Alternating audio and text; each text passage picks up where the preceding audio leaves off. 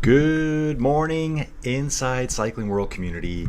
It's Colin here. How's everyone doing today? Just getting the mic fully set up here. We are live Friday. Don't know what day it is. July 18th, 2025, Tour de France, folks.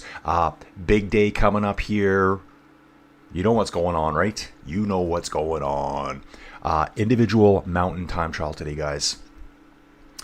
Let me just jump into it here. Still getting set up, guys.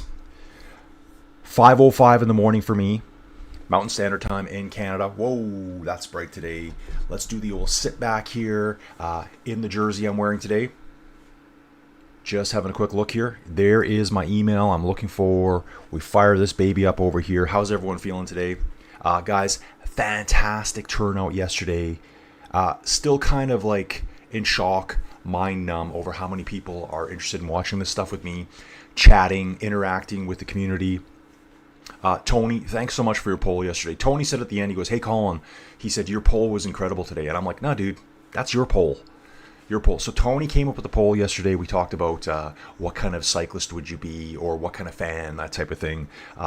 Over 1,000 people participated in that poll yesterday. So Tony, thank you so much, dude. Yes, dude. Okay, so here is my stream, so I can see you guys now. Or I can chat with you guys now. That is bright. Let's just back that baby up a little bit there. Let's let that load up. Volume's off. Things are good, guys. Okay, guys, so what's going on today? Individual mountain time trial. We saw yesterday. We saw the Hautacam. We saw the Pogi dominance. That's why I put that as in the poll today. Basically, it's just, what's your favorite era of the tour? And it just kind of relates to my eras of the tour. Things that I know a little bit about. I'm not really up to speed on the 40s and 50s. Kind of the black and white era, as I want to call it. I think I know more, and I'm probably more interested about like the very earliest years of the tour. Like the 1903, 1910, 12, right before World War I. That stuff just boggles my mind too. So here we go, folks. So it's a mountain time trial today. We're going to get into it right now. Remember, individual starts. I think the initial starts, if I look at the schedule here, here's the rankings after yesterday, guys. But what I'll do quickly is just show you the route for today. Where are we today? We're way down in this corner here. Basically, we're probably right where my finger's pointing on the map right now. Very most corner of the map is called Peyragudes. We start at a small village called Loudenvielle, and we go to Peyragudes. We're basically on the French border there. If we take a look at the profile, let's just see here. Oh, let's get the chat up and running, guys. Up and running. The chat's not actually running over here. So we are in the live chat now. And we are streaming now. I just want to confirm everything's good here. We are streaming. Guys, there's always a little bit of a system every day. We've got a few people trickling in now. It is Friday morning. You guys are starting your weekends. What else can I say about it? Some of these stages I never know what to expect, but they always turn out to be really good. People have different things going on in their lives, so sometimes I find that people don't watch the time trial. Last week's time trial, stage 5, was really exciting. I found there's a lot of people there, so everyone, if you're around, jump on in. Don't forget we're doing this today. I am looking at the poll quickly as we go here. Just let me have a quick peek at it. So right now, just got a few early votes in. 50% of the people love the Pogi dominance. 90s era. And when I put the poll down there, I said 90s EPO Lance versus the world. Okay, what I meant was the EPO years. Lance versus the world. So I'm not just singling out Lance, that's for sure.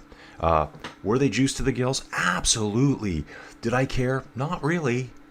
Would I watch it still? Yes, dude. I would. I would watch it still. It's just the way it was, guys. It's just the way it was. The powers of those supplements, let's call them, back then was unbeatable. Unbeatable. We saw that yesterday. 30 years on, 29 years on, the record of Hautacam, I think it's Bjarne Riis and Luc Leblanc are still faster than Taddy today, tomorrow. Pogi, whatever you want to call him. Tadpole. Still faster, and they didn't have all the modern tech. Like when you think about all the modern tech, all the stuff brought about marginal gains, all through the Team Sky years, all the developments in wheel technology, bearing technology, tire technology, clothing technology, nutrition, training, everything. High altitude training, they do more of that now. The hyperbaric chambers. Some guys are doing the old, what is it, the carbon monoxide training now, or carbon dioxide, I don't know. They're doing that too. I'm not sure if that's going to be pushed back a little bit. All the new supplements, legal supplements, still don't touch those times. And like the bikes back then, I mean, yeah, they were really cool. But if you take a bike from 1996, it does not compare to a bike today. That just shows how effective those supplements were back then, and why it was pretty hard for cyclists that were coming up to say no to them. Getting some really cool shots here of Loudenvielle. Guys, what I'll do now is just jump in here, and we've seen the route a little bit, but let's have a better look at it. Let's take a look here, jump into the route. I don't know, I'm kind of off right now. Nope, that's yesterday. Here it is, stage 13, Loudenvielle to Peyragudes. I did a ton of research on this yesterday, guys. It's 10.9 kilometers, 650 meters in elevation gain. We start down in the valley, climb our way up to an actual airport, if you can believe that. It's the Peyragudes, I think, Balastos Airport. It's this tiny little runway. And I saw some comments on Google Maps. You can't take off from here. Yeah, you could. Like in a very, very small plane, you could easily take off from there. And I think some people were calling it the 007 airport. So maybe it was used in a James Bond movie, perhaps. But I've seen bush planes up in Alaska that can take off, like, honestly, in like 20 or 30 feet. They have so much lift under them. Guys, go on YouTube and check that out. Okay, who's here? We got the early viewers are here. Let's go. Hans is back again. I think I've seen this guy before. They should have the enhanced version of the TDF with no equipment limitations. Oh yeah, dude, I would call that, Hans here, I would call that run what you brung. Run what you brung Tour de France. Just anything goes. No bike limitations. Just trying to see if Hans was the first comment here today. Yes, he was. Hans, nice to have you on board. I like that idea. Basically, just bring what you got. We don't care about seat posts. We don't care about this, air extensions. First rider's actually going out here. I knew who it was right away. Matteo Vercher, crash day one, stage one of the Tour. He's the first guy out today because he's in last place at the Tour right now. He's not 172nd. He's actually 171st, guys. There was a rider, never even saw it mentioned on the Tour de France yesterday. I think his name is Cees Bol, B-O-L. First name C-E-E-S. I think he'd say Cees. I'm going to be corrected on that. If I screw it up, that's the way I'm saying it. Let's turn that down. That is bright, isn't it? So I'm trying to get a little bit of brightness away from me, folks. Sitting back. 3 screens on me here. He actually did not start yesterday's stage. He did not do the Hautacam stage. So we're down to 171 riders. Matteo Vercher going out. Guys, this one's going to be really super exciting, I think. I'm going to take a little bit of a look over here. Events. I'm also going to try to show you some of the live stuff. Live in the sense that there's guys actually doing the stage on a cycling platform. Pretty amazing. So I'm not sure who we're seeing here. I'm just looking for riders' names.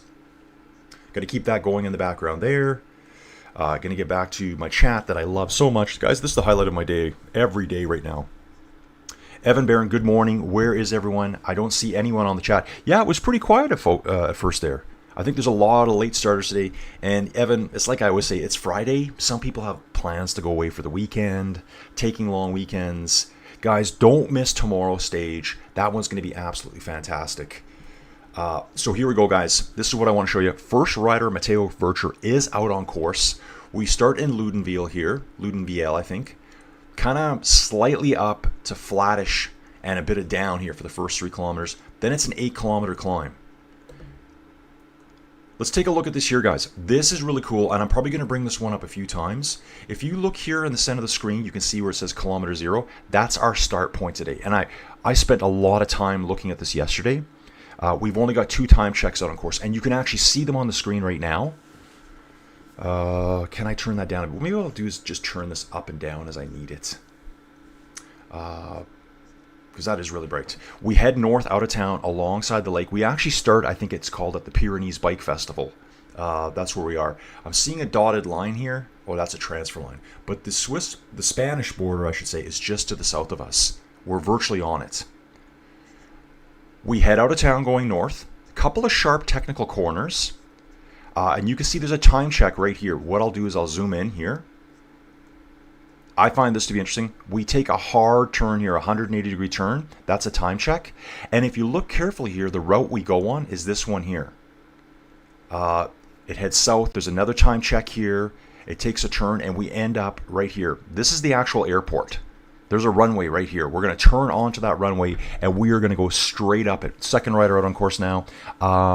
Sint Maartensdijk. Dutch rider here from Intermarché. What I really think is cool about this is that you can see it in the background. You've probably been staring at it the whole time. There's a number 14 right here. It just vanished. Okay, it moved. There's the number 14. That's tomorrow's stage. That is tomorrow's stage right there. So we will be climbing this exact same section of road here outside of this turnoff tomorrow. And I'm like, how do? That's what you. Okay, I'll talk about me.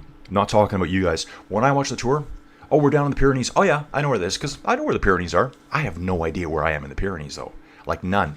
So today we take a hard corner. You can see it here. We turn off and continue up to Peyragudes itself, the runway. There's the runway right there, guys. It's a very short runway, paved runway.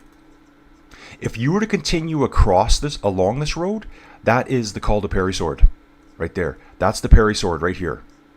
I'll click on it.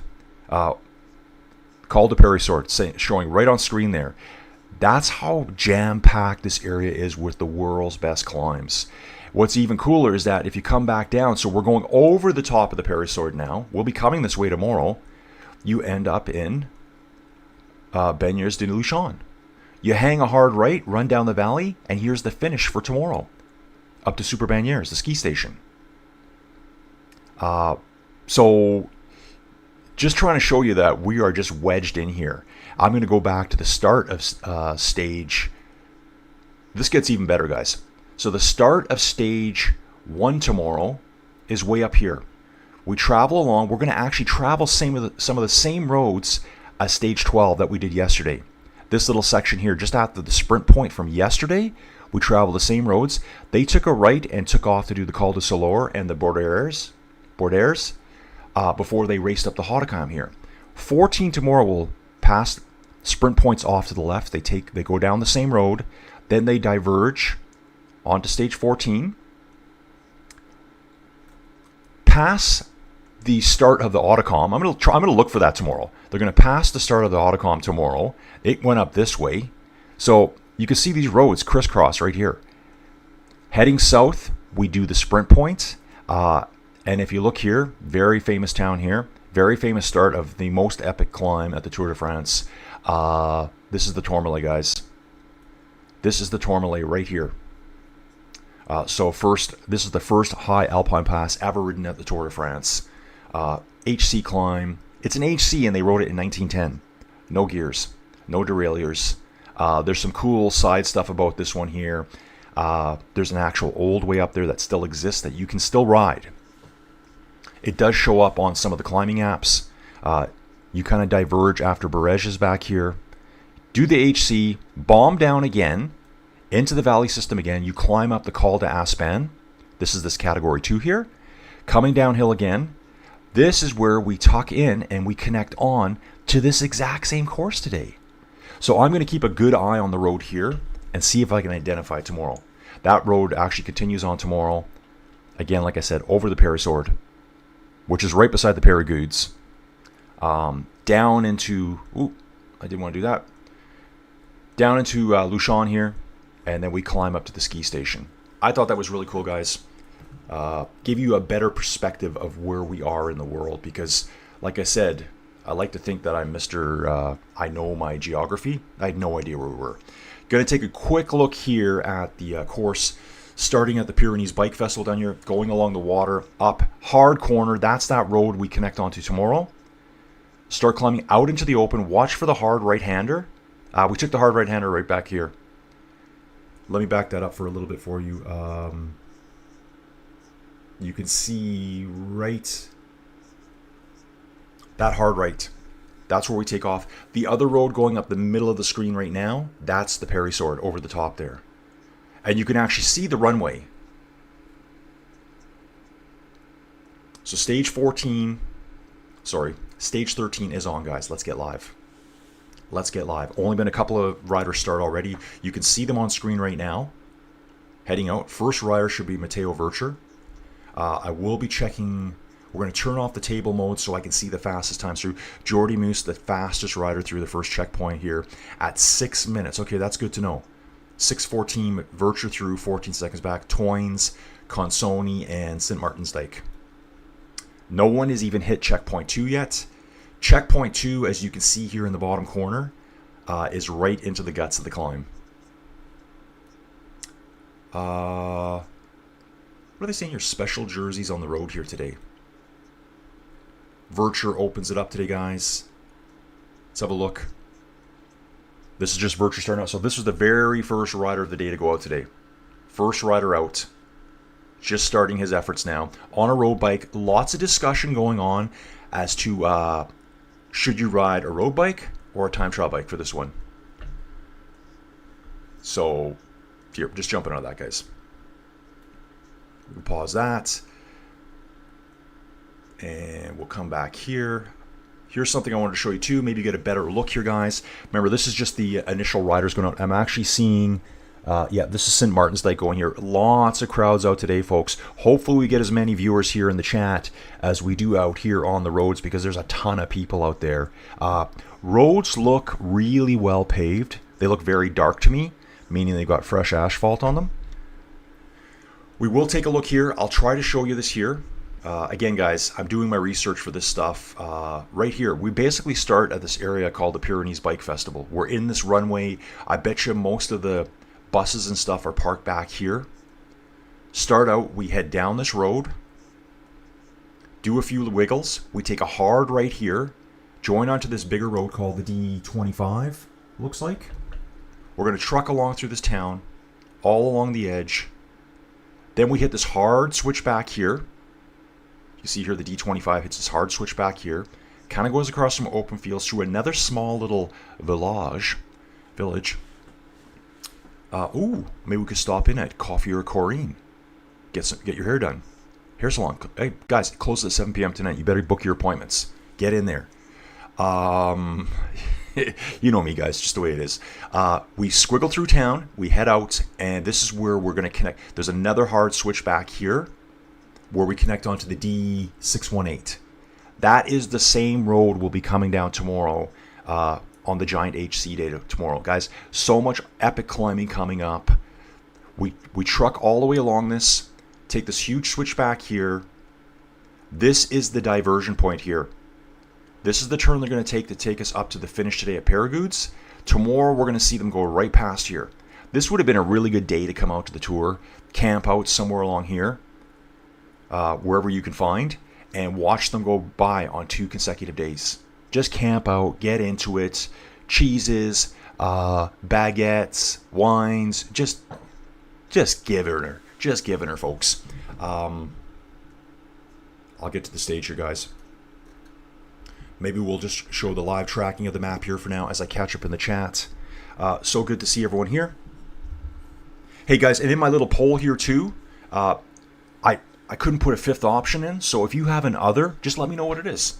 What's your favorite tour? Maybe it's just not an era. And guys, this is Colin 5 a.m. in the morning thinking about this. This is not Colin putting a huge amount of thought into it. If you've got a better era, if you think early 70s Mercs, I didn't even include Mercs. Like, okay, so I failed. I failed right there. Just tell me what your favorite era is. Jumbroni, let's go. Yes, dude. The best tour win ever has to be Greg LeLond winning by less than 30 seconds. Dude, Jeff, good to see you. Jeff, he won by 8 seconds. He won by 8 seconds in 1989 over Laurent Fignon, the professor, System U. He went full aero, and Laurent was not aero. Ponytail flapping in the wind like Quinn Simmons does. Still watching Vircher here climbing. He's only 11.5 minutes into his assault. 5.5 kilometers to the finish. Yeah, so he went full aero. I think he had a 58-second lead at the start of the final. And dude, that was the final stage of that year's Tour de France. On the Champs-Élysées is where they ran it. In the end, Greg took 8 seconds away from him. So, and Greg had to sit and wait. So Greg went out second, last. Fignon had all the time checks to pull it back. I guess they were saying on the final stretch into the Champs-Élysées, I think the cobble section, Fignon was still up by 2 seconds. Still up by 2 seconds. Guys, I just listened to this in an audiobook, and he lost those 2 plus 8 more on the final segment. I don't know how long it was. There's been people speculate for years, people a lot smarter than me that have done aerodynamic stuff. They said if he didn't have his ponytail, he would have won the Tour de France. So think about that, right? Cut your hair, dude. Cut your hair. I love that guy. He was great. We're going to talk more about him tomorrow. Laurent Fignon. Jeff here, final time trial against Laurent Fignon. Exactly, Jeff. That's a great one.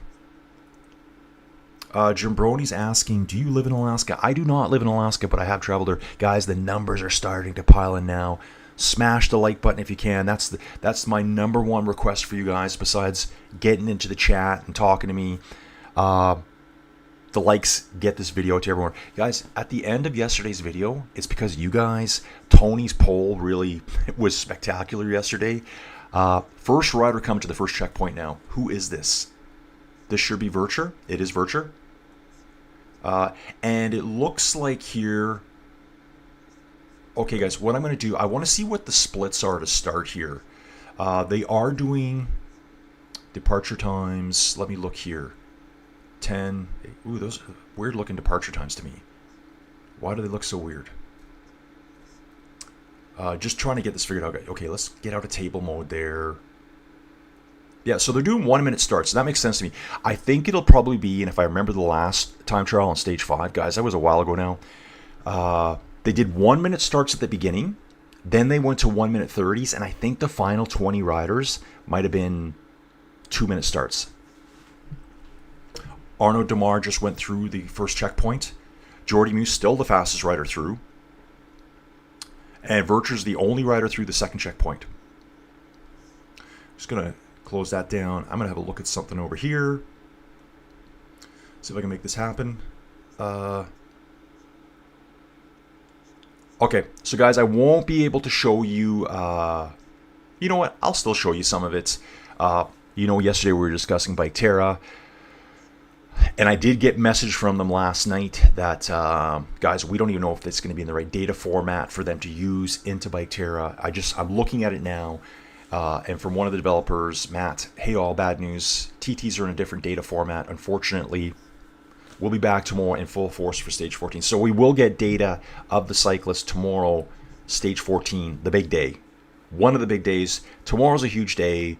It's going to be insane tomorrow.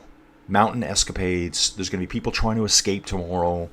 And then stage 18 and 19 next week. I just sunk into them fully yesterday. Studied all the climbs. I probably spent 4 hours yesterday just studying maps. What I can show you, I will be showing you Bike Terra in a little bit here, because there's actually real world riders doing the course right now. I'm actually spectating.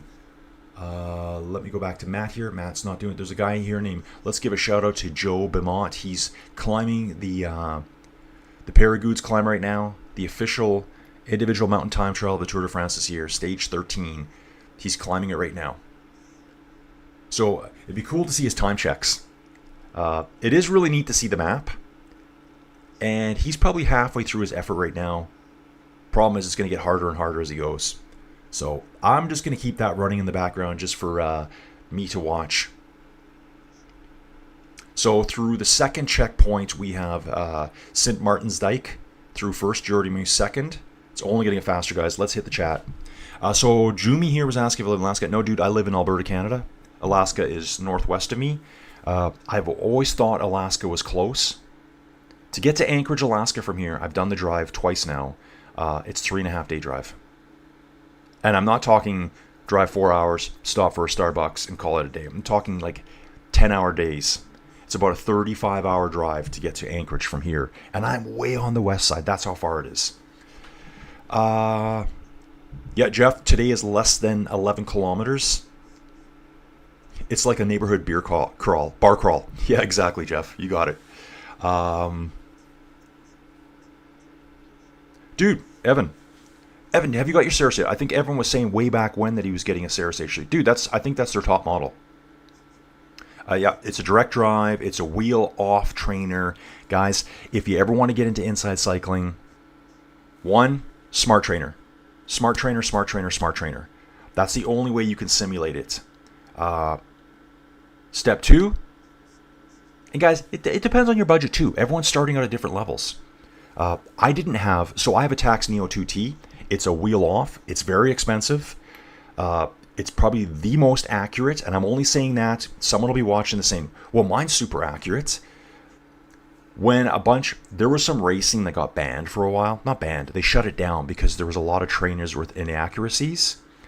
They all had to be recalibrated. They needed firmware updates from the companies that made them. That Tax Neo 2T, it never failed. It's deadly accurate all the time. It has no heat drift. The system on the back is different from a lot of them. So heat drift, there's a big flywheel back there. It develops a lot of heat. As it gets super hot, the power starts to drift. Okay, so you thought you were doing 240 watts? Well, you're only doing 200. Or it may read the other way. It may read too low. It may read too high. Generally, they read too high. So that's why we always talk about calibrating your trainers. But yeah, Evan, great trainer.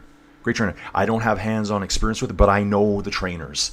If someone told me, hey, I'm getting a Tax Neo 2T, I'm getting a Wahoo Kicker, like the higher end one, that's super accurate. If someone told me a Ceres, if someone told me an Elite, I'd be like, yeah, dude, you are on the right track to do everything you could ever want. It'll do everything you want, Evan. So get on that thing. Evan, when you get it set up, send me a pic. I'd love to see it. I'm actually helping someone right now who watched an old video of mine right now. Okay, so Virtue's still on his climb. He's the first guy on stage. He's still got 3.2 kilometers to go here. 8% gradient here. I think the average gradient up this thing is 8%. Guys, and if you're thinking to yourself, well, what does that mean? So you know when you're... Okay, so this is for like North Americans, I guess. Because that's all I can relate to driving-wise. When you're going through the mountains, say you're in Western Canada or the States, and you get like a sign that has, the steepness coming up, truckers check your brakes, that type of thing. Those start around 7%. That's when I notice them. So this would be the same steepness as those huge mountains that you're driving through. So like in California, Colorado, the Rockies in Canada, it's that kind of steepness. And they're going to be doing that for almost 8 kilometers. The first section is quite flat. Going back here now through the first checkpoint, looks like Evenepoel is first through, Jordy Meuse second. He takes Jordy Meuse out by 20 seconds on the first checkpoint. So guys, we're going to get more numbers coming in. Jonathan Milan is out on course. Or it's his turn. Yeah, it is. He is gone, and he is on aerobic. I'm waiting to see the first. Just seeing a little replay here. It looks like a rider. So Van Eetvelt just caught the rider ahead of him, which is a Bahrain victorious rider. I'm going to let you know who that is, guys. So Van Eetvelt just caught the Bahrain victorious rider. Who's that going to be? Oh, all I see right now is Graddick. So Van Eetvelt must be flying right now. Unless there's another one out there somewhere that I don't see right now. We're going to watch that, folks. We will watch that. Guys, numbers slowly piling in. Thanks for being here, everyone. Love how much you guys are involved in this chat. This is what we figured out. This is how people want it. And thank you for all the support. When you guys make comments in the chat like, man, you should be doing this full time. You should be working at Peacock. You should be commentating for Flow Bikes. Like, dude, yes, that pumps me up so much. And it kind of makes me want to send them some links to my videos. Like, hey, Flow Bikes, Have a look at this. I might do that. I'm thinking I might do it. I gotta promote myself a little bit, right? But do it my way or the highway. Okay, Tony C's here in the mix. Good morning, cycling enthusiast. Hey, Tony. Tony, I would be happy to compete in today's time trial with one small request. I can do it in the opposite direction. Exactly, Tony. Exactly. I love these time climbs. So, again, guys, I don't know if this one's available on all the platforms, but I could ride this later today. It's available for me to ride over on that application Bike Terra I told you about yesterday, which they don't have all the data for today. They never got the riders' data today. So that's the hard thing for them, is to get the riders' data. What they did say they do have is they're going to record somehow. And guys, this takes a lot of resources, let's put it that way. Effort, money, time. They're going to record all the riders' data, the pros' data, so that you could load in yourself and say, I want to try to go up the Hautacam against Taddy today, tomorrow. I got in trouble for saying his name wrong yesterday. Sorry, folks. I am not from Slovenia. I am a Canadian, and that's how I'm saying it. Most of my friends say Taddy. Able to, looks like I'm going to have a quick reconnect here. There, we're back. We are back, folks. So you'll be able to compete against a pro cyclist. Okay. Ruben's back. Hey, Ruben. Good to see you, dude. Always love seeing Ruben in the chat. Shout out to my original OG GRC Discord members. I got to say, Ruben and Steven Cycles, John Chady, they're the guys that are generally always here. So awesome to see them still supporting me. Love it, guys. I'd love to hang out with you guys in real life, too. I would love to sit around and have a coffee, maybe 6 beers, something like that, and hang out with you guys. I think it would be so fun. What you'd find out is what you see here. What you see here is what you get. It's the same all the time. I think sometimes Joey Jojo hates it, and other times she just likes that I'm me. Okay, Jeff saying Ceres H3 is the best buy in trainers, period. Yeah, Jeff, I think we were talking... So do we have 2 people talking about the Ceres H3 here? Was it Evan asking? Yeah, Evan's asking. So I think Jeff has one. I think Ceres is the one that's made in the States. Is it Wisconsin or something? It's a good value there. You're buying local, guys. Always try to do that. No matter where you are in the world, buy local. Jumi, I lived in Wasilla, Alaska, and Palmer in the Mat-Su Valley. Dude, could you imagine a tour in Alaska? Oh my God, the roads they have. Dude, okay, it's June, but I want to call you Jim Brony. But it's Jumbroni. Jumbroni. Dude, I know that stuff. When you say those names, people... Okay, guys. Wasilla, Palmer, the Mat-Su Valley. You're like, yeah, whatever. Those names mean nothing. To me, that is Iditarod lore right there. Wasilla is generally... I think it's kind of the first town they hit on the Iditarod. They leave Anchorage and they head out. Obviously, there's going to be little suburbs they hit, but Wasilla is a big town for dog mushing. Palmer's one nearby too. The start of the Iditarod is kind of ceremonial. They usually carry a passenger and they dump them off a few miles down the road. Don't worry, they don't just kick them out into the wild. They just drop them off at a car. It's just ceremonial. They usually go out with less dogs. Guys, the way I am with cycling is kind of my Iditarod knowledge too.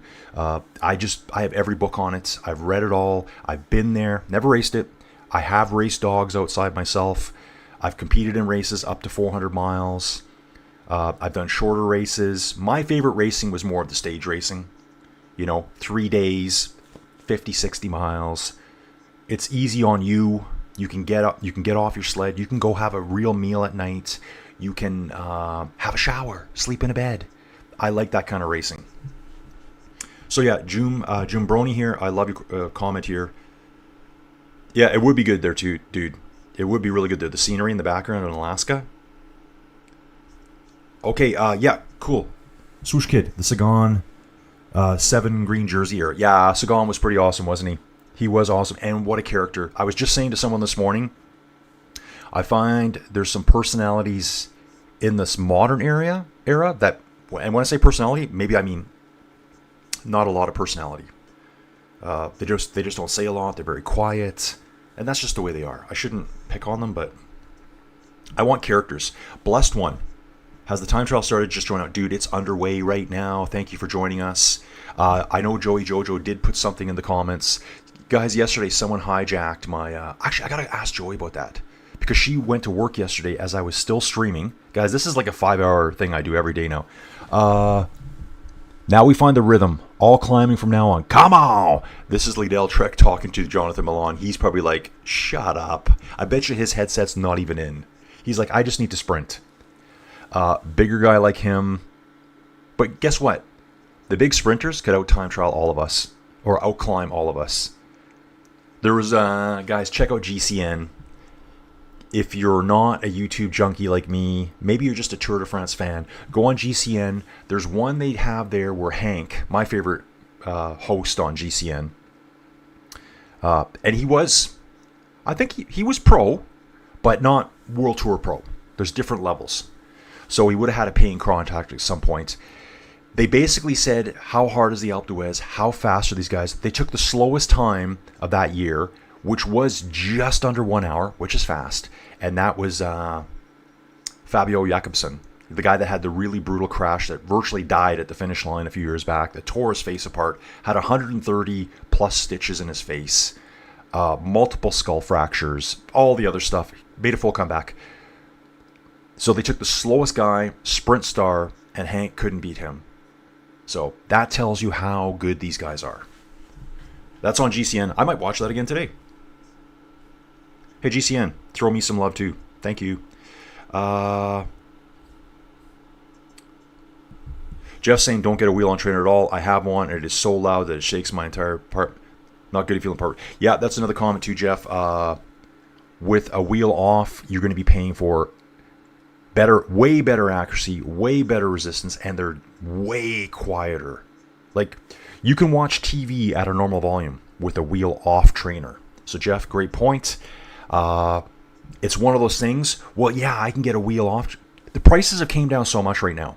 What you need to do is go find a wheel off trainer, like a Kicker Core. They start at a good price. It's kind of like the lower end Kicker. It still does everything you do. Like, it only simulates up to a 16% grade. Okay, Vircher is wheeling across the finish line. It's so steep here, guys. He's on the final ramp right now. Yeah, he's doing a little catwalk across the finish line here. Just entertaining the fans. A Kicker Core, I think they're like $500, something like that. Maybe less. You find one of those from some dude that thought he would be into it and then didn't like it. You might get it for half price. And that's a wheel off trainer.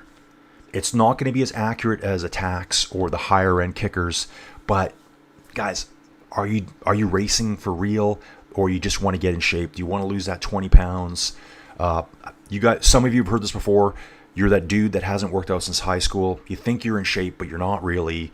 Yeah, we all do it. I'm one of them. So not picking on anyone here. Dawn's in the mix. Good morning. About 100 people watching right now, guys. It's going to slowly build throughout the day. Steven Cycle saying straight up buy a smart trainer. So yeah, in the old days, it was expensive. Like my Tax Neo 2T, it was close to $1,800. I think they're around about $1,000 now. But if I had like, and the other trainers were all, relative to that. You could get a really good Tax Flux Smart for like $1,000.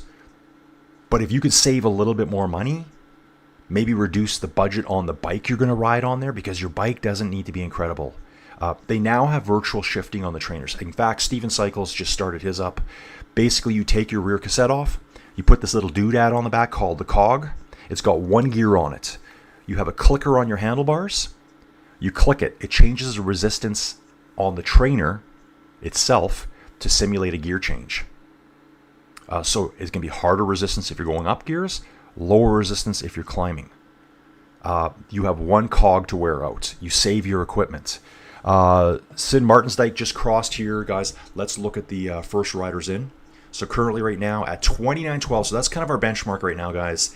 I did see yesterday, I found a segment of this, which includes the entire climb outside of the initial first 3 kilometers. Fastest times ever up this climb, Peyragudes, to this airport itself. 2 riders are tied. You're not going to believe who it is. Well, who's your number one guess? Who do you think? Yeah, it's him. It's the tadpole himself. It's Pogi. It's Taddy. It's today. In 20 minutes and 53 seconds. Also tied, same day, Brandon McNulty. So other riders can go out on a really hot day, guys. I know a lot of people were saying yesterday, and I never said it. But after I do all this, I chill out, do my thing, ride my bike. I rode another Corsica route yesterday. Calvi. I think I was in Calvi yesterday in Corsica. It was super, super short. I needed it yesterday. I jump on all the stuff, and the tour's over. Oh my, the tour's over. It's done. It's finished. Why? Why is it finished? It's still going. It's still going. Let's have some respect for the other cyclists. Remco said, well, until we get to the final Sunday, it's not over. It's not over yet. So, actually, you know what, too?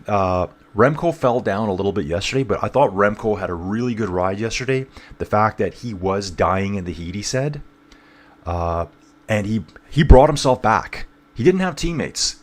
He fought himself back. He said, I had to settle down and fight my way back on. He did regain contact. Now, someone's going to say, well, yeah, but he's not the world's best climber. That's not his specialty. Give us a 60K time trial. I don't think you'll see Taddy in the mix.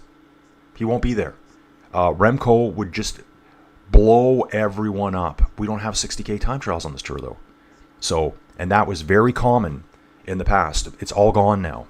It kind of favors climbers. That's the modern tour. It's just the way it is. Steven saying, by a smart trainer. Oh, yeah. Yeah, so I did have some lag there stuff for. I think that was my OBS shutting down. I'm going to get with the chat here right away. Stage 13, hey, Don. Ruben saying Belgian beers. Oh, yeah, thick, dark beers. Ruben, definitely. Steven, I'd recommend Virtual Gears 2, Zwift Cog, and Click. Steven just switched over. I think we had a chat a couple days ago. He says going to try it. And to be honest, he couldn't get it to work day 1. Something wasn't working for him. Day 2, he goes, it works perfect. So you can get a Zwift Cog and Click. Actually, you can get the Zwift Cog and Click. Some people can for like $10 through Zwift. For some reason, Canadians don't get it. They don't like us. I think we have to pay $125. It's something I will do eventually. When would you need this, guys? If you want to like not wear your equipment out all the time, you're going to have one gear on the back with resistance settings to change it. Evan here. Thanks for the input, guys. I would like to give it a try. I have a mountain bike with road tires. Dude, that's all you need. I know lots of people. Like, I've seen people setups who I've raced against in the past, and I'm like, wow, this guy's pretty good. And they're riding like a hybrid city bike. Your aerodynamics don't matter inside. They do factor that in on some of the programs. Like, you enter your weight and your height. So obviously, let's say you're 7 feet tall. Your drag coefficient is going to be kind of cruddy. I'm not saying all the programs do that, but a lot of them are getting really smart now, and they're factoring that all in. So you can weight dope on there. What does that mean? Enter a less weight, lower weight. Don't do that. You can also height dope. That's possible too. Just enter your right stuff. You're competing against yourself, really. And it's not expensive to get into. And guys, once you start doing it and you realize, wow, I can go on some of the same roads that the pros are on, that's where it really takes off for me. Okay, so first place now, guys, we're at 28:47.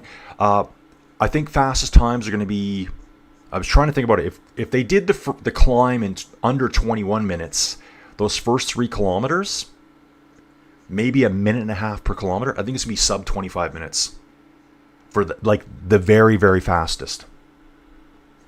That's just a quick guess right now. I could be totally wrong. Ian here saying, let's see other riders win for a change. Yeah, dude, I think everyone's feeling that right now.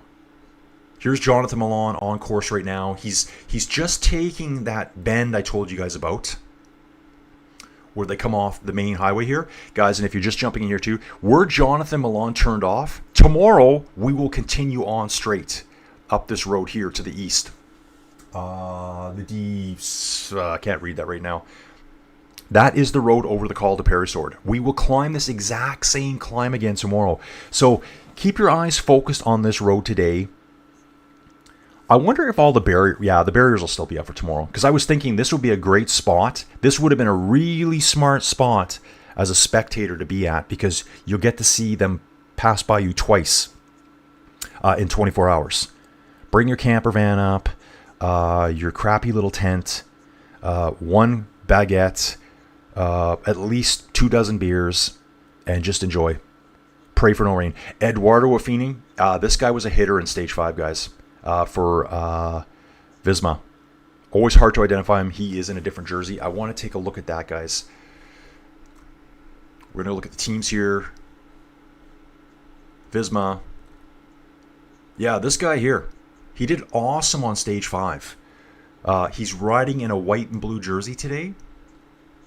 Way down in the standings, but he's a very fast time trials. And here we go, folks. Look at this. You can see this on screen here. In stage 5, the flat time trial. Remember that, flat time trial. He was 3rd overall. And he sat in the hot seat all day long till the big boys came out to play. Here we go. See if we're getting any stuff from... Okay, we're just going to look at that there. Yeah, you guys, you can see it's just an absolute huge climb up there. Go back to the live tracking here. Actually, I'm trying to get back to... here, I'll go on this route. Well, this is the one where it's hard to find the commentary. It's, yeah, I had this problem on stage 5 too, where I can get any info from the commentators. I think you gotta go, oh, you just gotta go way down.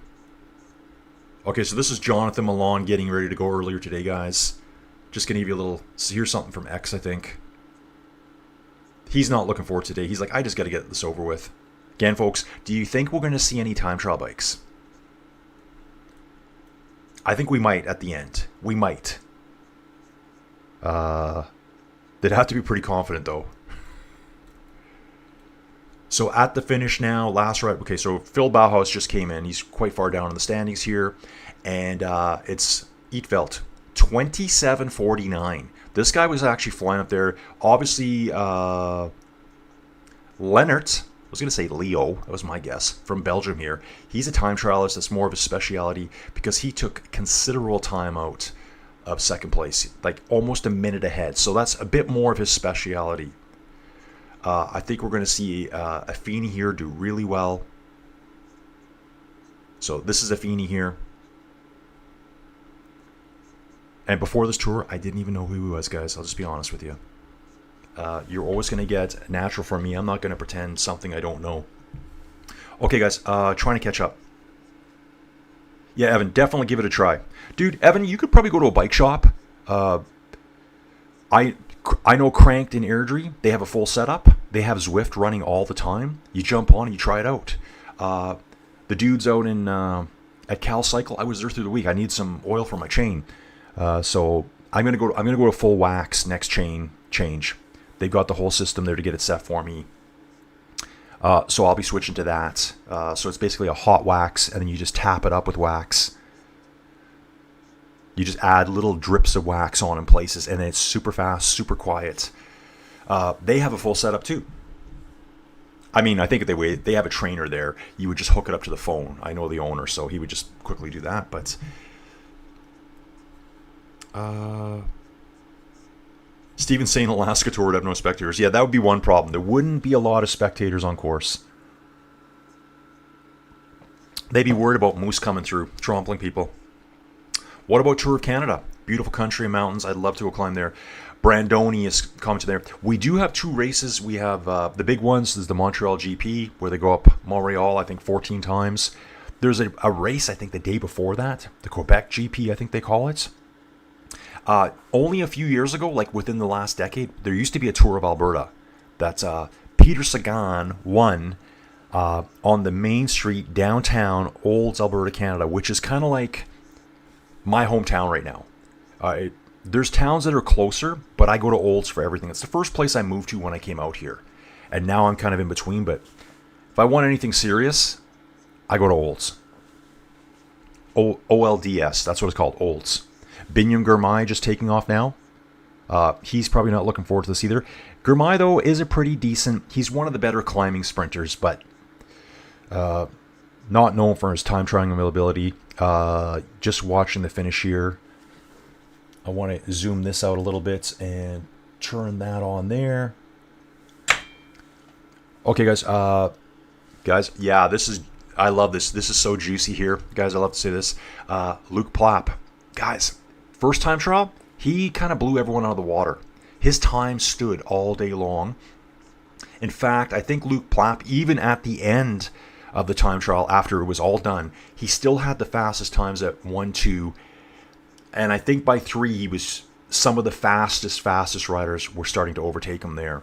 But I bet you his times will stand for a long time today. Watch him coming through the fastest at checkpoint 2 as well. Trying to see, I was just reading something here about penalties and stuff like that. So Luke Plapp is the fastest so far. Oh, guys, check this out. And if you don't think there's stuff going on, is there stuff going on? Good question here. Guys, do you think there's any possibility of any form of mechanical doping? Just let me know in the comments.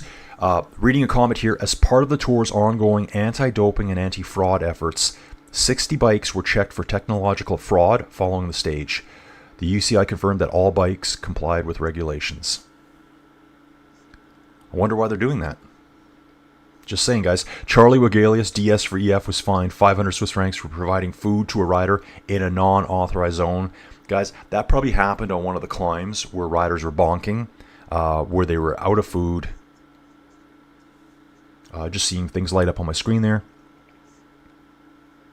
Jordan Jagat, who I think is in 13th overall right now for Total Energies, was sanctioned for an illegal push from a team car. He was fined 200 Swiss francs and docked 15 UCI points. Wow. 4 points from the general classification and assessed a 10-second time penalty. Okay, so that must have been a very, very sticky bottle. Like, super glue sticky bottle. And that's about... Okay, another one here. 2 teams failed to comply with the commissary's instructions. So I think they were like more DSs or assistants. Matty Heyman, winner of the Peyragudes, received a fine and a yellow card for breaching vehicle movement regulations, whatever that means. Probably passing when he shouldn't have passed. Heat of the moment, guys. Like, we got to get up there. We got to get to our rider. And you've got a commissaire saying, no, you can't pass me. No, I'm getting to my rider. My rider's dying. That's probably how that happens. Okay, so that's some good information there. It's amazing what they fine people for, but they are on top of it. So guys, they are checking bikes out all the time. Checking bikes out all the time. So here's that finishing straight here. We can see right now, rider 43, Vito Breit, and Bert van Lerberg, they are on the actual runway itself. There it is. Try to do something here for you guys in the background. Probably the best way I can do it here. Okay, so that guy actually did the climb. Okay, that's really cool to see. I'm going to pull up Peyragudes here so you guys can see it. Colin, you are on the wrong keyboard. Hopefully, yeah, it does remember it from yesterday. Thank you so much. And I'm going to zoom in here and see if I can find it. Because it's not the ski station. It's this one here.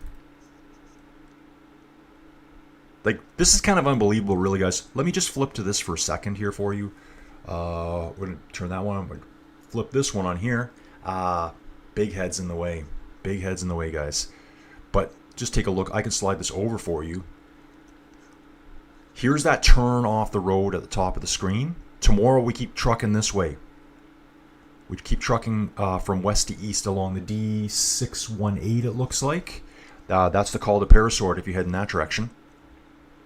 We're going to take a hard right, come down this road here. We're not going to take this real switchbacky route. We do this big loop, one little switchback, we come across here, and then we tuck onto the actual runway. The number 60 runway. Remco, you are clear for takeoff on runway 60, please. Over. Something like that, right? So there is a little airport here. I don't know what takes off out of here. I don't even see any airplanes here. They probably just land in, take off. Probably like ultralights. A nice little bush plane could land on like a quarter of this. So I've seen them up in Alaska. Got to ride in a couple of bush planes. A lot of fun. Homemade ones too. So you wonder what you're getting yourself into. Back to the race here, guys. See if we're going to... Actually, I'm going to stick in map mode for all this stuff. 165 folks in now, guys. Early in the morning. Still watching Girmay go. Girmay 6 minutes into his efforts. And I want to see Plapp. Luke Plapp. I actually got to see him chat a few times. I'm not sure if he's through there yet. No, he's not. Yeah, Luke Plapp here for Jayco doing well. Durbo, he's always good on this kind of stuff.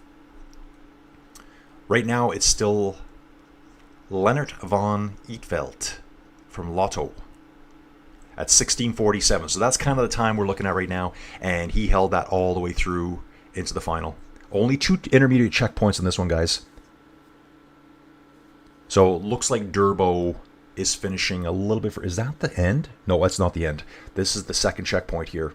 Guys, these guys are out of the saddle climbing the whole way, so it's a very strange time trial. They're not fully aero. It's a hill assault. We haven't had a climb like this at the Tour de France since 2004, an individual mountain time trial. I think that was a harder one, though, back then. That was during the Lance era.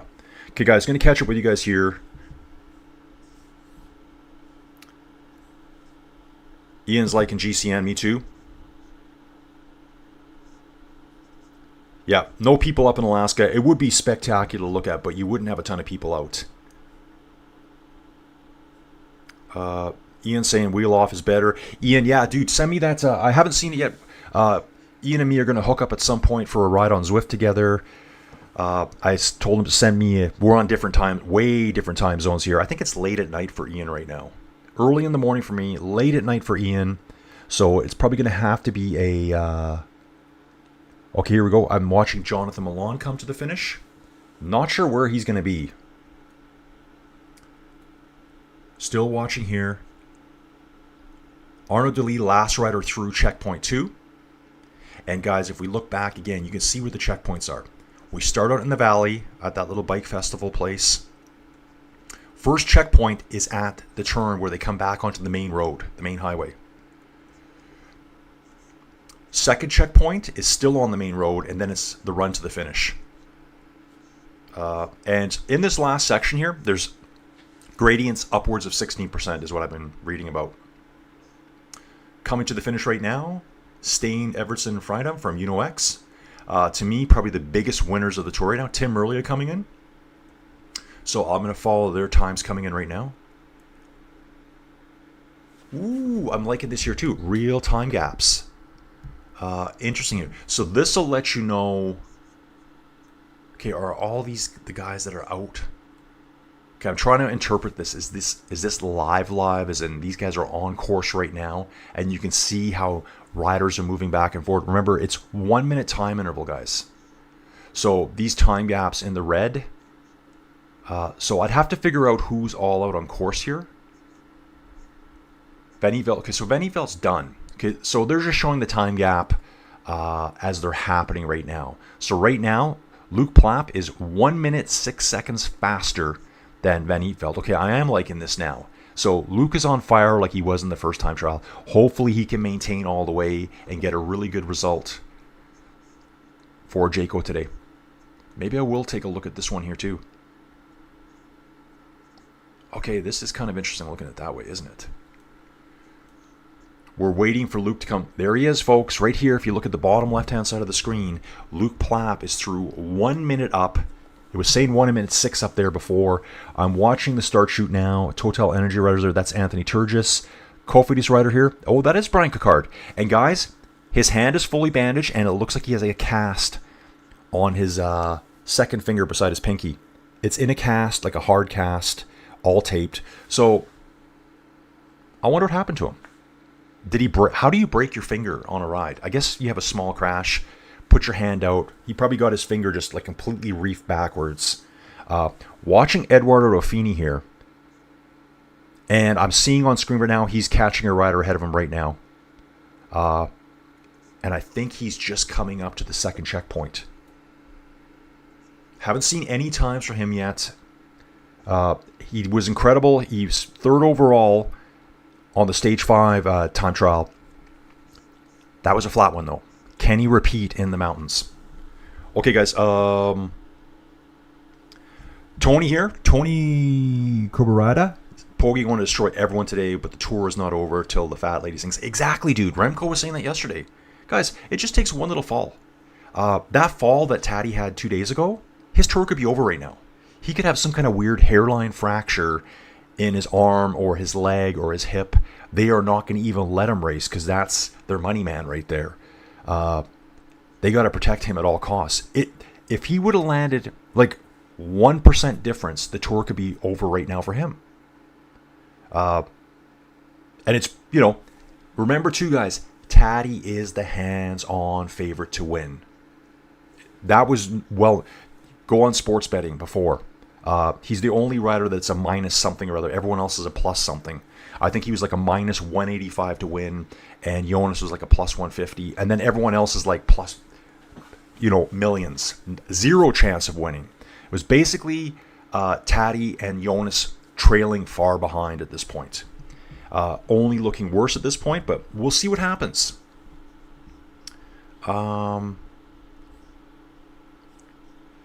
Let me vote here. Yeah, great, Brett. Okay, Brett, that's what I want to see. I want to vote for the Contador versus Schleck errors in the poll. Dude, I couldn't put another other. I wanted to have an other and then say describe. So, Brett, I am reading your comment here, dude. Thanks for commenting.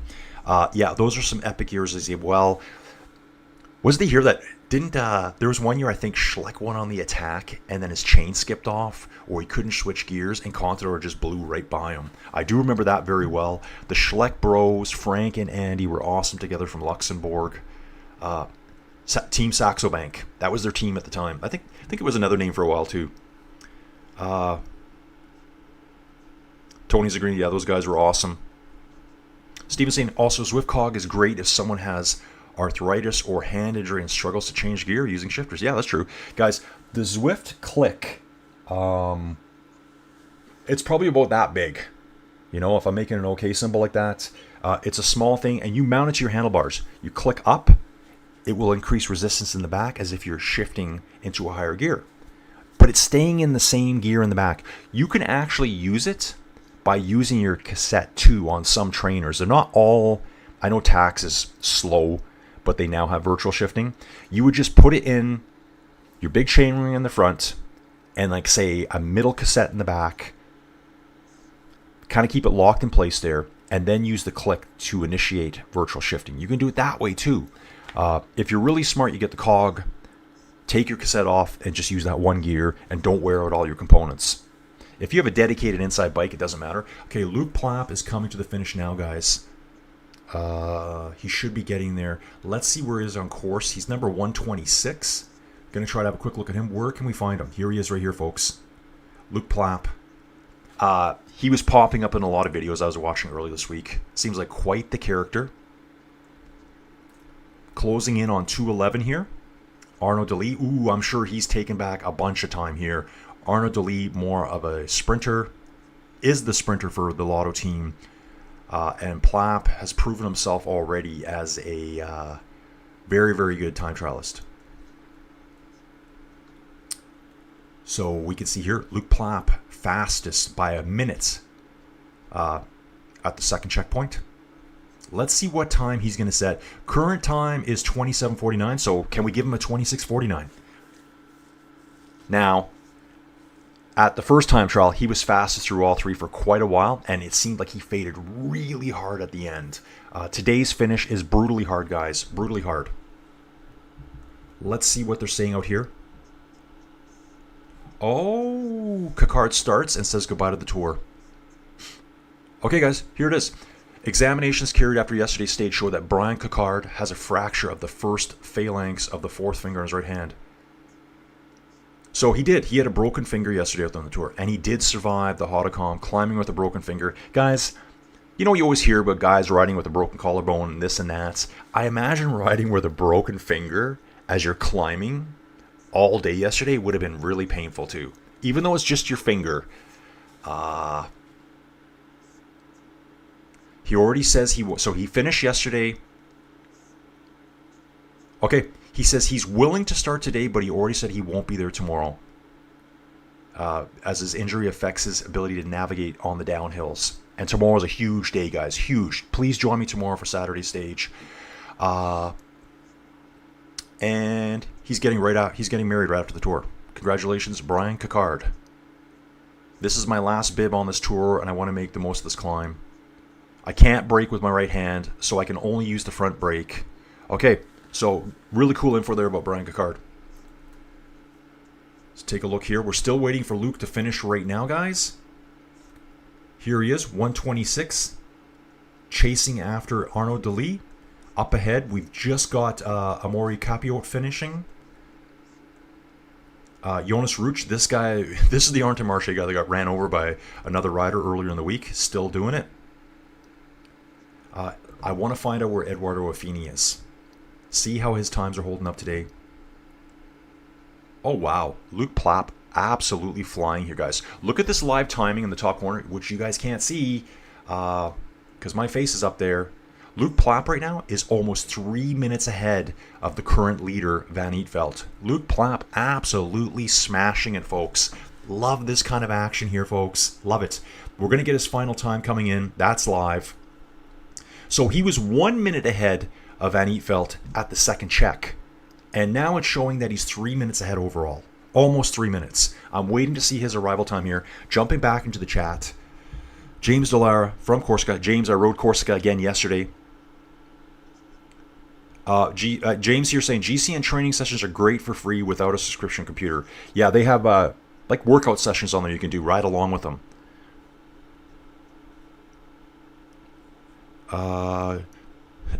Jumi Brown saying, I think you'd be surprised. That sounds like one of the MMA fighters from years ago. Brendan Schaub, I think you'd be surprised. Jumi Brown, the Iditarod started in the 70s and kids knew about it in school soon after. Now it's a worldwide event. It would be more about televising it, but people would tune in. Luke Plapp, he just arrived, first place, guys.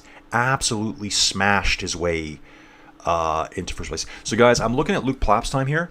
He did not fold after the final check. He only accelerated 24:58. He's now in the hot seat with a 2 minute and 51 second gap back to Van Eetvelt. So my prediction earlier of 24:30 for the top guys, probably going to be a little bit too high, guys.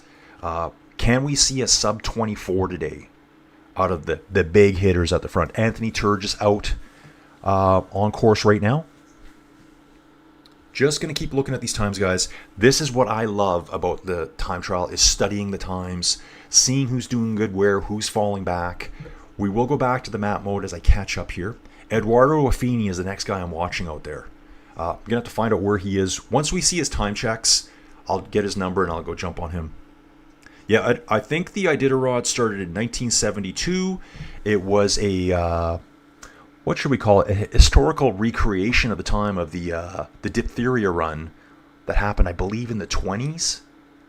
So back then, diphtheria was something that, well, I guess you could still die from diphtheria, but they didn't have any vaccine for it. And up in Nome, Alaska, they had none. And it was serious, and people were dying. They're like, how do we get this here? Storms were so bad. Planes at the time were incapable of getting there. So they had a relay team. And a lot of guys think it's one dog team that went there. The whole Balto story. It wasn't just Balto, guys. There was I think there was 30 teams that did little 20-mile stretches, 30-mile stretches, 40-mile stretches to get there. And they didn't go from Anchorage. They started at a later point, another roadhouse. But they had to carry the diphtheria serum there, basically in test tubes. Prevent it from freezing, prevent it from getting too warm, in their dog sleds, bouncing through trails. Guys, remember too, I think it was the 20s. Might have been even earlier than that. There's nothing out there. There's nothing out there right now. So you can imagine how tough it was back then. Basically, real hard men going out there doing it. And so they would relay the diphtheria from roadhouse to roadhouse. Basically back then, they would have a roadhouse every 25 miles. What's a roadhouse? It's where you go and you sleep and someone will feed you something and you can bed down your dogs and stay safe in the middle of nowhere. They relayed it. The famous team was the Balto team. What's the name of the dog musher? Norwegian dog musher. Seppala. Leonard Seppala. He had his own strain of Siberians, a little bit more. They didn't really look like Siberians. They were called Seppala Siberians. And his lead dog was Togo. So both Balto and Togo have statues. I think one's in New York and one's somewhere else. Both were really good dogs. The lead dogs, all the dogs are great, guys.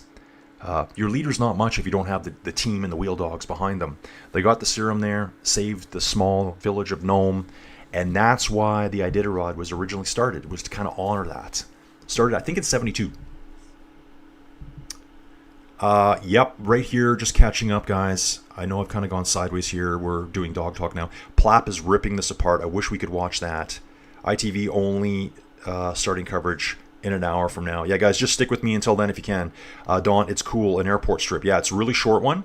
Uncle Matty here, good day, fine sir. How's the coffee today? Coffee's great, dude. It's fantastic, thank you.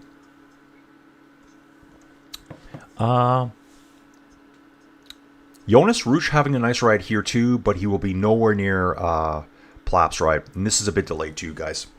So this is delayed. Who else is out there right now that's absolutely flying? So you can see the times. I wonder if I can do this today, guys. I'm going to do this. Shocker, guys. We're going to do this. No, we don't do that, Colin. We do not do that. We're going to slide me across here today. And now you guys can see that a little bit better, maybe. Okay, we're going to slide me up a bit. I know you guys want to see the hair every day, but let's just, come on. Let's back off that for a bit. Yep, so I've got myself on the other side now there, guys. I want you to take a look at the top right-hand side. These are the live times. This is how riders are doing on the course as it's happening live. So you can see here, Luke Plap, 24:58. And these times are probably like based on where they are on course with reference to where Luke Plap was on course. Not where they are right now. Because you can see Rickert here. That's the guy that had the awesome break with Mathieu van der Poel.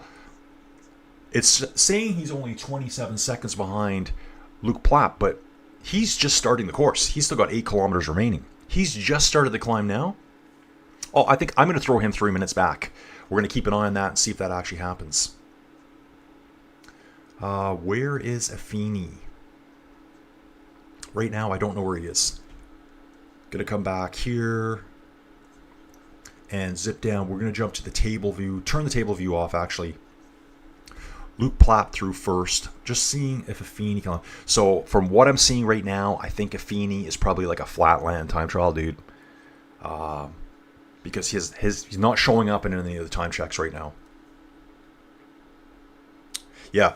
So, yeah, Luke Plap, he is super impressive. I noticed this on stage 5. Watching that final ramp is just devastating here. Actually, they are showing Affini now, not his stage today. Third at the flat time trial. Right now, he's finishing, it looks like 3 minutes plus behind Luke Plap. So, Luke Plap just went out and smashed this to pieces. So, either if he... Could be a combination, guys. We're 13 stages into the tour. Could be some fatigue. Could be from yesterday's efforts out there. We never even saw Affini yesterday. We didn't see a lot of people yesterday after the explosive attack. So yeah, he's sub 25 right now. I was kind of thinking 24:30 is my guess. I'm thinking we could get under 24 now. What do you guys think about that? Let me know, guys. Am I being too optimistic? Yeah, I'm going to keep drinking this coffee here. Reinhold Everest is here. He's just dropping in now. Feed zone injury, grabbing a bag. Oh, good one, Maddie. Awesome stuff. So, guys, that's the stuff I don't hear about. I can't watch it all, right? I'm watching 3 screens at once. So, Brian Cocard broke his finger, apparently, grabbing a feed bag. You know, going by at, say, 40 kilometers an hour, you reach for the straps, and his finger probably just got reefed right back. Reinhold saying Flow Sports. Yep, dude, that's how I watch. Flow Sports in Canada. Reinhold, where are you located? Give me if you don't want to tell me exactly, maybe you do. I think you're in Canada, so let me know where you are. I'd like to say hi to everyone. Don saying every cycling has its own greatness, and definitely. And there's so many eras within that too. Yeah, dude, it's fantastic. You know, we had the Team Sky era. There was the CSC was really big for a while with Carlos Sastre, Cadel Evans. Yeah, just timing when you start peaking. Binion Gourmay just came through 30 minutes 54 seconds. So here we go. We got the Australian national time trial champion, individual time trial, able to beat one of the finest sprinters in the world by almost 6 minutes on a time trial. So obviously Luke Plapp is good at time trials all around, whereas Affini was really, really good on the flats, but not so much on the mountain time trial. Now, is that because he's just not good at the time trial up hills, or he's just tired? Probably a bit tired. Watching Brian Coquard right now, this will be his last stage, as he says he can't brake. And I can see him holding his hand very weird on his right brake hood. I don't think he'll even be able to stand today, folks. Really cool shots here. Guys, I do want to show you this again here too. The map. I want to show you for anyone that's just jumping in here now. Let's take a look at the map again. And you can see where we are today. Here's our stage today.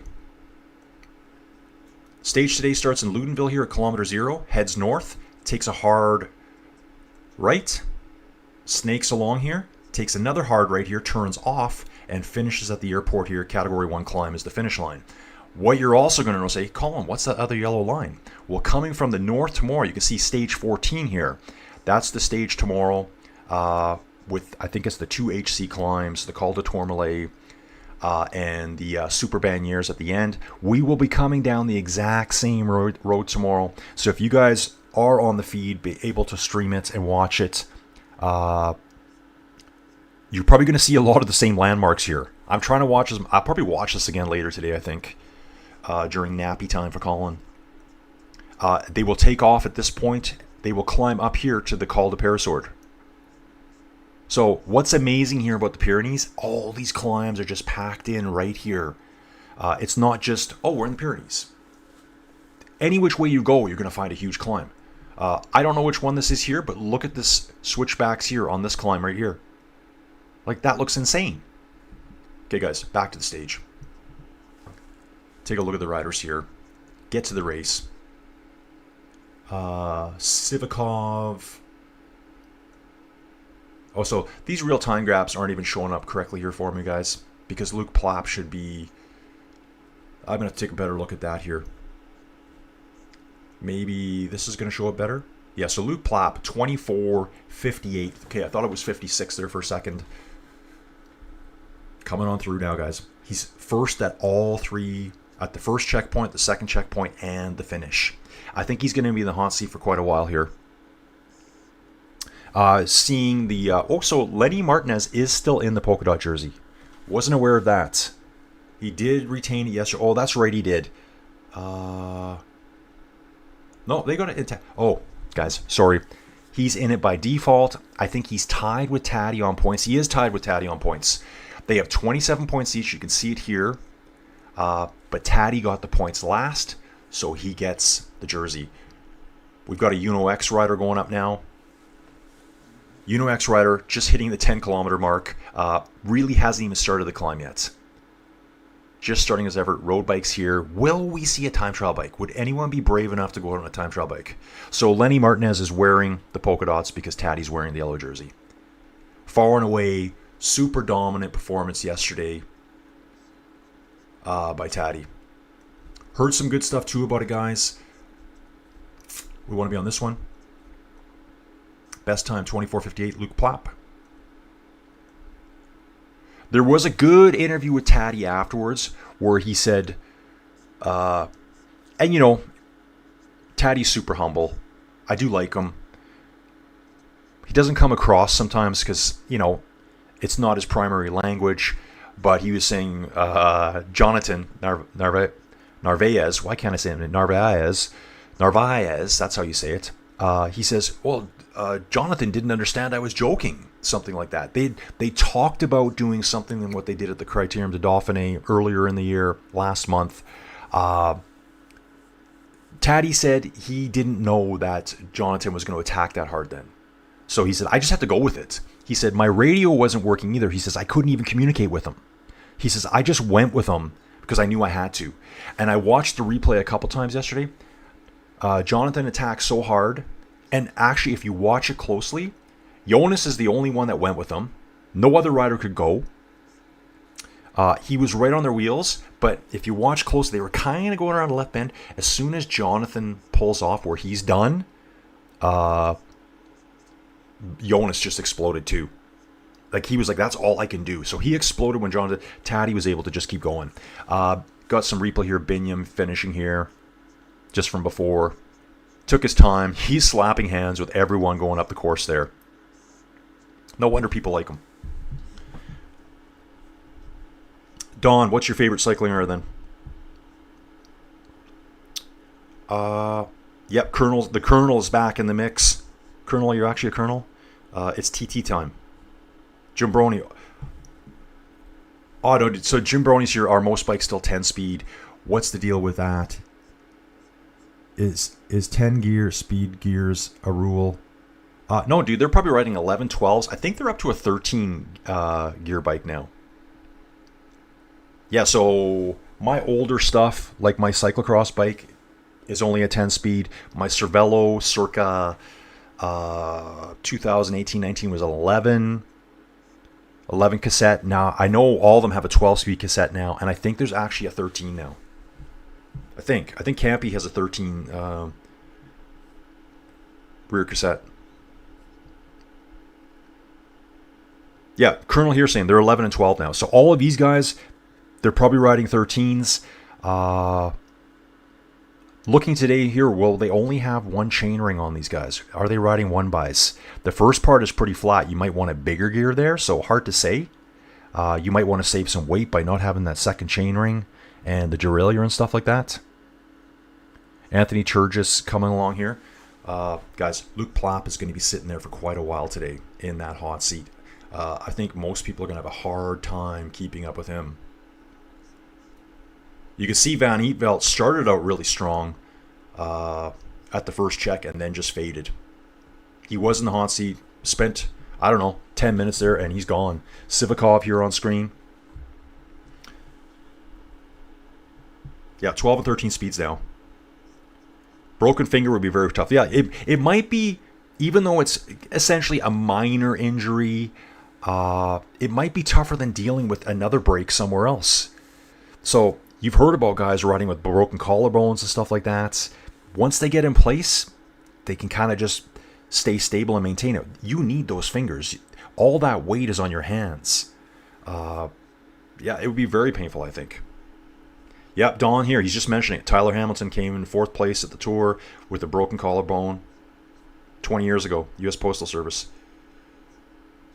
Broke it in a mountain crash on stage 15 or 16. I thought he broke it really early in the race. Coffee's getting cold, guys. Getting cold, so I need to warm it up. Don's been up in a Cessna a few times from the local airport near me. Pretty cool. Yeah, when I was in Alaska, I got to go up in a tiny little bush plane, the one with the big rubber wheels. Like, huge rubber wheels to bounce along the gravel. And the guy also had a float plane. So we went out in that too. I think that sat about 6 people. So we took off on the lake. He was the host family for the Iditarod team that I went up there with. So basically, if you're from the south, if you're from the lower 48 or Canada, you need somewhere to stay when you get up there. So all the people up there will say, yeah, you can stay at my house with your dogs. And the people in Alaska love the Iditarod. That's their thing. Dawn right now, they're all using road bikes. I don't know if they're official designated climbing bikes. That's kind of changing now at the Tour. Like they were saying, Taddy was doing the stages yesterday on an aero bike. Climbing bike is more, because the aero bikes are just as light now. All these bikes are at weight virtually right at the UCI minimums. In fact, some they got to add weight to them. Climbing bike would be more for comfort. UCI a bit more aggressive position. But I haven't seen a TT bike yet. Been a lot of people talking about it though. Evan Barron suggests a new poll for tomorrow. Will Taddy take all 3 jerseys at the end of the tour? Okay, I can do that. Typical baller. Dude, got a new guy here. A new Canadian. Hello from Ottawa, dude. Welcome aboard. Welcome to the channel. Guys, right now, Luke Plapp still absolutely dominant in this time trial. 24:58. Guys, why don't you drop into the comments what you think Taddy's time is going to be? I know a lot of people here are thinking Taddy is going to just decimate the field today. What will Taddy's time be? Will Taddy be under 24 minutes? Let me know. Norberto Fenner here from the Philippines. Welcome aboard. We get a lot of viewers from the Philippines here. I think cycling, the Tour de France, pro cycling is just gigantic in the Philippines. So nice to have you on board, dude. Dude, Norberto, what time is it there for you right now? It must be getting late at night or late in the afternoon. Missed this one here. Looks like his name was Derek Andre Bulseco. When will they let Pogacar go? Dude, he goes dead last. He goes dead last. Dude, that's that's one of the hardest things for me to figure out. Departure times. See all departure times. I'm looking right now. There's Vanderpool. It's like it doesn't want to scroll all the way down for me. It's very hard to figure out. Okay, dudes. So Pogi goes out at 5:05 CEST. Okay? So you're going to have to figure that out. That's 9:05 in the morning for me. 9:05 a.m.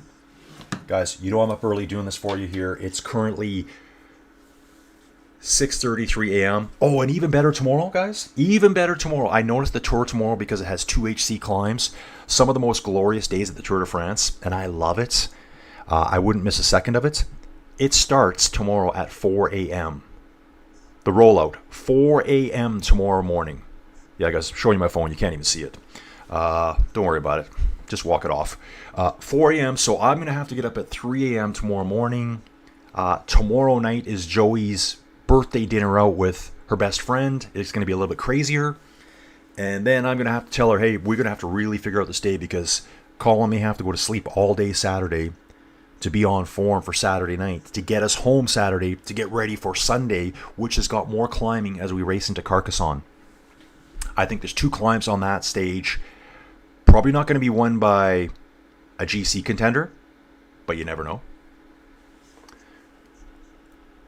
Guys, I'm going to just show you the little map again here so you can see it. Right now we've got Anthony Turgis just finishing up. 117th overall.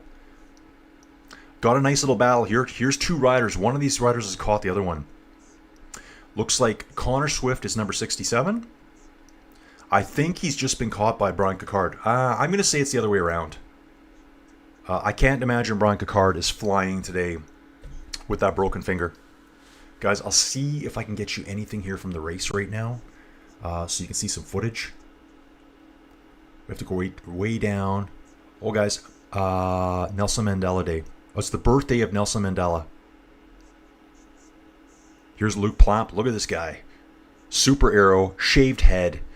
26.2 kilometers an hour. Hit 71.9 kilometers an hour. That would have been in the very first 1 to 2 kilometers. There was a downhill there. So he was just smashing it. I wonder how much time he got at the beginning.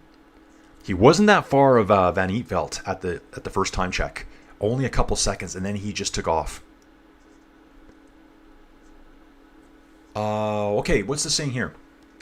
The riders with the 2 worst times at the finish line, 31:27 and 31:20, are Tim Merlier and Luka Mezgec. The hypothetical winner of today's stage would eliminate them if he crossed the finish line with more than a 9-minute faster. So guys, I didn't know this. You can be eliminated from the individual time trial. So it's all based on a percentage of what the fastest riders are to the slowest riders. And it's saying here that if the fastest rider today is 22:27, I think that can't happen. That's way too fast. these guys would be eliminated from the Tour. They'd be just booted out. Here's, oh, that was Magnus Cort they were showing us earlier. Over here on, we'll still call it Twitter. Let's just call it Twitter for now. I think X, it doesn't sound right. I don't use Twitter. Luke Plapp here. Still sitting strong, guys. I can see Lenny Martinez is out on course. Matteo Trentin just went through. He's only 37 seconds down to Luke Plapp at the start here. So nice time coming in there for him. How will that hold? Guys, at that point there, that first checkpoint, yeah, super bright, is just where we really start the climb. Just really starts here. And again, guys, you're going to see this tomorrow. You're going to see all this road again tomorrow. So we'll be talking about it again here, and I'm going to be looking for it. Coming back here, I'm looking at a little bit of flashback. Oh, they got Alejandro Valverde. He went into the, I think he went into the yellow jersey it's saying on Peyragudes. Yeah, this is interesting. This is Chris Froome on the front here for Team Sky. Mr. Skeletor. Riding up the Peyragudes. Yellow jersey chasing him. That must have been Alejandro back then. No, it was another... What's a Team Sky ride? I wonder if that's Wigo back then. Yeah, nice little flashback. Couldn't really catch it all. Guys, I'll get into the chat because I'm not paying attention to everyone here. Derek is asking when will... Okay, so Pogi's not going for a while. He's a few hours away. Last, yeah, exactly, Uncle Matty. 100 more riders to go. Yeah, Derek, just pop back in or just hang out for a while, guys. 257 people here. Fantastic stuff, guys. Absolutely my best streams ever are with you guys here. Can't thank you enough. The support coming from people. There's support that, guys, and I can't even think of it all the time. It's like I see support here. I see people commenting. I see new members subscribing. My subscription numbers are flying up. We will crack through 30,000 subscribers before the end of this Tour de France. Trying to figure out what I'm going to do. Ruben wants me to do a live FTP test on camera. Ruben, I am not in any shape for that right now. Oh, it was the UAE rider finishing ahead there? Was that? Oh, that was Taddy back then. They're showing a series of rides here. Guys, just so you know, too, I did a lot of research yesterday as well. The last time we did the Hautacam was when Taddy cracked. So that was kind of redemption for him yesterday. Pithy through the first checkpoint. Pavel Sivakov through the second checkpoint at 1:32. Connor Swift just finished here, 3 minutes, 34 seconds down. Just shows you how incredible. You know, guys, I talked about him a lot on Stage 5. We didn't mention Luke Plapp's name once yesterday because yesterday is not his speciality. Today is his speciality. And I didn't know he was so good at an uphill time trial either. Yeah, exactly. I know. Today, tomorrow, whenever. I think today is pronounced today, for those who are critical. Yeah, just all my friends. I've even heard him on GCN called Taddy. I don't think they call him today on whatever. It's just a name. You can call me Colin if you want. Colin. People do it all the time. I don't care. Leonardo Angelo here. Hey, what's up, brother? Dude, nice to see you here. Oh, this is the dude that did the ride to end Alzheimer's. Dude, how'd that go? Guys, if you remember, I think it was Stage 1 this dude was here. Maybe Stage 2 or 3. And he mentioned he was doing this. And it was his first ever. Dude, I remember this. It's a 200-mile ride, charity event to raise money to end Alzheimer's. What a horrible disease that is. Just wanted to fill you in. I completed. Dude, how did it go? Give us some stats. Jeffrey Anthony Galura, Pogi from the Philippines. A lot of support for Pogi here. I'm trying to watch what Leonardo's saying. It was long as crap. One of the hardest things I've ever done, but one of the funniest things I've ever done as well. Funnest things he's ever done as well. Sorry, folks. Yeah, dude, you can do it. My only advice I could give you last week, because you said you just started riding, dude, just take a break. Take a break. Stop on the side of the road. Have a quick Sammy. Maybe an ice cream cone, and then just get back on your bike and keep riding. Romeo Abad here, that's the youngster for Movistar. Yeah, well behind Luke Plapp's time. Well behind his time. I would like to think, too, that this Spanish rider, being Spaniards, they're very good at climbing. I thought he would have been higher up there. So we're looking to see some times here. He's probably just exhausted from yesterday. Luke Plapp, somehow, maybe he conserved himself a lot yesterday for today to get a high finish here on the stage. We'll jump back to the map mode now, guys, just so you can see it. I like to watch where all the dots are. I'm a dot watcher. If you know what dot watching is, you know. You can dot watch all sorts of bike races, gravel events all over the world. More of the adventure style racing, like the Tour Divide. You can dot watch dog sled races. Still haven't found my new super duper camera. Joey keeps forgetting to check the mail at work. Brian Cocard here will be finishing more than 5 minutes down today as he bows out of the Tour de France this year. Looks like he caught the rider ahead of him. So Brian Cocard finishes just under 5 minutes ahead. He will be taking off his number today. Good for him. Nice job, dude. He's waving. Definitely, yeah, that finger, I can see how much it's bandaged. You can see he's got the hard brace underneath to stop it from moving. Looking at Lenny Martinez here for Team Bahrain Victorious. And I can see two riders directly ahead of him here. It looks like he's catching two riders. One, where's the other? Which would be very weird if he was catching two. Maybe it was a motorbike.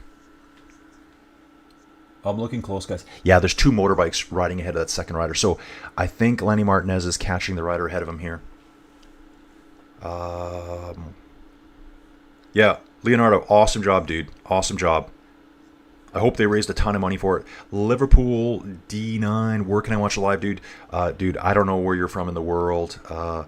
These days, they're making it harder and harder. They're making it harder and harder to watch the Tour de France, which is just going to pull fans away from it. It's all about the almighty dollar. I get it. I'm just doing my best here to tell you what's going on, how I can provide you any info. I'm watching it live. Lenny Martin is here passing a post-NL picnic rider. Picnic post-NL. I don't know who that is.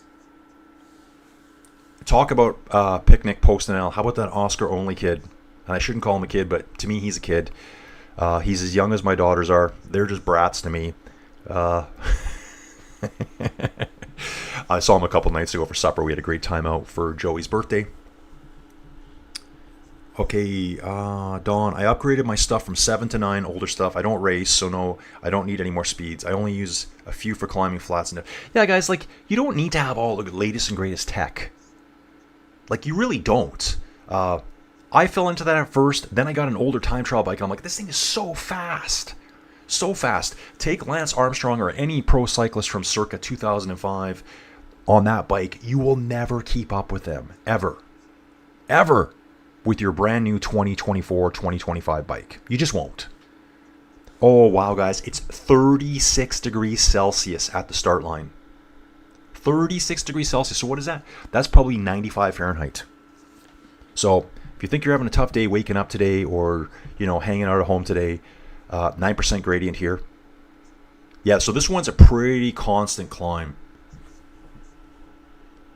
We will just jump. I just want to show you guys this again here quickly. Here is the route Loudenvielle to Peyragudes. That's it. Now, if you look up here, though, right before that final ramp, I think where they turn onto the runway strip there, it's 16% through there. And a rough stretch before it as well. Come back here looking at dots. So you can see where those dots aren't equally spaced. Some of that's going to be from where they're climbing. But like here, number 5, Pavel Sivakov, and number 168. Something's going on there. One guy's fading, one guy's feeling better at the end. They really shouldn't be split that far apart there. Should be pretty equal spacing. I would imagine that at the bottom, the time, just the actual physical spaces between their numbers should be quite large. It's a very fast part of the stage. It's flat. We'll go to the standings now, see if we've got any changes. We'll go to the leaderboard here, the table, get off table mode. Dylan Toynes just came through first checkpoint. Luke Plapp still strong there. You can see here lots of riders close to him at the first checkpoint. They all fade. They fade heavy. Checkpoint 2. This is interesting here. Lenny Martinez is second through the second checkpoint as the climber. There's a rider from Israel Premier Tech here. French rider, Loudenvielle. He is zigzagging back and forward across the road to get up to the final. Looks like a bigger rider. I mean, this guy looks pretty jacked to me. I don't know who this rider is. Israel Premier Tech, Loudenvielle. Guys, I got to do this for you here. I love seeing stuff like this. This guy looks like he's kind of built. He's not just and he is tired. He's got his jersey unzipped. Casper Askren out on course now. I do want to do this, guys. You know I like to look at the teams every day. I think this is a really cool part of doing this. Learning about all... I couldn't have told you who this guy was before. This guy right here. This dude right here, he just looks like a bigger dude to me. You could see that he's kind of got some pipes on him. Definitely, like if I was to compare him to... okay, this guy looks skinny. Lutsenko looks skinny. Blackmore looks skinny. Woodsy is skinny. This guy has a bigger build. Hopefully they show us a little bit of a replay of him going up there. They probably will. Yeah, Lenny Martinez is chasing Luke Plapp this climb. The climber's short effort. Lenny Martinez might be able to do something today.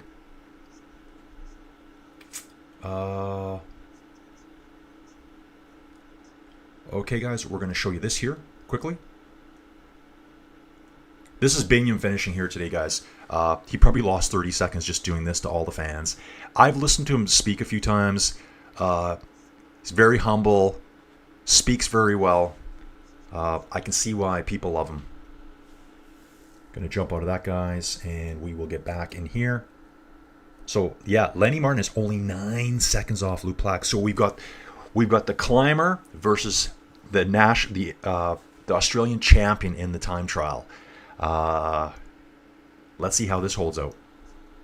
Second place at the finish right now is Fred Wright for Barman Victorious. 2 minutes and 42 seconds back. Let's get it, folks. Let's get it. Yeah, so guys, like Don's saying here, you don't need all the best stuff. You can use your older stuff inside. And especially now, like Don could take his older stuff, even if it was a 7-speed, you could convert to virtual shifting inside and ride anything. Anything is doable now, guys. All the tech's there. I'm hoping a lot of you guys watching get encouraged to ride your bikes again inside. I'm super pumped about it. I get questions all the time from people that are looking at my old videos that I did like a year ago, saying, "Hey, Colin, I'm trying to set this up. How do I go about it?" They have no idea, and I'll talk them through it. I'm like, dude, just send me a question anytime you want. I'll try to help you if I can. Looking at the poll up above here. Let's take a look at the poll, guys. Most people are still loving the Pogi era. Someone else mentioned the Schleck brothers. Team Sky gets very little love right now. Lamondino is probably too old for lots of riders.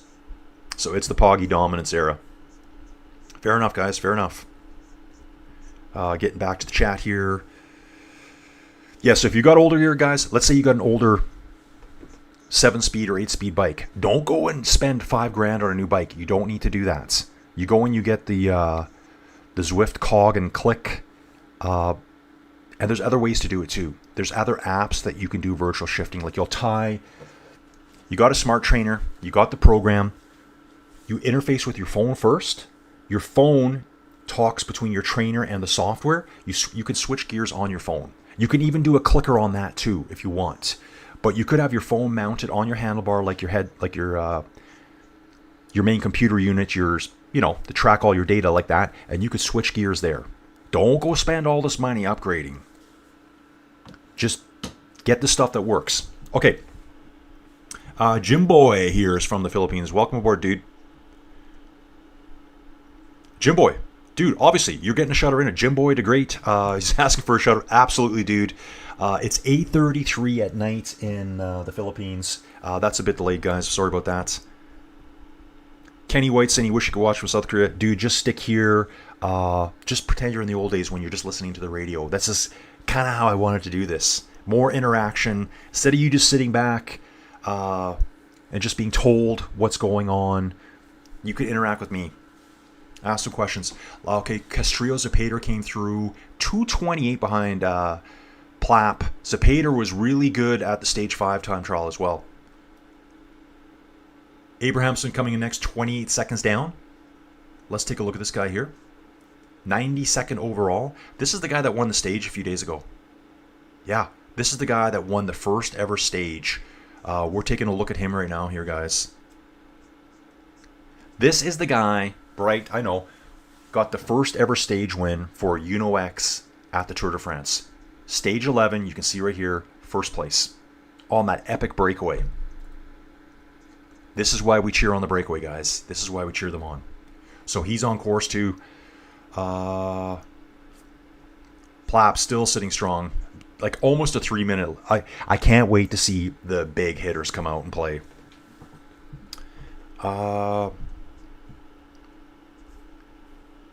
Kenny White, let us know how long you've been watching cycling for. So you're watching from South Korea. How many kilometers to go? Dude, it's a 10.9 individual time trial today. So everyone's going to take their turn going out one at a time. Another dude here, John Jury Lolong from the Philippines too. Thank you for doing this live. Dude, awesome. Thank you for being here. I know it's late at night for you. You're on your Friday nights. You're probably relaxing for the weekend, dude. Get it. Let me know where you're from in the Philippines. I don't know a ton about the Philippines. I know it's beautiful. I know there's like 1,000 different islands there. We got some support from Eritrea. Jim Brony here saying, man, that Pogi stage yesterday truly deflated me. Jim Brony, were you cheering for Jonas? Not a Pogi fan. Dawn, awesome stuff here. I think the top 10 riders in the GC today will be using their TT bikes. Yeah, they said that they saw several top pros, like the hitters of the GC, riding their TT bikes on Tuesday at the rest day. Why would they be riding their TT bikes? Unless they're going to be using them soon. There's no other time trial. DiBiase's here. Good morning, everyone. Good morning to you, sir. Tony here saying, Evenepoel gave an interview to Bob Roll about what he did special to his bike for this TT, but made them promise not to air it until after today starts. Get it? Maybe that's why I want to say Taddy, because I'm saying today a lot, and now I'm saying today. Tour de France is wonderfully competitive. Absolutely. They're looking for every advantage they can. I'm watching Pavel Sivakov replay here, guys, going up the finish line. It is like just an absolute wall. 16% plus. So this is Pavel Sivakov for UAE coming in well down behind Luke Plap. Like, guys, different specialities in cycling. Take Luke Plap and, take any of these other riders.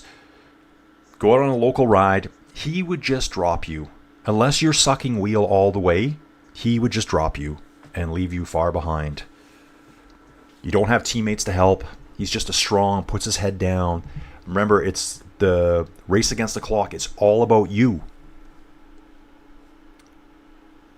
Robert here. Hey, Robert, good to see you again. Morning, Colin. Waking up to your voice. Thanks for you hosting baseball back today. Go Giants. Dude, I love watching baseball live. I'm considering about watching it on TV.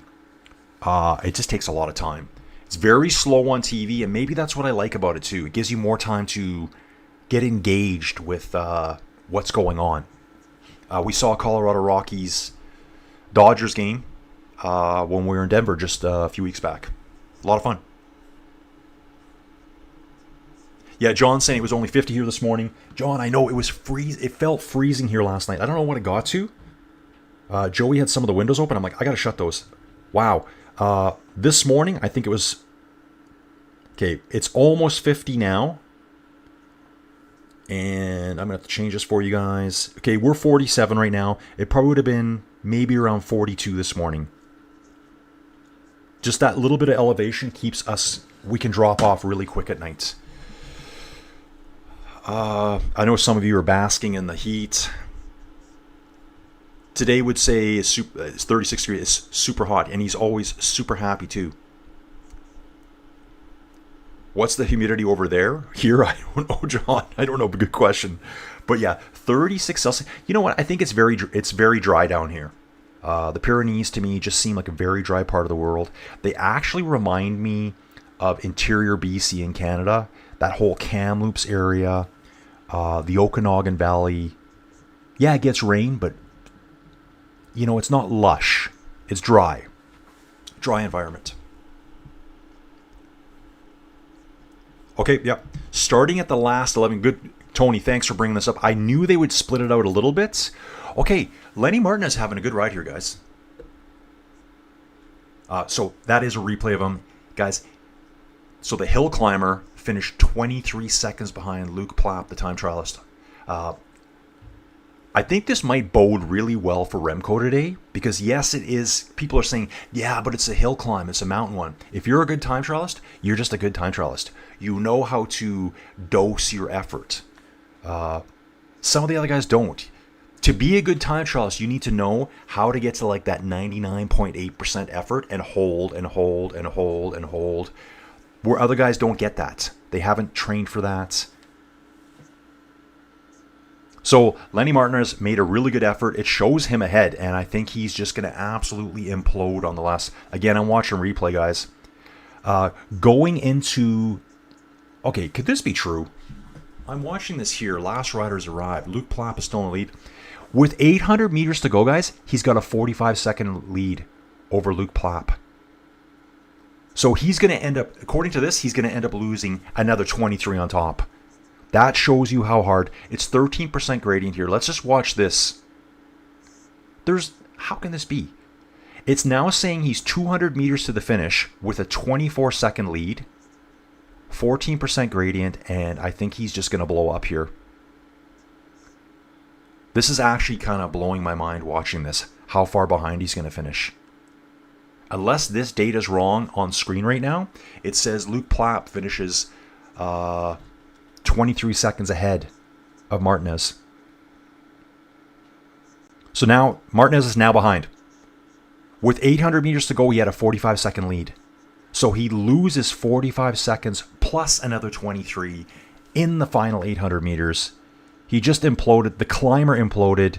The time trial is better able to apply full effort. Yeah, he lost 23 seconds to Luke Plapp in 800 meters. Plus, he had a 45-second lead at the start there. Wow, that is insane. I want to see what they're going to say here. This is insane here, guys. So he was close to Luke Plapp's time. Then out on course, he got ahead of Luke Plapp and completely... He was going all out at the end there. But yeah, he just, that last stretch, that last wall, I think it's the airstrip got him. So the airstrip got Martinez there not to get into first place. Let's just sit here for a second, guys. I'm going to go grab a quick coffee, guys. I'll be right back. See you soon.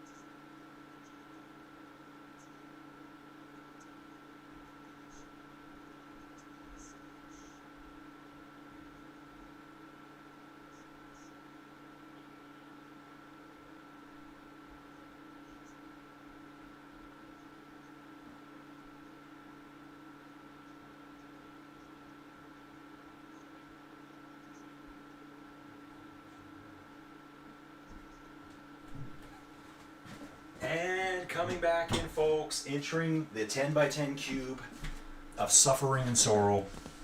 We are in the pipe, 5 by 5, folks. That was actually good timing. I have a cat here. She had 3 little kittens.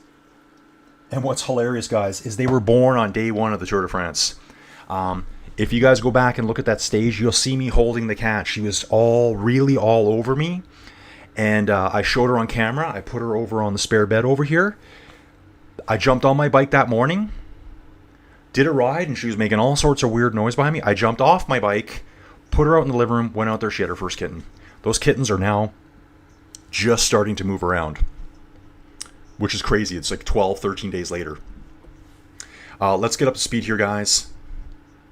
Castrillo Zapata just finished 4 minutes, 12 seconds down. This guy was really fast at the first time trial. So Luke Plapp has saved a lot of energy for the end here. Okay, check this out. The Peyragudes. The Ascent to Peyragudes first hosted a race in 2010. The Route du Sud. I remember that race. David Moncoutier won a 16.2 individual time trial starting from Loudenvielle down below. So they probably went up the Périsord, I would imagine, or took a different route up there. Okay, Tour de France. 3 Tour de France stages have already finished here. First occasion in 2012 was Alejandro Valverde. Attacked from the break and completed a 35-kilometer solo to take his 4th stage victory in the race. 5 years later, it was Romain Bardet, just retired, and Fabio Aru. Remember Fabio Aru, everyone? Made the most grueling final ramp. The French climber, so Bardet took it. But the Italian got the yellow jersey. I think I remember that. And then in 2022, Peyragudes was used again. Taddy got it today. Got the better of Jonas back then. So that was 2022. But actually, Jonas won that year. So he did beat him back then, but Jonas actually won the Tour de France that year. Okay, jumping back here, guys. Let's get these time checks going here. Let's just jump back to the map so we can see things here. Finishing now, Marco Haller from Tudor just finishing up. A rider chasing him in, I believe, 142, William Barta from the U.S. One of those 2 riders there is past the other. We'll jump into the chat here quick, guys.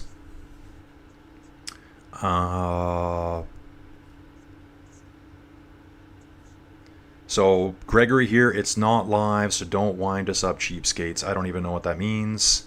Gregory, please clarify what you're saying there. I don't get it. Starting at the last 11, they will have 2 minutes. Okay, so, yeah, Tony's got that. So, it will get spread out at the end, trying to keep those GC guys away from each other. Gregory's saying something's not live. This is definitely live, guys, what I'm watching. This is live right now. These stats are all live here that you're seeing on screen. We come back here. We can see the time check still. So Champoussin, okay, that's way down the stage, though. We'll bounce back here for a second. Luke Plapp first through the first checkpoint. Second through the second checkpoint. With Lenny Martinez chasing him, Lenny got ahead of him between the second checkpoint and the third. Had a 45-second lead on him, and it all disappeared on that final airport ramp.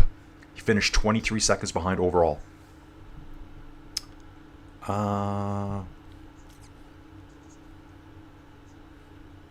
Let me just back up here, guys. Ooh, God, lots of chat stuff here, guys. Don uses old stuff outside, still works. Yeah, Don, of course it works. That's what I say too. Like, guys, they were riding, 7 and 8 speeds probably all throughout the Lance era. Ollie here. Ollie Goddard's back. Team Sky got me into it. They were Ollie's over from the Zwift World I ride in with Team TMP. Good to see Ollie. They were super innovative, and Froome was as dominant as Pogacar. Yeah, that's true. That is true. Tour de France, that was Chris Froome's world back then. Team Sky, marginal gains. They tweaked everything. Okay, how much faster can we make our socks? How much faster will we be if we, shorten our sleeves a little bit? Or maybe we lengthen them. Maybe that makes us faster. Hope there's a big British generation who are inspired by them. Oscar only looks fantastic. In the top 10 right now, so good to see that. Saw a good interview with him yesterday talking, just weird questions like, not weird, but just kind of strange for him to answer. What did you think when you saw all the other GC guys fading away and you're still there? Like, that's a moment for that dude. I think he's 22 years old. Actually, seeing Champasson in the start chute now on the replay here, trying to get that caught up a little bit. Let me get this caught up as fast as I can. Seeing an observatory, Tobias Foss out on screen right now too. Norwegian rider for Ineos Grenadiers. Kenny White saying Jonas seems to be struggling a bit this year. Yeah, I can see that too. Anything can happen though, guys. The tour is definitely not over. Taddy has to cross the finish line 2 Sundays from now. He has to get over that finish line 2 Sundays from now.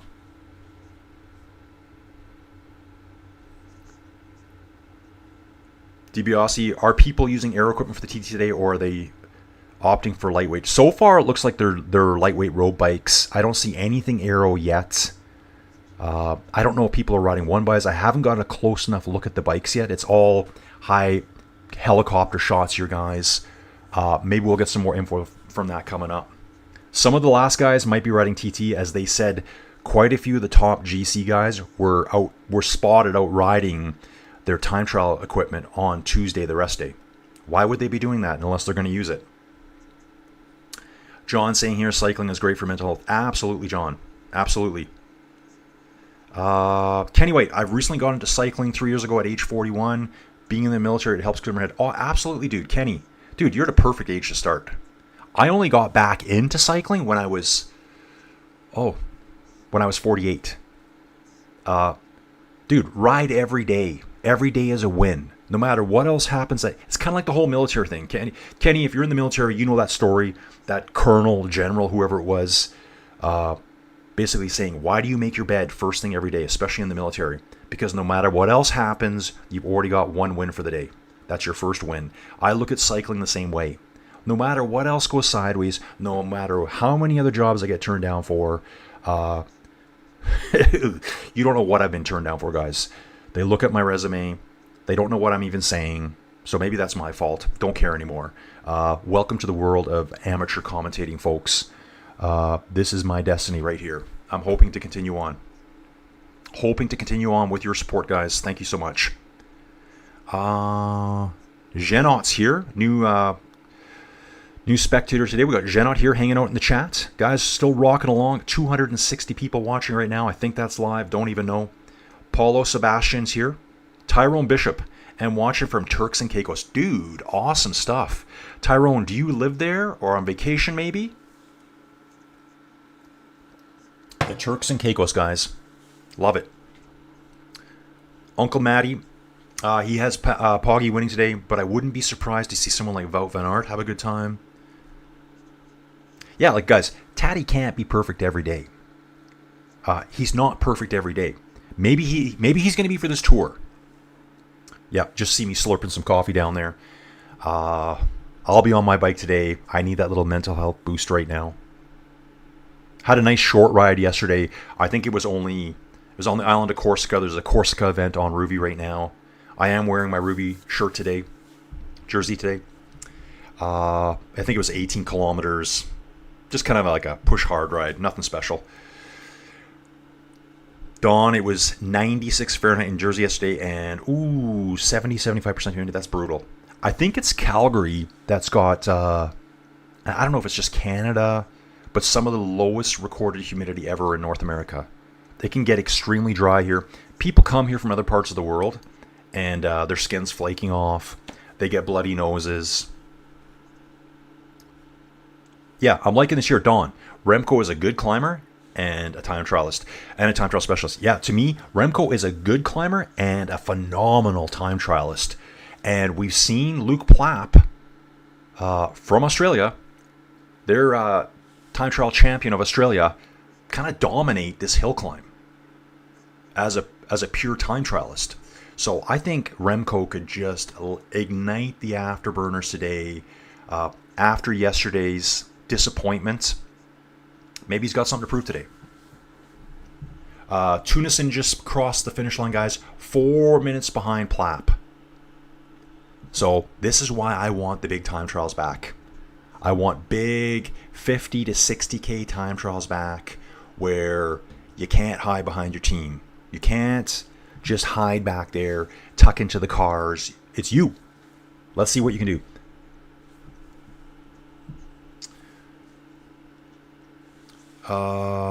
Okay, Ian, I'll find you on Zwift. Ian, is that your name on Zwift? Tried to find you on Zwift Companion. Can't add a meetup. So Ian, on Zwift, I actually go by C, as in my first name, Colin, C. Inside Cycling World. So maybe that's why you're struggling to find me. Ian, if you go by that on there, I will look you up. Might actually try to do it right now on the fly. Right now on the fly, dude. I got you covered. Messages coming in. Probably Joey Jojo.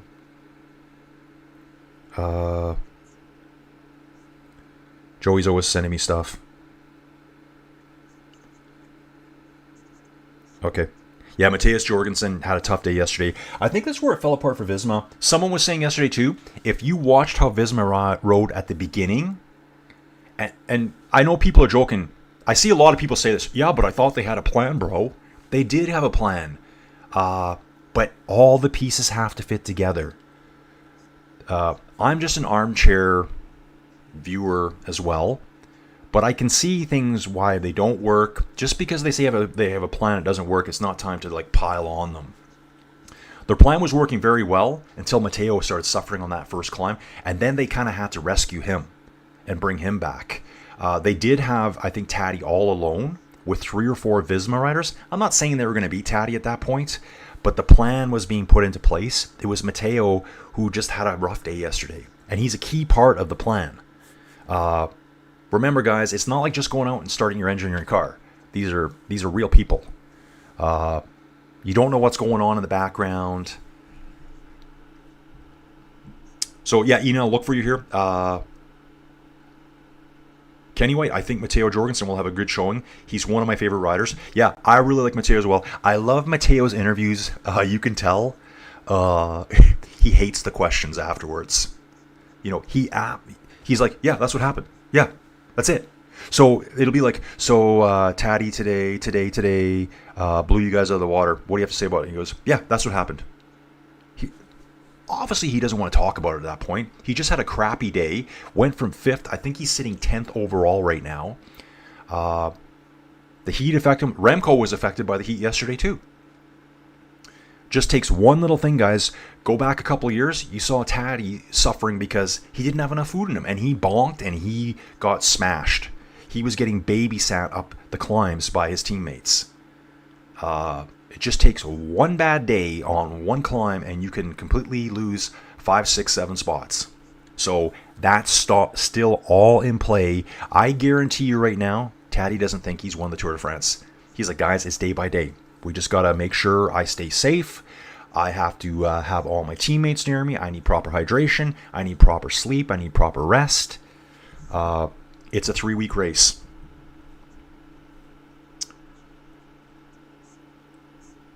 Oh, Don Senior. Tim earlier is weaving all of the road because his legs aren't conditioned for climbing. Yeah, I saw another rider, rider for Izzy Premier Tech, doing the same thing. And I've seen that in the past too. That final ramp is brutal. It's a huge ramp, guys, going downhill because when they take off at this airport, they run down the ramp to build speed. And there's like a little kick on the end to kind of ramp them upwards and shoot them up away from the side of the mountain there. Don saying most great time trial guys are good sprinters, and sprinters aren't climbers. Yep. Times will get blown up today. Really impressed with Luke Plapp so far. I think Remco is going to do something pretty special here. So right now, guys, fastest time is at 24:58 with a ton of fast riders still to come. We're watching Pari Ponch out on course right now in the initial starts of the time trial. Guys, I'll go down here and see if we can find anything else out. So you can see here, let's have a little look here over on Twitter. The Peyragudes effect, as they call it. Road bikes all the way, guys. These guys are all on road bikes. See what else we got. Ooh, look at this. Plapp from the hot seat. He's still in the hot seat. Thinks the winning time will be 1 or 1:30 faster than his. I wonder if he mentions any names. He says, I just wanted to go for my best ever 20 minutes on Training Peaks. Training Peaks, guys, is a training software. I guess it's a platform, whatever you want to call it, where you track all your rides. It records all your data. See lots of riders sitting in the start chute, all in cooling vests right now. Guys, 36 degrees Celsius out there, 95 Fahrenheit. And then you have to go do this. Think about that. I'm just trying to read this. He's saying he thinks they'll do 1 to 130 faster than him, as the GC guys can push 20 watts more than I do. On the eve, the prediction was 23:45 for the winning time. I said 24:30 first thing this morning, and then I changed it to under 24. I've missed the break the last few stages, and that has enabled me to take it easy in the gruppetto, so he's feeling really good today. But he does say, I'll definitely be feeling today's efforts in my legs tomorrow. Wants to represent the Australian flag, blah, blah, blah.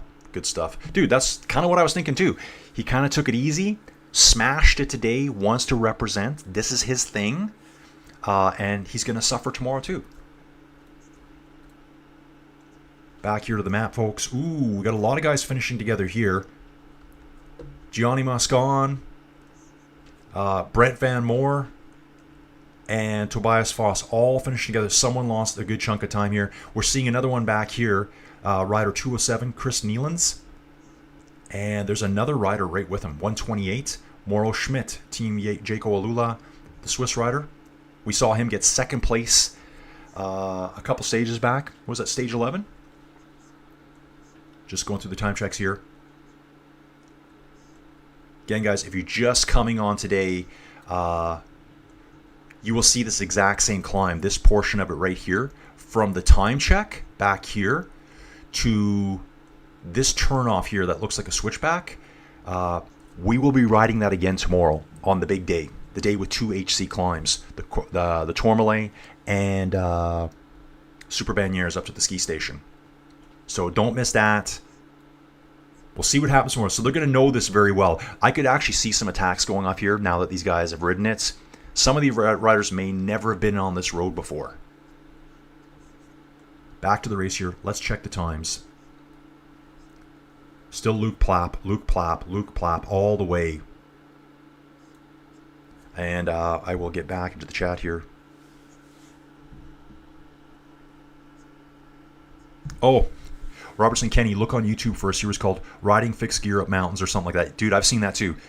Great interview with Matteo riding fixed bikes. Yeah, so it's a guy who rides fixies, one speeds really, fixed gear, and he rides them everywhere. And he gets, high level pros, people that you know from the cycling world to ride with him. They just ride single speed bikes up hills.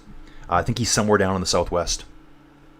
Kenny's saying he just watched it yesterday. Okay, good stuff. I think we had some marathoner talk there. Marathoners hit the wall, and it's not a pretty sight at all, but cyclists hitting the wall is slightly more beautiful as they stay up and do a dozen switchbacks for the last 20. Yeah, exactly. Yeah, runners hit the wall, and they fall on the ground, roll around. Yeah, it's brutal.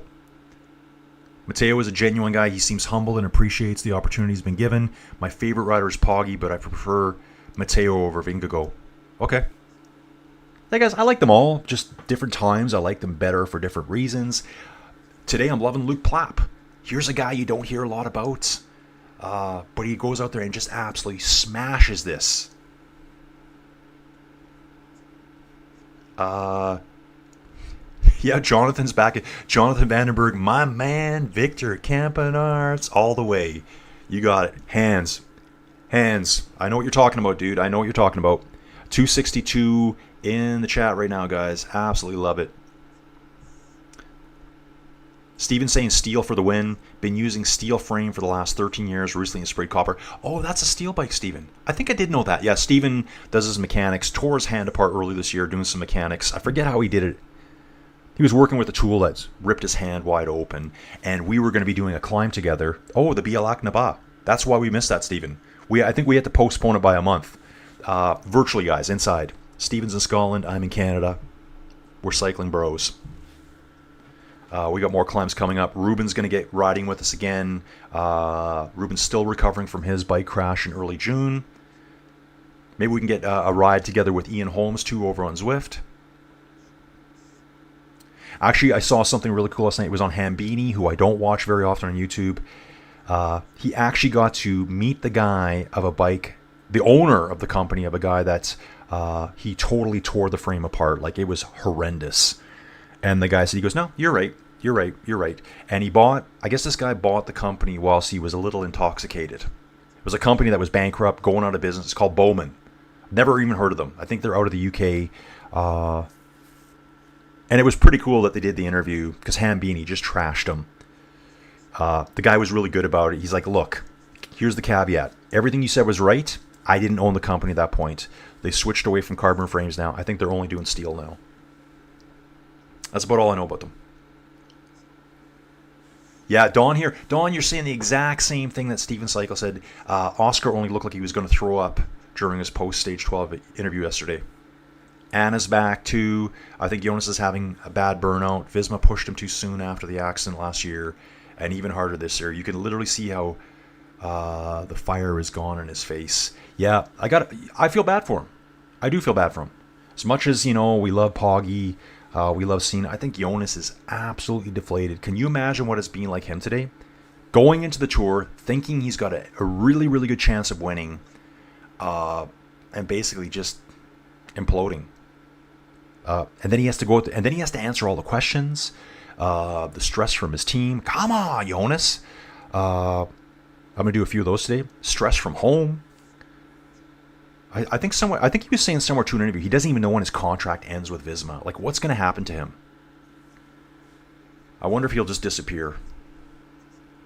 Which would be unfortunate. We got Micha here 68. Thanks for the content and the streams. Dude, thank you for being here. You guys are what makes the stream for me. Guys, we're just going to have a little bit look at the live tracking again here. I like seeing... So again, you can see that the splits at the bottom, the distances between the riders are very big. Then they start closing up here. When you see them overlapping, someone's on a good ride. Someone's on a very good ride there. I'm just going to jump back to... commentary at the bottom here. Guys, take a look at this picture. It's hard to see how... You can actually see it. You know when they always say you can't see how hard it is on TV or in pictures? You can see it in this picture here. 16% plus going up this runway. So planes take off from this runway. Probably small fixed-wing aircraft, probably ultralights, things like that take off from here. So I love seeing that. Sticking in the table mode. Luke's going to be sitting in the hot seat for quite a while. So Martinez is the only rider that came close to him, but the climber, Martinez, the pure climber, absolutely imploded in the last 800 meters. So the start of the ramp, he actually passed Martinez from the second checkpoint. He was 45 seconds in the green and just kind of lost it all. I mean, he was fighting his way up. He wasn't zigzagging, but it's really tough up there. Don says he's been cycling nonstop since he was 8 years old. I ride to get from place to place until I joined a club when I was 20. No club for the last 15 years, riding solo. Don, that's what I ride solo only now too. Outside of the few guys I ride with virtually inside, like even yesterday too, I'm like, yeah, I'm just going to ride solo. If there's people on course with me in the virtual world, that's great. Jay Taylor's jumping in now. Morning, Jay. Can we have an update? Dude, right now, Luke Plapp from Australia, their national time trial champion in the individual time trial, has kind of set a rocket time up the course. 24 minutes and 58 seconds. The majority of the riders are like 2.5 minutes back from him. The only rider that kept pace was the climber, Lenny Martinez, who's 23 seconds back. But Luke Plapp was absolutely afterburners engaged. He himself, though, expects the fastest riders to be 1 minute to 1 minute and 30 seconds faster than him today. I predicted a 24:30, and now, yeah, I'm seeing under 24 minutes now. Seeing based on these times.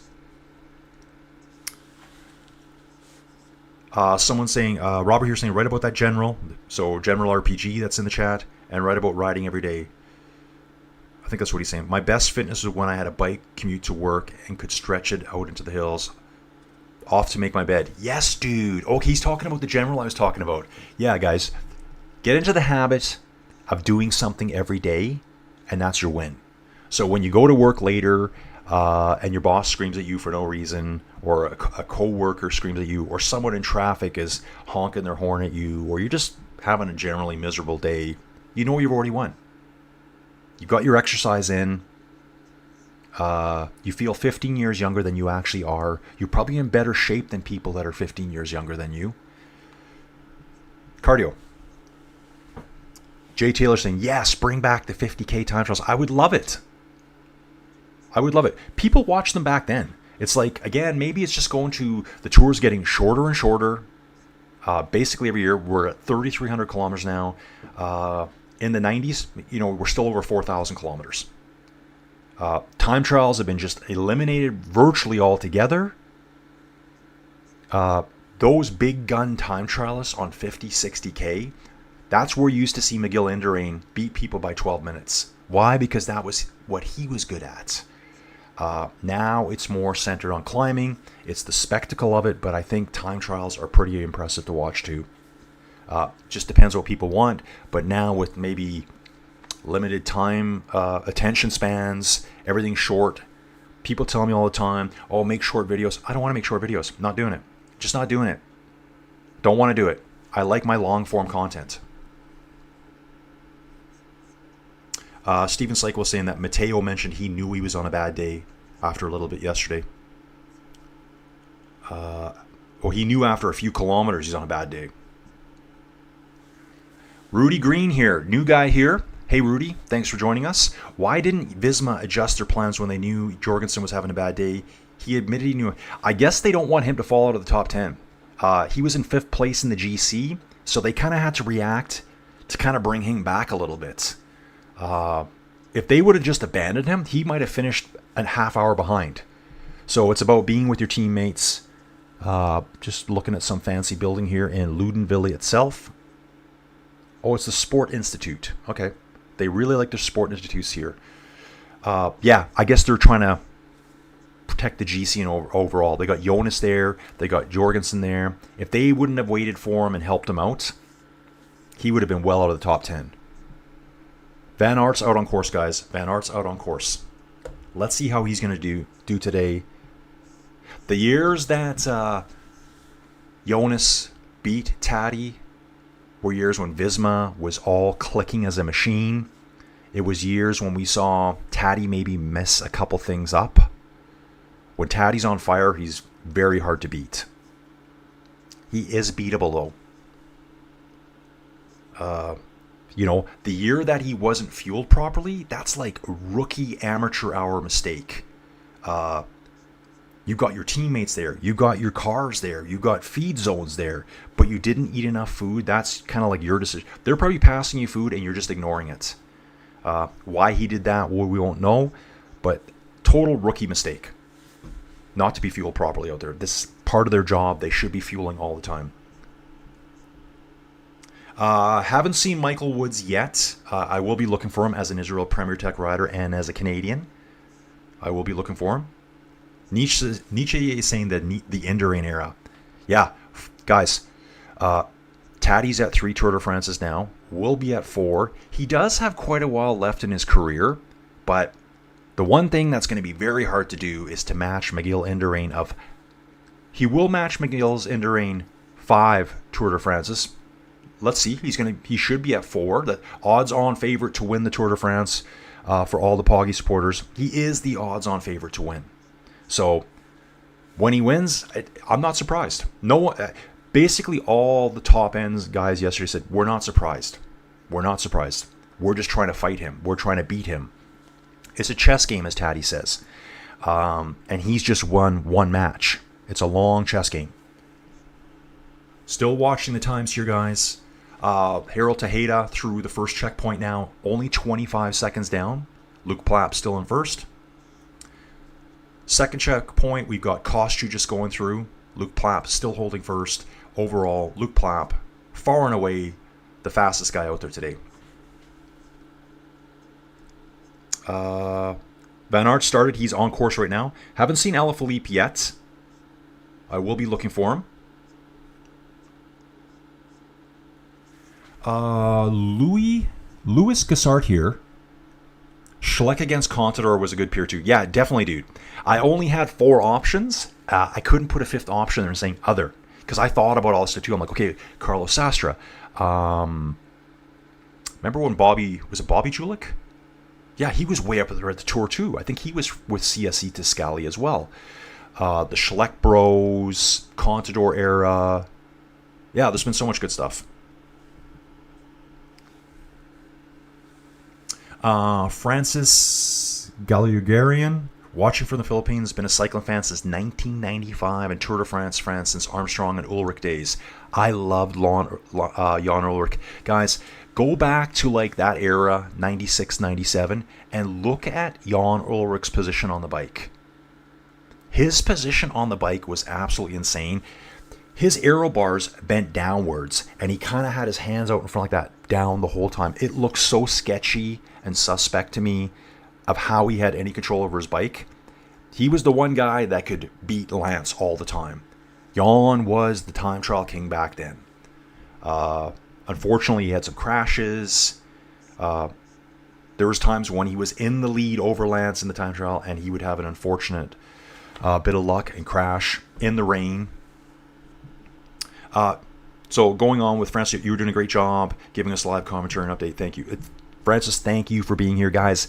330-something people hanging out with us here. Let's go. Come on! Don's cheering on Campenart. Campenart must be out on screen then, I think. I'll keep a close eye here. Bruno Amarel's getting ready to go out, I think. This guy's been really impressive this tour. He was the one that went on the breakaway yesterday on the downhill. Max Schachmann now through the first checkpoint, 33 seconds behind Plapp. There's a lot of riders going through that are close, and they're all fading at the end. Plapp just hammered that time trial, guys. It will change. Don't get me wrong. Jay Taylor. So Lenny Martinez finished and has the second best time so far. How many riders are finished and how many still need to finish? At the finish right now, Jay. Okay, Jay's asking a question. 93 riders have finished officially, so we still got like just under 80 riders to go. Some of those riders are on course right now. There'll be a good. Let's take a guess. Let's say we got 80 to go. Looks like 2, 4. We probably have 20 riders on course right now, so probably still 60 riders to go. The time splits are gonna increase to spread them out a bit. They're trying to avoid any potential issues of drafting. We'll just hang here for a second, guys, as I get caught up in the chat. I just saw greetings from Scotland there. This is Charles Williams. Hey, Charles. Glad to have you on board here. Thank you for discovering the channel. Robert saying Jonas should fire his wife. Yeah, he's under a lot of pressure there. I mean, how do you deal with that? How do you deal with your wife on the sidelines saying all the stuff against the company that's probably set you guys up for life? She wants him at home doing the floorboards at home in the kitchen, which he did, and Visma found out about that and they weren't happy about that. For the amount of money they're paying him, it's like, dude, don't be going skydiving. Don't be doing anything that we don't think you should be doing. Yeah, Plapp is super impressive today. And guys, I love seeing stuff like this. I love seeing the riders that go out extra hard. I love all these cyclists. I don't really have a... Okay, you know I've said I love Mathieu van der Poel. He's my favorite cyclist. But that day, a couple days ago, the UNO-X rider and the Jayco rider, where Mathieu was catching them, he pulled back 26, 27 seconds once he went solo. That's how strong Mathieu is. He had someone with him. I think he had a couple riders with him. And he's like, I'm going. You guys are too slow for me. Went by himself. Almost caught them. I was hoping he would not catch them as my favorite cyclist because I really wanted UNO-X to win. It's all about the stories. That's why I love the Tour de France. I love the stories of the Tour de France. Hans is back here.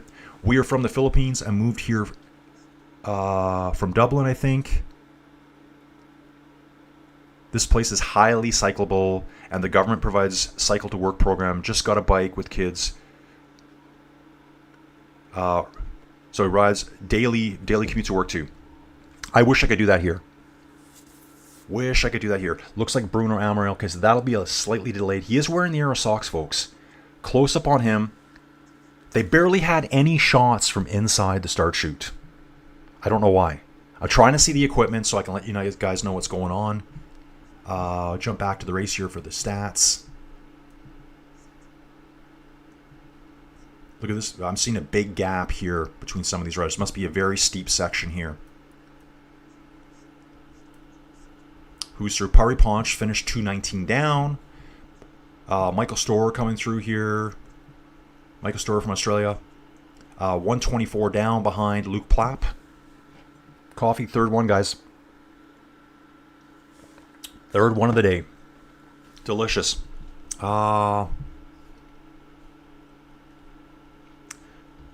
This guy's back. Quirtasi. Pogi will wipe the floor with Van Aert. I can see that, dude. No doubt about that. We'll see how Pogi stacks up against Remco. Even Jonas today might have a good day. Might have a good day. Stephen's asking where you're from in Scotland. I think he's talking to Charles here. Charles is a new guy in the chat today. Thanks for being here, guys. Thanks for being here. Doing my best to provide the coverage. Showing what I can, what I'm allowed, guys. I play by the rules here. I'm not showing you stuff I'm not allowed to show. I've already had it. Okay, Alaphilippe has finally been shown here. And it's me missing it too, guys. Alaphilippe having a good ride.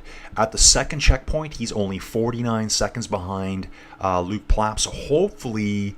So Alaphilippe is the third fastest rider. You guys, you can see it here on screen right now. Third fastest rider through the second checkpoint. So he needs to, get faster now. Not lose anything here. So nice ride for Alaphilippe here. So this is going to be a day for really good time trialists or really good climbers. The time trialists know how to measure their efforts. They know how they feel all the way. The climbers, well, we're on a mountain stage. This is built for them. Don St. Colin, I saw your short video about the Fondo in November. Sounds cool. Dude, I can't even remember which video that was at this point. Oh, check this out. Pogi in Tagalog means, the Filipino language is handsome. Ooh, Pogi is handsome, guys. Bruno Amaral out on course. So coming through now, we can see we got an Alpecin rider here. We haven't mentioned his name very much. Emile Verstringe from Belgium, just coming through the finish. Pretty decent finish here, but he is 2 minutes 35 seconds down. And guys, there's only one rider that's within 1 minute of Luke Plapp right now. So very impressive time. Alaphilippe will be coming here now. Alaphilippe is number 111. Why don't we have a little gander at him? Here's Alaphilippe right now. Alaphilippe, he's on the main road right now. He will be taking a turn off this main road up to the Peyragudes airport. I think they call it the Altaport is what they call it. High altitude airport. If he continued down this road, he would be going up to the Col de Peyragudes. The Col de Peyragudes is right up here. I think it's in this area here. These switchbacks you're seeing here are on the other side of the Peyragudes. We can figure that out here, guys. Let's look here. I want to show you this again. I know there's people coming in late. Here's the climb. We start at kilometer 0, whip out of town in the flats, take a hard corner. We're going to join the road that stage 14 travels tomorrow. Where we saw Alaphilippe, he was coming right here, right before this turn. This takes us up to the Altaport here. You can see the runway here. That's the runway. They tag onto it and go straight up it. There's no zigzags, no switchbacks to make it easier. And just to point out to you guys again, tomorrow we'll be taking on this Cat 1, sandwiched between two HC climbs. This is the Col de Peyragudes right here. Col de Peyragudes. So the switchbacks you're seeing here are going downhill. This will be the summit of the Col de Peyragudes tomorrow. That's the downhill. Let's get the screen off because it's burning my retinas out. Here's Julian Alaphilippe rocking it still. On the finish line here, oh, I wish we had some footage of this. 148, Rebello Reyes. Looks like riding side by side with Ewan Kostu. Let's see how they finish here. Who caught who there? Quick way to do that. We're going to bounce back here and see them cross the finish line. So Lebert for Arkea B&B Hotels finished 3 minutes 37 seconds down. No one's touching Luke Plapp right now. It's going to be a little while until we see anyone touch that time. I'll try to keep an eye on that. Yeah, so Pogi, handsome. Julius here, just playing through. You're doing a great job. Have a good day. Dude, thanks for being here, Julius. Thanks for stopping back in every day. Appreciate it. So Rubeo Reyes finished 1 minute 44 seconds behind Plapp. Let's see where the other rider is. Kostu was there as well. Guys, it's so steep at the end. Like 50 meters could take you 20 seconds, it seems like.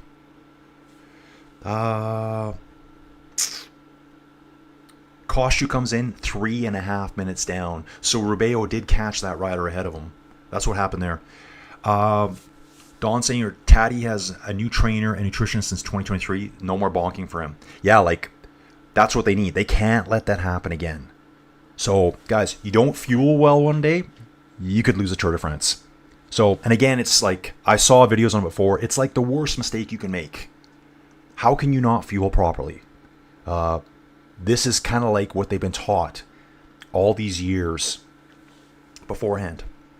I mean, he was probably on one of those days where he's like, I just can't eat. I just can't eat. His stomach was off that day.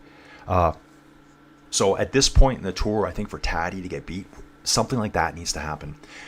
Here's a dude we haven't seen for a couple days. Ed Carlo Barita, good morning. Good evening. Been busy for the past week. Hey, Ed, good to have you back, dude. Nice to see you here. We've got a rider here. Jens Nepper. Did Pogi win 3? Pogi, well, 3 Tour de France's. Pogi has won 3 Tour de France's. He won 2020, 2021, and 2024. So that gives Pogi 3, I think, at this point. Jonas won 2022 and 2023. Okay, Robert saying this is the first year teams have spoken openly about their fueling. Nutrition was locked up secret for years. Now they talk about how many carbs they take on while on the bike. Yeah, things are getting more open. Okay, guys, I'm almost caught up here. I'm almost caught up. Well, maybe I'm not. Maybe I'm not. Oh, I gotta catch up. I gotta catch up. Okay. Wow. Still, okay, I'm getting there, guys. Jens, I think he will win 4 this year. Yeah, I think so too. And guys, he went into this tour as the hands-on, odds-down favorite. If you had money to bet, you put it on Pogi, no one else, unless you're going for a long shot. Everyone's saying, we're not surprised. We're not surprised. He's the world's best rider right now.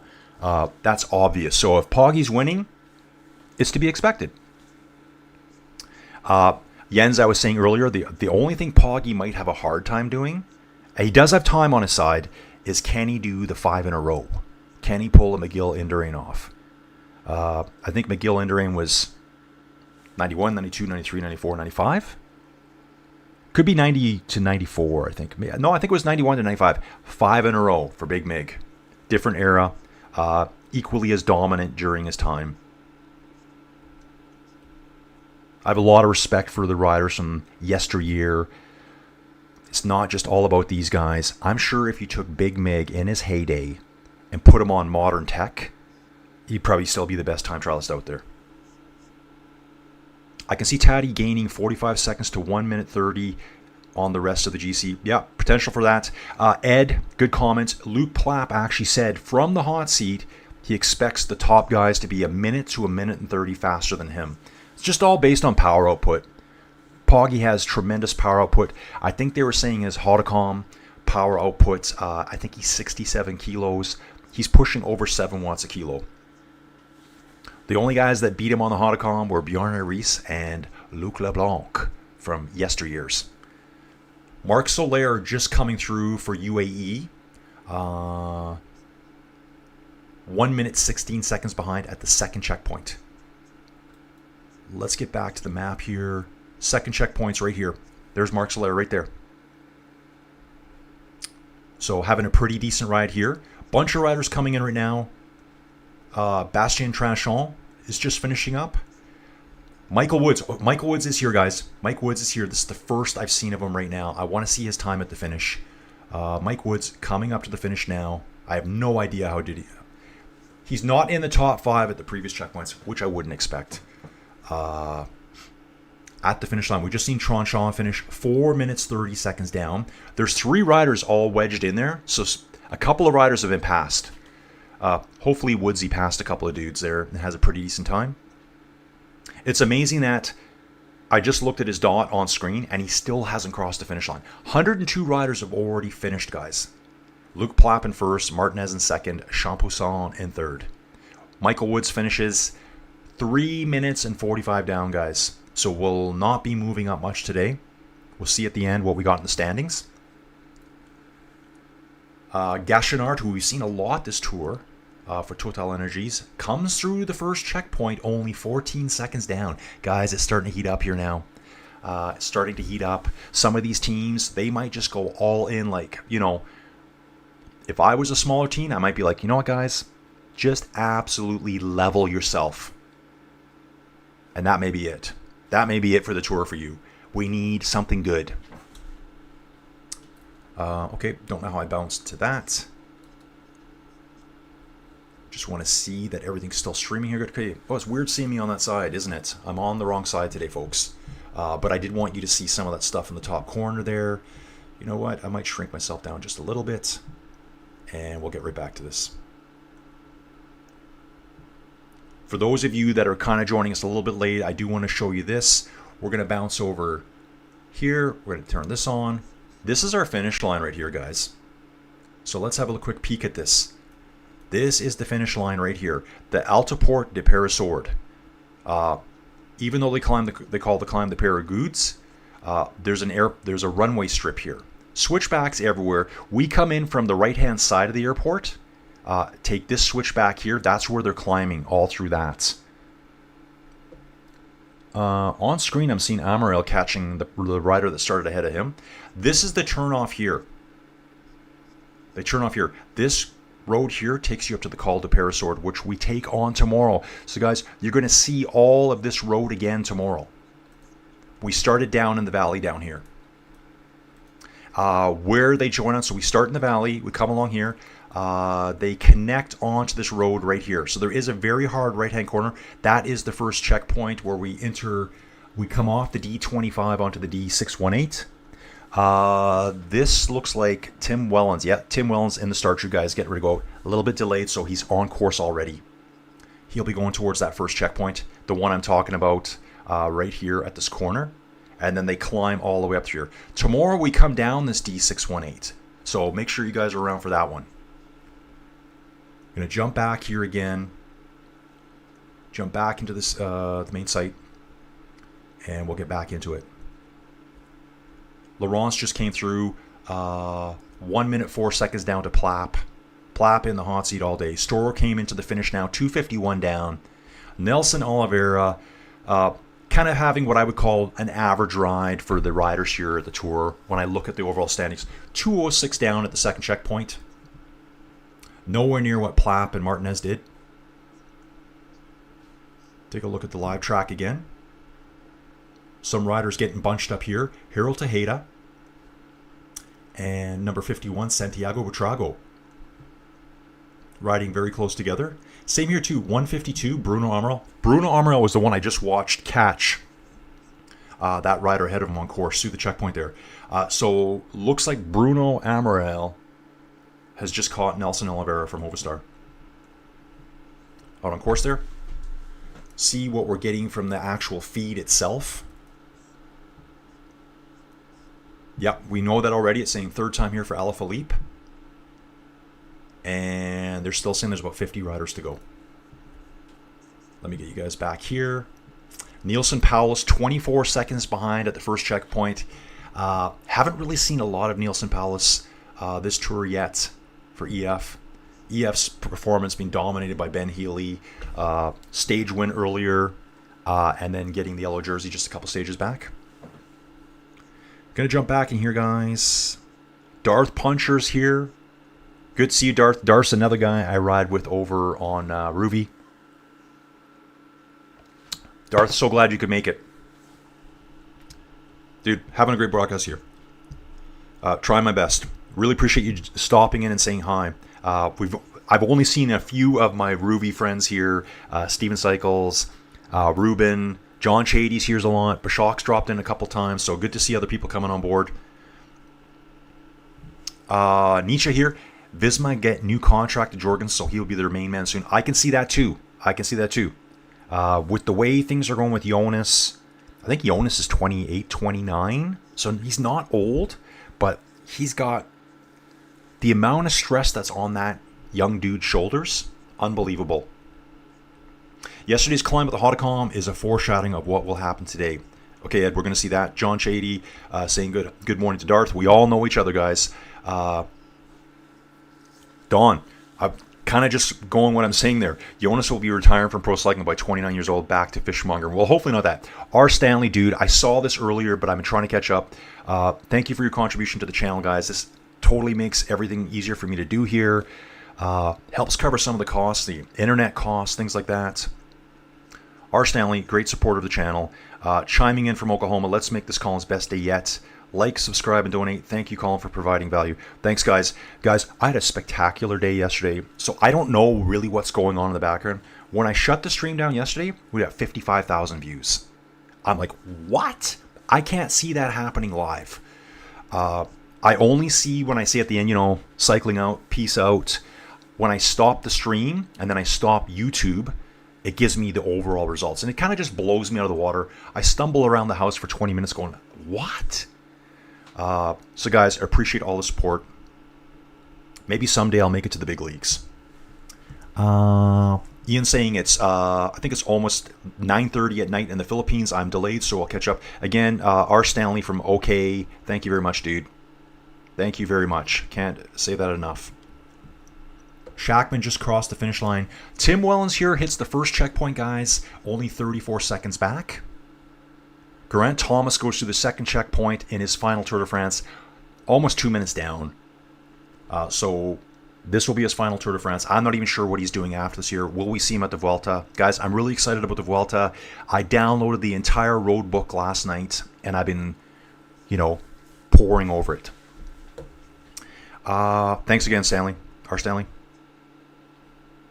Cortese is a real Tatty supporter. Or today, hey, Today, please smoke all the bees today also. Maybe I should keep just saying Tatty because that kind of messes everything up. Yeah, he's really cheering on Pogi here. Darth's going to be racing. He's talking to John. Going to be racing in a few. Robert, agree. Jonas retires soon. I can kind of see it. I think he's got to mentally retire. He's got everyone pulling him in every direction. Take a look back during the Lance era. Compared to Jonas. Like when Lance would win, he was confident. He was in the moment. It seems like when Jonas wins, he's just like, okay, yeah, well, I won. It's just not. I think it's too much for him. He doesn't like all the attention on him. Cortese saying Jonas kaput. Robert agreeing Jonas retires soon. John saying his legs are tired, but he's ready for the Sunday short race. Guys, over on Ruby, we've had this thing going for, I don't know, it's probably coming up on 2 years now, the Sunday short race. Super short races we do on Ruby, virtually inside. Vauquelin and Lipowitz are the dark horse now. Absolutely, dude. Let's throw Oscar Only in there, too. I'm throwing Oscar Only will be in there. Tudor's cheering on Lulu. That is a great effort by him. That's what they're saying. This is a great effort, Lulu. Alaphilippe, who knows how much longer he'll be around too. I think he's 31 now. Buitrago finishes 1:17 behind. So now we're seeing times that are getting a little bit closer. Outside of Alaphilippe and Martinez, most guys have been really far back. So the early hot rider was Luke Plapp. Martinez had a great effort until he kind of fell apart on the last ramp. Alaphilippe just came through. Fourth place is Buitrago right now at 1:17. It's going to start flip-flopping, guys. Big guns are coming. 109 riders have arrived. We only have 171 riders at the Tour. So as one of my YouTuber friends says, you do the math. In the start chute right now, slight delay, Quinn Simmons. Does he have his ponytail up? Ponytail is up. The mullet is... No, he is rocking the mullet, guys.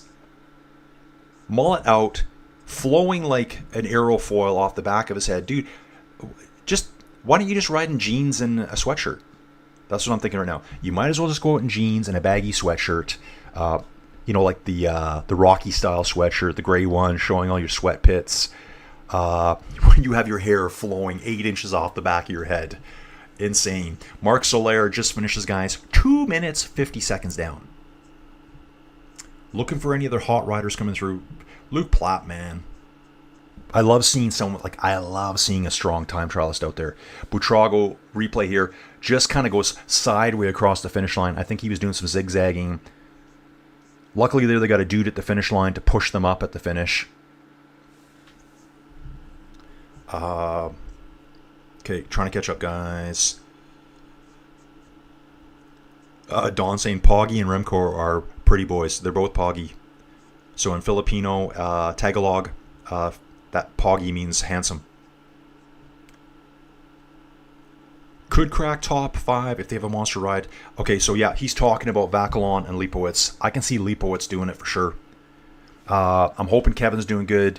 He was so far at the front. He's had a few bad days, but I think he's going to bring it back now. He just needs to settle down.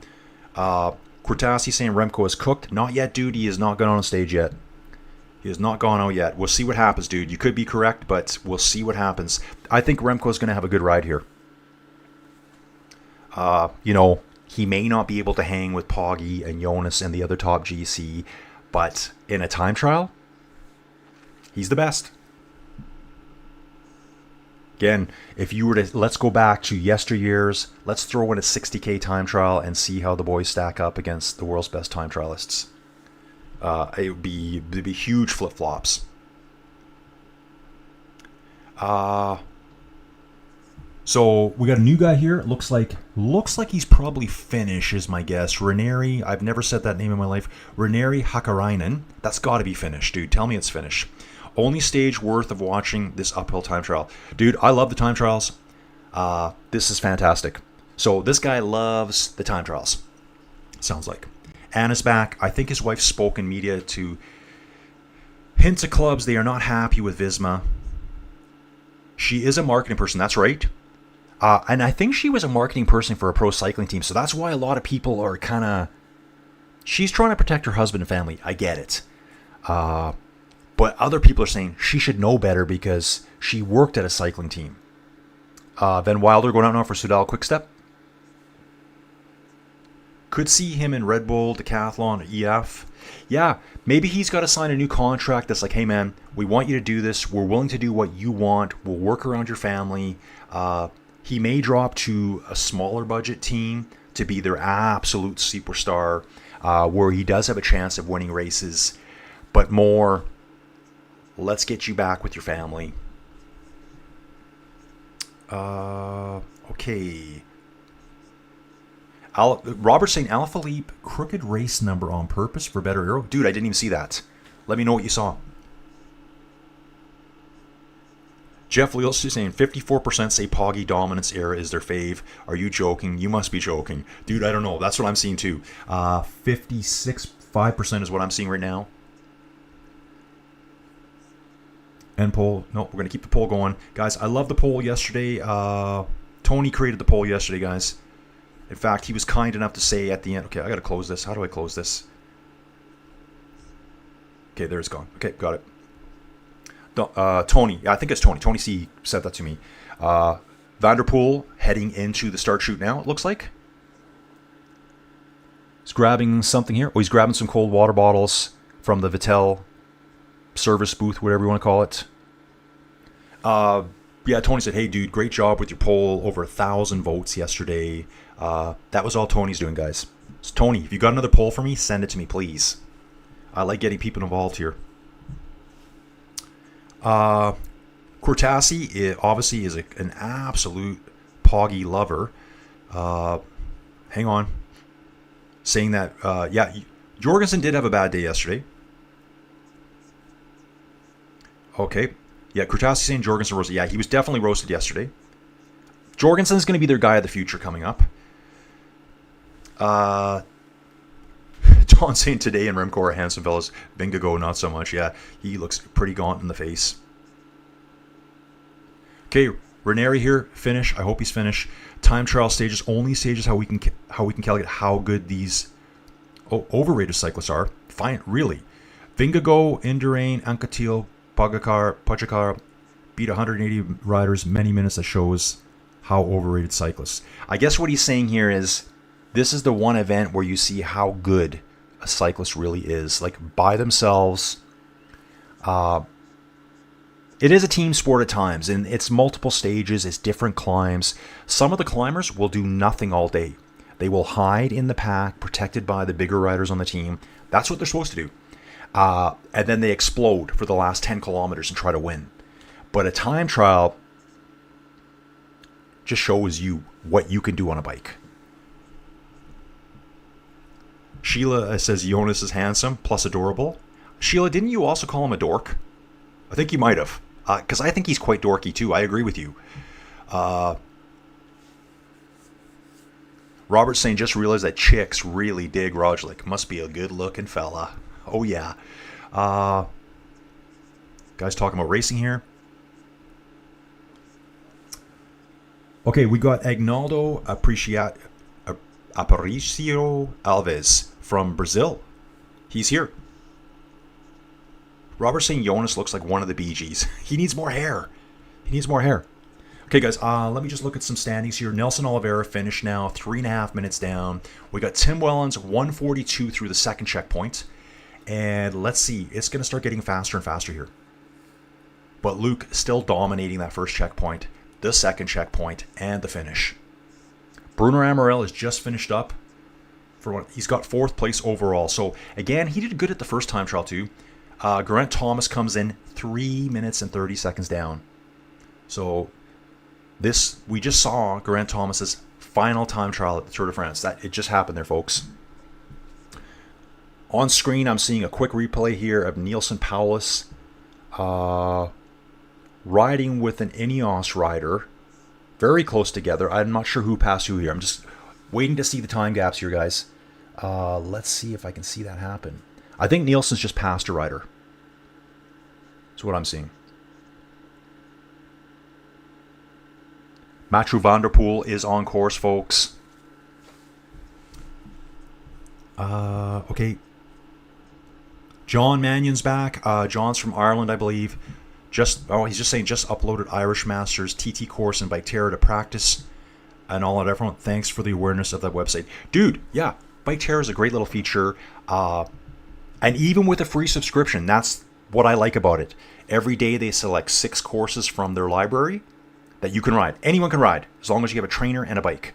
And even as a free subscription, you can upload a route. I think you can only have one uploaded at a time. So you do that, and then you got to delete it to do a different one. Just delete it. It only takes minutes to upload. But if you guys, one of these things, guys, I'm always that person. Do the free stuff. If you like it, support them.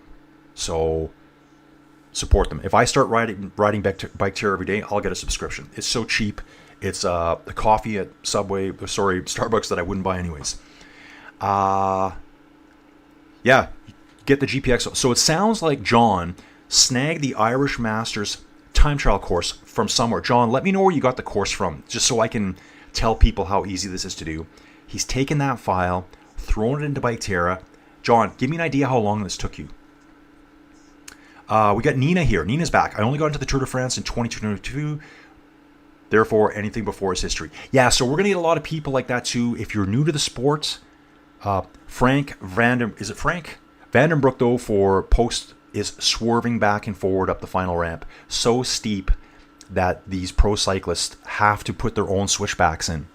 He's going to finish probably close to 3 minutes behind Luke Plapp. So, tough day out there for him.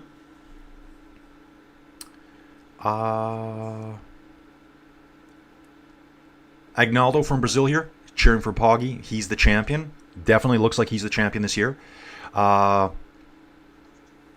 What's the average chainring size on the bike? 60 plus? John, I don't know. It depends what they're riding. Are they riding 1-bys? I think if they're riding a 1-by, and it depends what they have on the back too. If they actually show some of these bikes up close, I'll let you know. Kurtasi saying 64 teeth for this. Again, I'm not sure. When is Ben Healy starting? Handy TT guy. I'll take a look at that in a second here. Starting times, departure times. I think Ben is 11th overall still. So these are the start times here, guys. So Taddy goes out at 5 minutes after the hour. 2 minutes gap. Jonas goes before him at 5:03. Remco 5:01. Ben Healy goes out at 4:45 CEST time. Jorgensen's right ahead of him. Felix Gall. Johansson for Uno X. Let's go, buddy. I hope he does this. Primoz, the one everyone wants to retire. He's out there. I think he's 7th overall at the Tour de France, guys. Oscar only directly ahead of Roglic. What kind of time trial can Roglic have? One of the saddest things I ever saw is when he lost the time trial in 2020. Remember him going up that hill with his helmet almost falling off his head, it seemed like, pushed so far back, and Taddy passing him. Up until that point, it looked like Primoz was going to win the Tour de France, and then Taddy came along. So, those guys are coming soon, guys. Burkmore's just came to the finish, 3:13 down. Okay, look at this guy. C. Venturini here.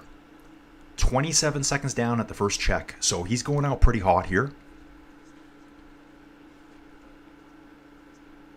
Yeah, so John, I think I said Ben Healy here. He goes out 4:45 CEST. That's going to be 8:45 a.m. for me. It's 8:07 right now. So he's 38 minutes off from me right now. Got a lot more riders to come, guys. I still haven't seen a TT bike yet. I don't know if we will. I mean, 8-9% gradient? That seems pretty tough for a TT bike. What's the elevation profile? Hang on a second, John. Let's do that. I'll pull it up for you. Gonna back my face off here. Stage 13, Loudenvielle to Peyragudes. Here's our profile right here, John. So 10.9 kilometers, 650 meters approximately elevation gain. First 3 kilometers, look at the bottom of the screen here. It's very flat through here. It's up, down, it's flat. I did see cyclists earlier on. I think it was Plapp saying he had a top speed of 71.9 kilometers an hour. That would have been between kilometer 1 and 2 on this downhill here. And so basically it's an 8-kilometer climb of well over 600 meters. Back to the standings. Vanderpoel's through 30 seconds down at the first check. Vanderpoel now will be thinking about other stages up ahead. He's not here to win the time trial, guys. At the finish, Gachenard is in. Good time trial with him. Sorry, 3 minutes 10 down. I thought it was 10 down. He did have a really good start earlier and has fallen off as well. Campenaerts through the second check at 2:25. I think, no, that wouldn't have been Taddy here because he was just in a white jersey. He should be in the yellow. Quinn Simmons on course. I guess his hair is probably not affecting him too much right now, but it definitely would have in the first 3 kilometers. Yeah, I don't know about that whole mullet look whilst you're riding your bike. Yeah, sorry, Rob. Hey, got a new guy here, Rob. I was looking for the Merckx era. I mentioned that earlier, dude. Yeah, dude, I'm probably as old as you are. I got down to 4, and there's no other options because I wanted to put a other in so that other people would contribute and say, hey, man, I love the Anquetil era. I love the Poulador battles. Eddie Merckx, I'm like, I didn't even mention Eddie Merckx because that's kind of where that's before I started getting into cycling. But yeah, Eddie Merckx era, during the Eddie Merckx era, he was more dominant than Taddy is right now. Let's just park that right there, folks. If you're new to cycling, that may be hard to get around. I should do a little bit of research and show you all, like, rider versus rider. There's been riders this good before, just in a different era. Rob, thanks for commenting here. Ed saying Nelson Oliveira is a good TT guy. I think he could perform better. Maybe yeah, guys, there's going to be a lot of tired riders today too, after taking on the Hautacam. And then there's also guys today thinking, oh, I have to do 2 above category climbs tomorrow. So if I blow myself up today, am I going to even survive tomorrow?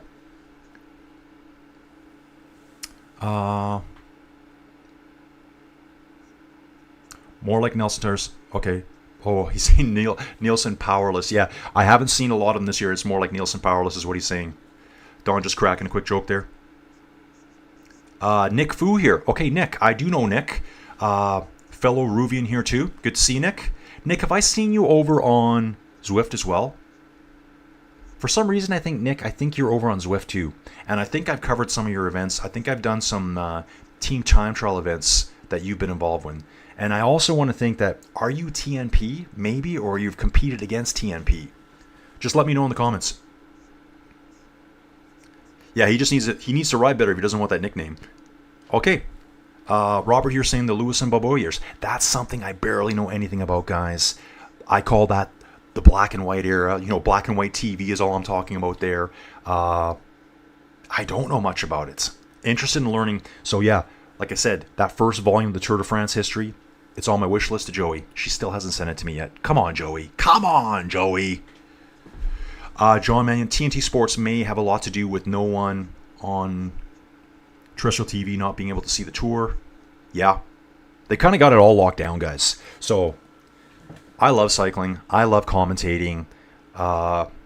If you want to waste some of your time, jump back through the channel and see all the bike race coverage I've done for all these dudes that I know and I don't know on all sorts of platforms all around the world. It doesn't get a lot of exposure. When people find them, they're like, dude, thank you so much for doing this. And I'm like, dude, I love this. That's why I do it. Yeah, it's hard to get cycling coverage. Looks like Tim Wellens is getting up to the finish here. He's working his way right now towards the final ramp. Let me have a quick look here at Tim. Actually having a really good ride here. At the bottom of the ramp, he's 1:12 behind Luke Plapp. And this ramp, I think it's only about 800 meters long. But it's like steep, straight up. This is the definition of a wall right here. The road just rises away. Let's see how much time will he lose in that final 800 meters. Okay. Guys, 300 people watching plus all the time. Finished riders now, 121 riders have arrived. Quinton, I think it's Quinton. Quinton Pache through the first checkpoint, 25 seconds down. Okay, we're getting speedier through the first checkpoint. Can he hold it, the Groupama FDJ rider? Bargie's going out soon. Steph Crass. Adam Yates will be going out quickly, guys. That will be at 4. That looks like 4:19 CEST. Okay, Adam Yates is going out in the next 5 minutes, guys. We're getting up there. It's going to get faster and faster.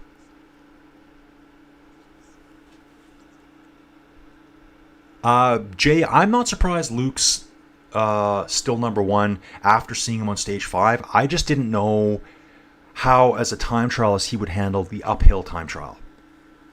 Because I think it's the kind of event where either a really good time trialist or a really good climber can win it. And that's probably what we're going to see. One of the really good climbers. Nina. It's sad when the media focus keeps focusing on people who are evidently past their prime instead of on the young ones, future stars. Yeah, I'm really excited about all the young upstart guys here. Jay Taylor's asking, John, what do you mean about TNT Sports and terrestrial TV? I think all he's saying, we can answer, but my impression too is like, in the past, you could see this on normal satellite cable TV. That's how I watched the tour. It was always on, and now it's all locked down behind paywalls. Evan, absolutely, I'm thinking about doing some classics next year. Guys, I look back at the schedule, and I'm already planning for next year. I'm thinking how I keep this going. And to be honest, guys, I need your support to be here with me. Jump in when you can. I know you can't do this every day. Maybe you can. There's so many good races coming, and I look back, I'm like, I should have done Peyragudes. I should have done Amstel Gold Race. I can do them all. They're all available to do. I know just enough to talk about them. Quinn Simmons here entering the final kilometer. Wow. Guys, this shows you something. So Quinn Simmons has passed the final kilometer mark, and again, this is slightly delayed, he's at 21 minutes and 30 seconds. The final kilometer is probably going to take him 8 or 9 minutes. Let's just watch this. Could it be that slow? However, what I'm seeing on screen there says 2 kilometers. Okay, I'll get that figured out for you guys. What I should do is take a look at the live tracking here and see where we can see Quinn. Where would he be? That's Victor Campenaerts. Quinn Simmons right here. Yeah, that could be a kilometer from the finish. Could be. The final stretch, I keep saying it's 800 meters. Yeah, I thought it was 800 meters. Maybe Quinn's 2 kilometers from the finish. So we'll just come back here for a second here. Maybe I can find him here. Quinn Simmons, number 84. Okay, we'll take a look at it. Velasco coming through the first check, 28 seconds down. Second intermediate checkpoint, Baudin. Seen him working a lot for EF, 117 down. Garcia Peyragudes just came through, 4 minutes, 20 seconds down. Quinn's working hard out there. Hair's not flapping anymore because he's in a 12% section right now. He's not going fast enough for the hair to flap. Get that coffee in me. Yeah, so Evan, definitely doing some classics. Actually, you know what? I'm gonna keep pumping it, guys. I gotta pump and promote the channel. Soon as the tour's done, I'm on the women's tour. Very early August, I think it's August 2nd, I'm doing the San Sebastian Classic, 1-day race. In August 2, there's also, the Vuelta is the big thing for August. That's at the end of August, I think the 3rd week. So we'll have another 3-week Grand Tour. I love the Vuelta. It has the craziest hill climbs, the craziest routes. Really focuses on the up-and-comers, I think. The riders that maybe didn't ride the Tour de France that want that big win for the year. That's what goes on there. Start shoot here. Okay, that's a replay for Steph Kras from earlier. Wow, that's a weird time here. I'm looking at this time here. I just changed. Yeah, the times are really weird here now. Okay, what are they saying? 4:20. Ooh, yeah, those are hard time checks now. Okay, they got some really funny checkpoints here. Now they have Dylan Groen. Yeah, it's flying. Okay, now we're getting back to Luke Plapp. It had Dylan Groenewegen being the fastest rider through the intermediate checkpoint there, if anyone caught that on the video.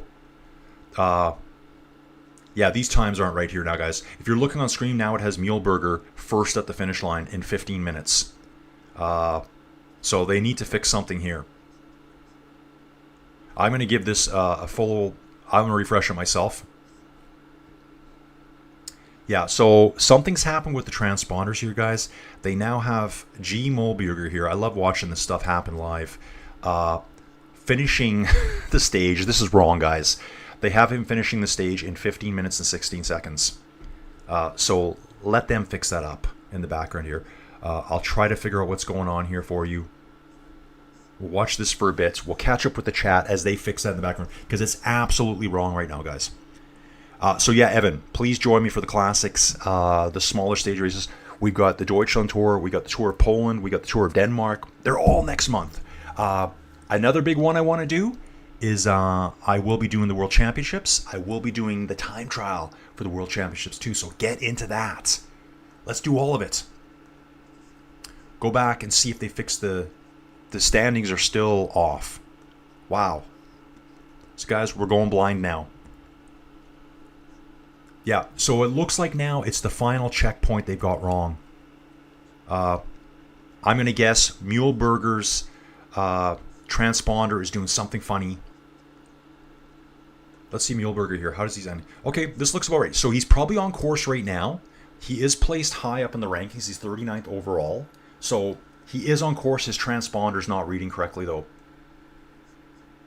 It's saying he's at the finish already. Luke Plapp is in first place at the finish, guys. Yep. So checkpoint 1 and checkpoint 2 are correct now. Benoot goes through first checkpoint 45 seconds down on Plapp. And we see Blackmore go through. Yeah, it's showing weird times there. I'm having a hard time figuring that out. Let me get back to the chat. We'll let the stuff reset itself. I'm still watching Quinn Simmons here. He's still finishing here. So when we jumped to him before, he was at 21:30 total time. He's now at 26:42. So Quinn's going to do, he's going to lose some time today as well. Robert St. Paulus won Dwars van Vlaanderen this year. Visma with an epic fail. I gotta turn this up. My eyes are getting tired, guys. In the 3-on-1 sprint. I think I remember that. Yeah, Nielsen Paulus on a good day is really good. Can't watch, John saying, can't watch the Tour live as TNT Sports bought the rights. I am lucky as in Ireland. Irish-speaking channel has it. Like, live. Other countries, not so lucky. Yeah, I think there's a Welsh channel on YouTube. You can watch it. So Quinn Simmons, guys, goes across the finish line. Pretty decent time. 3:30 down. So his aerodynamics weren't that affected. Adam Yates is on course, guys. Adam Yates is out for UAE. Let's see how he climbs today. Hasn't been on best form this year. This is a hill climb, though. So can Adam Yates knock it out of the park? Peyragudes comes through, first checkpoint. This is Aurelien Peyragudes. Remember, he has a brother here. Quinn Simmons takes his time, actually, at the finish line, folks. He's high-fiving everyone there. You know, he just gave up 20 seconds there. There's a Visma rider who's just finished ahead of him. I missed who that was. Last riders arrived. Can we see that? Okay, this will be overall finish here. Let's just have a look. So, from front to back, the slowest rider right now out there finished 6.5 minutes behind the fastest rider, Luke Plapp. That's going to change. Keep Warren Barguil through first checkpoint, only 20 seconds down. Keeping a close eye on things here, guys. Thies Benoot. Okay, it's Thies Benoot who went through intermediate checkpoint 2. They're giving me weird times here, though. Yeah, I'm not... In at 1 hour and 55 minutes, 58 seconds at 1 hour and 48. Oh, I'm not sure what they're saying there. I'm going to be looking for the time splits down below. See if I can figure that out for you guys. Whoa. Yeah, someone's saying whoa there, and I'm thinking whoa myself. No winner yet for stage 13.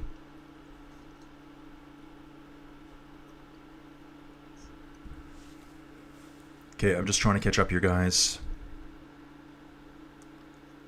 Ian saying never underestimate Remco. I'm thinking that today, too. I think Remco can have an incredible day today. Jay Taylor saying no. The era of Pogi dominance is not fun. No. Crutesi keeps saying that everyone else is burnt out. Question. 30 to 50 years ago, did riders retire at a similar age as today, or were they considered old earlier back then? I think they did more development back then. That's why the best young riders jersey, I thought it was under 23. Someone told me it was under 25. They took young riders and developed them. I guess it goes rider by rider. You know, people forget, look how young the riders are now winning the Tour de France. There's a bunch of riders from the past that were winning it at 21 and 22. The one that comes to mind right now quickly is Laurent Fignon. He won his first Tour at 22. You go way, way back when there was a rider who ran it at 19 years old. Like in the olden days, as I like to call them. So yeah, I think it kind of goes rider by rider, but I think they're starting them so young now, we're likely to see more burnout. By getting them at the best level in the world, when they're 20 years old, how long can they keep that effort up? EF rider here just finishing. Who is this? Maybe this is Nielsen here, sitting down in the shade. Adam Yates out on course, guys. We're going to be looking for his checkpoints. Wilder went through at 3:16. Pache hits the second point, checkpoint only 1:11 down. They finally got things fixed up for me here now, guys. They were showing like their overall totals too. Adam Yates through the first checkpoint. Bingo, folks. Only 7 seconds down. Yes, Adam. Let's get it. You know, whenever I say something like he's not having a very good season, he's poor performance, I love when I see them doing well. And when I say stuff like that, I'm not crapping on Adam Yates. Just he hasn't had a great season for whatever reason. He's not a machine, guys. Sheila's saying yes and a dork, but I'm still rooting for him. So she's rooting for Jonas. How is Woods of Canada? Woodsy finished quite a ways down. I think he was 3:30 down today. I'll find his overall results soon. Cortassi is the Pogi fanatic here. Taddy first all the way. Cortassi, can anyone beat Taddy today? If so, give me your prediction. Or Cortassi, what will Taddy's finishing time be today? Let's put it on paper here. Let's see it. Sheila's saying dorks can be handsome too. Yes, they can be Poggies, apparently. No winner. Muhammad here is asking who's the winner. We haven't had a winner yet, dude. We are live, trying to get there to the finish. Cortassi saying potentially Pogi 4-stage win. Cortassi, I need your stage win. What's your winning time? Will Pogi go under 23 minutes? Is that possible? Muhammad, it's an individual time trial, so each rider has to cover 10.9 kilometers solo. So one goes, the next goes. Cortassi, Filippo Ganna, records for 64 teeth. Yeah, he always used the big chain ring. He was out stage 1 of this year's Tour de France, unfortunately. Anna's interesting question, Anna. Seems like we have fewer older guys than before. Cadell Evans was 34 when he won in 2011. Yeah, I think guys are getting developed so early. So guys, now they take young kids, they put them in a lab, they put them on a VO2 max machine, test them and say, oh, your VO2 max is 85. You can be a pro cyclist. They can identify them that way. They couldn't do that in the past. Well, I guess they could, but because they were testing VO2 max in the 80s. Just it's more accessible now. There's programs out there. They even have it in Canada where they're identifying athletes as young as they possibly can. What could you be good at? It's like I talked about a few days ago. There's guys like me killing myself trying to ride my bike and improve. My VO2 max is probably crappy. It's probably not much above average, to be honest. There could be some kid laying around on the couch playing Call of Duty right now who's got like a 90 VO2 max. But that gives you the potential to win the Tour de France. It's genetic. You can never, if you've got a 40 VO2 max, it's never becoming 90. Ever, ever, ever. It will never get to 90. You can't bring it up to that. But you could be just a random human being walking around with that genetic gift built into you. Then you develop it.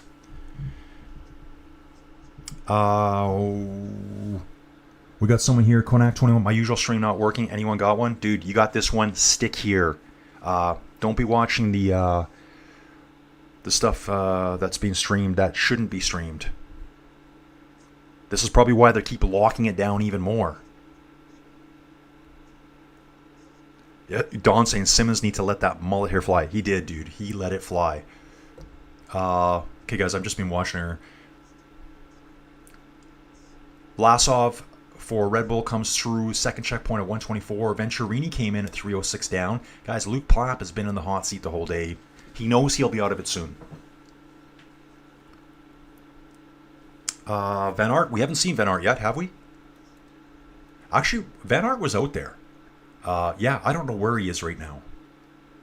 Van Aert was on course, wasn't he? Let me look at the start times, guys.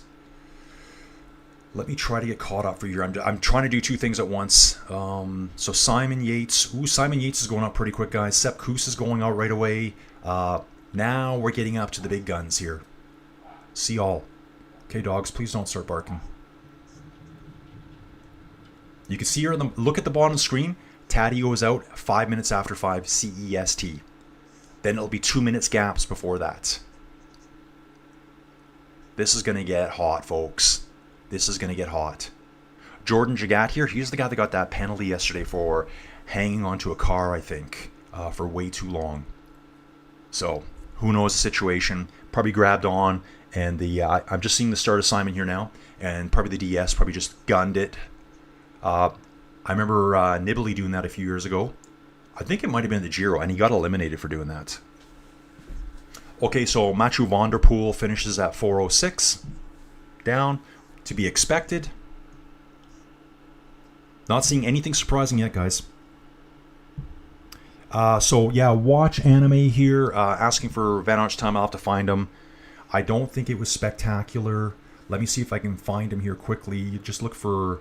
I'll be looking for the yellow and black, the Bumblebees. Van Aert finished at 3:05 down in 23rd position. So that's where Van Aert is. John here.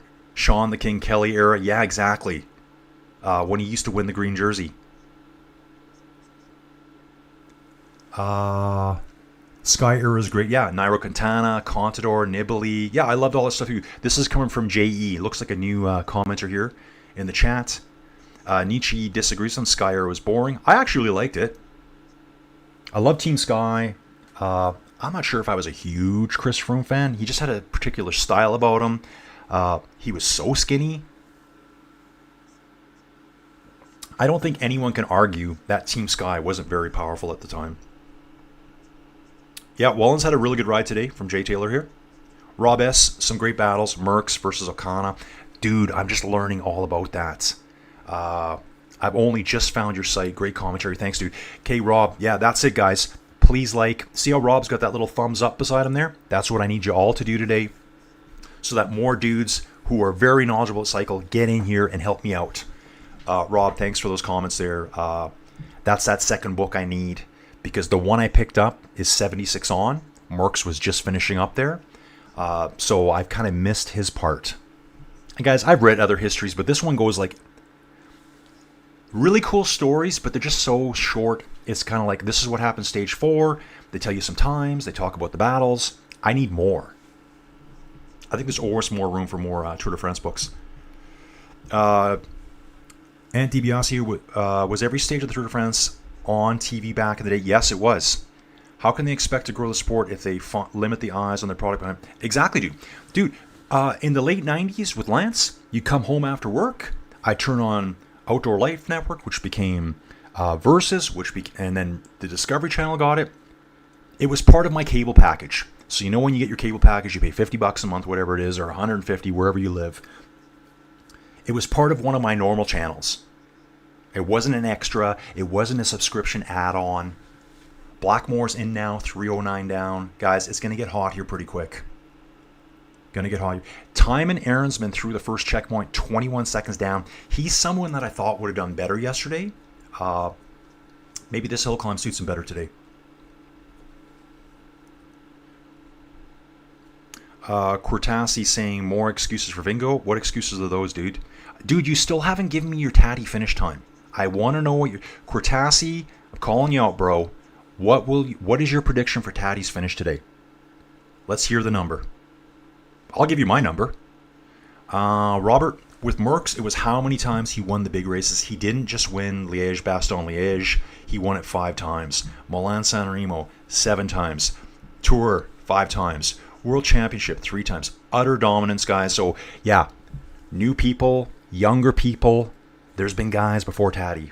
Guys that were way more dominant, that won everything. There was one tour where Eddie was leading. He got punched in the gut so hard that I think he almost dropped out of that tour. I believe he almost dropped out of it. Like, fans were hitting him as he was going by. Don here. Vingegaard was a great cyclist. Absolutely. Second to Tatty, but still better than most. Yeah. And anyone dropping comments here, you're like 1% of these guys. I'm probably 0.1% of these guys. These are like the elite athletes of the world right here, folks. You know, I love them all. I love them all.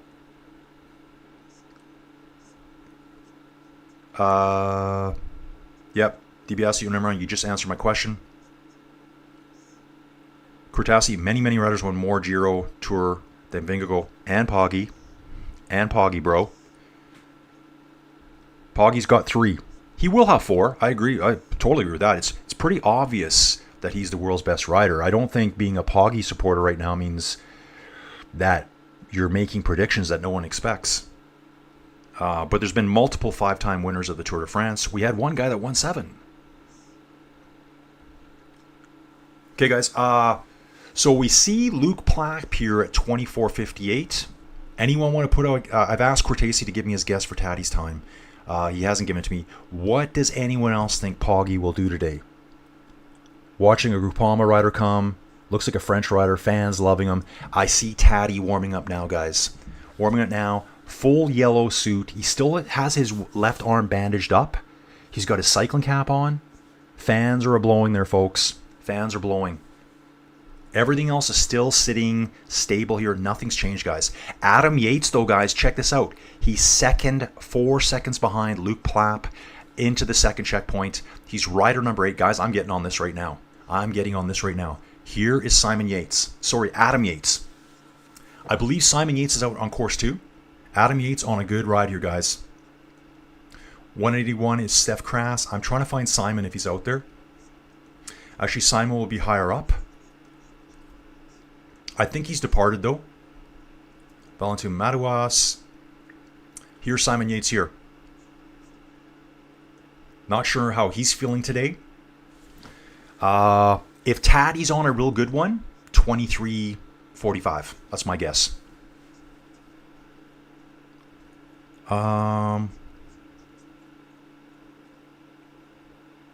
Neutral zone to podiums, ad free on Sportza. I don't even know what that is. Vingegaard never won the Giro, neither did Lance. Yep. Dude, everything you're saying, Kurtasi, everything you're saying, Lance didn't do either. He did a few classics. Lance, if you look at his career too, and I don't think anyone can argue that Lance wasn't a great champion, because he was. It was a different era. Everyone was doing the same thing, though.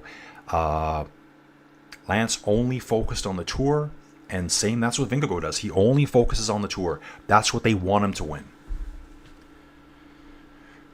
But yeah, good comments. Dude, Kurtasi, you are correct.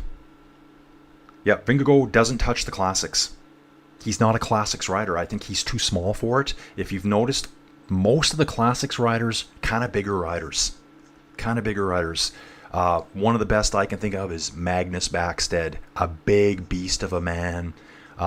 Any of you older dudes here probably know who he is. I think he walked around like at 6'5". And he was a giant of a man. And he won Peyragudes, I think. Yeah, he did win Peyragudes.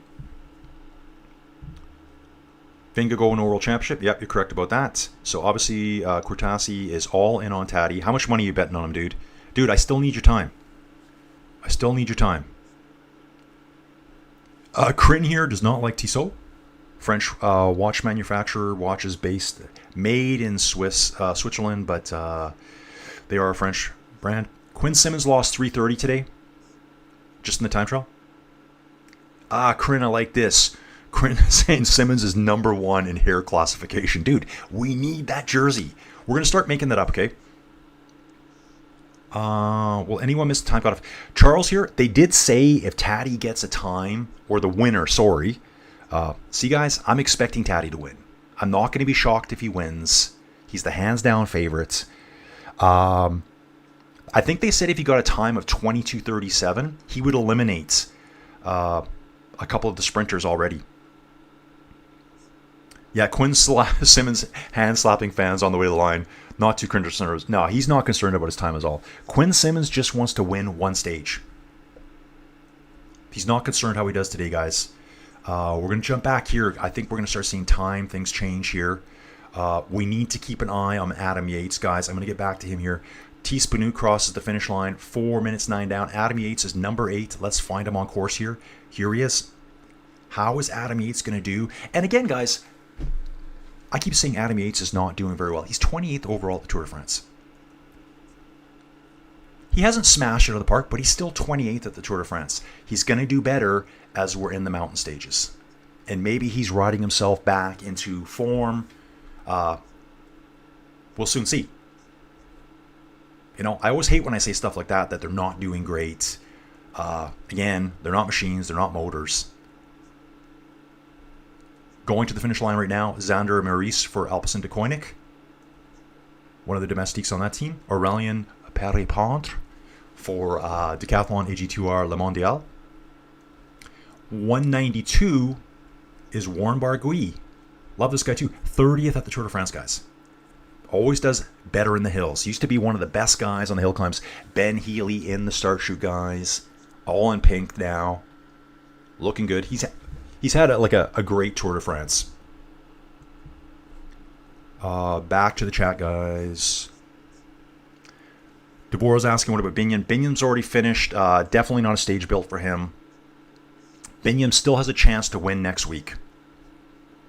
Okay, young rider jersey needs to be under 23. Yeah, so I said 20. Someone said 25, then I said 23 because we were talking about Taddy. Taddy can't win it, guys. He's too old for the young jersey. Otherwise, he would win it. They need to drop that down to like 19. Don saying too many matches burned in the first week of the Tour de France. These guys are fatigued. Absolutely.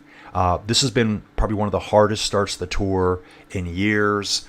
10 stages without a break day. I've never seen that before. Binny's already finished. Jay finished earlier on today. I can't remember his time right now offhand. I'll look into that. Who's your favorite American rider? Oh, geez, dude, that's a tough question. Quinn Simmons is just cool. Matteo Jorgensen is extremely talented. Like talking about the top guys. The old days, there would have been different ones. Greg LeMond is still probably one of my favorite cyclists of all time. I like that Adam Yates, Howard's times. Adam Yates is coming to the finish now. He's going to be starting the final climb up that chute. I don't have any more times on him right now, but he was only 4 seconds behind at the second time check. Let's go through that again. So Adam Yates is 4 seconds behind Luke Plapp, but he's got to take on that wall now. Aurelian Pari-Pontras finished. Ben O'Connor comes into the first checkpoint only 5 seconds behind Luke Plapp. So now we're seeing more of the climbers showing their skills and talents against the pure time trialist Luke Plapp. He's just a power beast. They're climbing beasts. So I think we're going to see some of these times start changing here right away. Adam Yates here. He's on an 11% gradient right now. I'm going to have a little quick peek over here.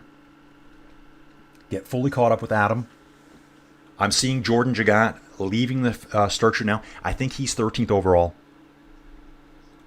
13th overall. I'm going to try to get caught up. Ooh, Don here. Don's the first guy besides myself to drop a Taddy time. Cortese, where's your time? Taddy will finish sub 23. Don, if he finishes sub 23, we could see riders eliminated. His VO2 max is probably 35. Don's VO2 max is probably 35 to 40. Yeah, I think I was generous with mine, Don. I think I said I was over 40. Peter Kimball here. New guy. Hey, Peter. Nice to see you. Any info on riders' bike preference for the vertical TT? Any bike swaps? Mostly standard. Dude, it's been all road bikes so far. There's been some talk about there being TT bikes, maybe for the very, very top guys. As soon as I see it, I'll let you know. But yeah, not one bike swap yet. It's not like the ones from a few years ago. There was that one where it was like a 20-kilometer time trial. Well, they did do a bike swap. Or the one where Primoz lost. They basically all did a bike swap at the bottom there. Adam Yates going to the finish, guys. Wow, Adam Yates rocking it here, folks. Currently watching him ride. I think Adam Yates is going to take it away. He's taking the final corner onto the final chute. I think here. Okay, he's 400 meters from the finish, guys. He has a 1 minute. He's 1 minute ahead of Luke Plapp right now. Let's see if he falls apart. This last four. So, okay, the final chute, guys, is a 400-meter wall of like 15, 16% in places. That time is dropping real fast. Adam Yates is going to have to engage overdrive here real quick if he wants to get up there. Having a look at this here, folks. Wow. I just saw the results flash up. Guys, I'm watching about a 40-second delay here. And Adam Yates just let all that time slip away. You can see on screen here right now, Adam Yates is second. 17 seconds behind Luke Plapp. So guys, that final 400 meters, it's taking them like a minute and 30 seconds to get up. It's so steep. So Adam Yates, pure climber, not a time trialist, finishes second behind Luke Plapp right now. Okay, this is good stuff, guys. Good stuff. Enric Mas, 19 seconds down. I do want to take a look at Enric Mas. Rode in 13th place for quite a while. But you know what? He's still sitting 50. Is he really 15th? He's still 15th overall at the Tour de France right now. So he was as high as 6th place earlier on. Sat at 13th for quite a few days. Just lost a couple of spots yesterday. So we'll close him down. Come back here. I would have sworn that that Adam Yates was going to take that stage. That last 400 meters is so brutal. Ben Healy setting off, guys. Just a little heads up, I may be going for a quick nature break here, just like the pros do. Yeah, so Pete, if I can give you any more information, I will as soon as I can. Ben Healy going out on just a standard road bike here. It is pretty steep. Like, time trial bike up that last stretch would be insane, I think. I think that would be a mistake. Watch them all come out with time trial bikes now. Jay Taylor, up north, I feel like we're all supposed to support Quinn, national champ with maturity and personality. Also, I like Matteo Jorgensen and Sean Quinn. Yeah, there are other Americans here, guys. Will Bartas here. Jay mentioned Sean Quinn here, who I'm not sure if I've even seen yet. Or is it Sean Flynn? Is there a Sean Flynn? No, he's from the UK, isn't he? I'll have to catch up with that. Steph Kras crosses the finish line, almost 4 minutes down. Sepp Kuss comes through the second checkpoint, 43 seconds down, so I think it's going to be very hard for him to take first place from Luke Plapp today. So the time trialist winning over the climbers right now, guys. Guillaume Martin down 39 seconds at the first check already. Ooh, he's going to have to really start grinding up the power here, folks. And we will be into the final stretch here, folks. Ben Healy is out on course. It says he just started 2 minutes ago. Then we got Carlos Rodriguez, Jordan Jagat. I think he's out on course already, isn't he? Let me look at this. Yeah, he is on course. Okay, so he's been out there 5 minutes. Guillaume Martin's out. Enric Mas. Jonathan Narvaez will be coming. Yeah, looking good, guys. Looking good here. You can see Ben O'Connor was 4th through the first checkpoint. I still haven't seen any more times from him. I'm keeping an eye out for him here. I'm going to get caught up with the chat. Robert saying, you're not trying to do two things at once. It's more like 6 or 8. Okay, I just lost where we're talking here. Crin's asking, why don't I like Chris Froome? Is it because he's African? No, dude, I do actually like him. I read his book. He's an interesting dude. He came from basically nothing. Kind of like when you watch his... if you watch his time trial that he first competed in, someone posted it a while ago. And, dude, that's not even a good question to ask me. I don't like that at all. I just didn't... He was very robot-like. Kind of like a robot. I didn't like his riding style. I guess that's what I didn't like about Chris Froome. Otherwise, I really like him. He kind of faked his way into, I think it was the World Time Trial Championships. This is a known fact. He kind of used someone's email to say, this is our representative. His name is Chris Froome. He showed up there. I'm thinking it was London for some reason. Started the time trial, crashed on the very first corner, and no one would ever expected what he would have become. So it's a really cool story about him. 400 and almost 500 people watching here, guys. So Crin, thank you for the question there. I do like him. I just didn't like his riding style. June Passat is back. Hello again, sir. Good day. Okay, so Nietzsche here saying in Europe, Tour de France is on Eurosport, no normal TV package, no extra money needed. Okay, so everyone in Europe itself can watch it. Up north is saying, I predict 22:11 for Pogi. Dude, you're getting aggressive. Getting aggressive, bro. But yeah, dude, wouldn't that be awesome? June Passat here just jumped in the stream. Who is leading 13th straight? Luke Plapp is still in the lead. I thought Adam Yates was going to take it, but Adam Yates kind of faded in that final climb. That final climb is really hard, guys. Really, really hard. Robert, I'm not a big fan of Simmons, but admire his riding. Hard not to root for the Visma guys, like the EF guys. Yeah, I like that. Again, maybe that's the difference. So if someone asks, why don't I like Chris Froome? Not that I don't like him. I just didn't like his riding style. I like how Quinn Simmons rides. Is he anywhere near good as a rider as Chris Froome? Absolutely not. Quinn Simmons is more flamboyant. You can tell with his hair. He's got the mutton chops on. He's got the full beard, full mustache. He's a rocker. Chris Froome was just different. Still got to give him credit for everything he did on the bike, and I still really respect Chris Froome. Still out there riding. He's kind of a mentor now for the junior guys. Remember, he suffered like basically another life-threatening crash. To expect him to come back to 100% is I think that's asking for a lot. Okay, sitting in the start chutes, Kevin Bockelon has got his ice vest on right now, his cooling vest. 5th overall. I think he's 5:43 down. Ooh, these legs look nice, whoever that is here. It's the UnoX rider. The guy's name who I never remember. Sorry, guys. To me, is Tobias. They're the big winners of the Tour de France right now. Obviously, Taddy, the Tour de France victory is ultimate, but to have UnoX that high up at the Tour de France, we talked about budgets earlier. UAE being 60 million, some of the other World Tour teams being 15 million, and then you've got UnoX, who is not even a World Tour team. They don't have the budget that the lower end World Tour teams do. This guy, his paycheck just went up. Higuita's threw the first check at 225 down. Rodriguez came through the second check at 229 down. Luke Plapp's loving life right now, guys.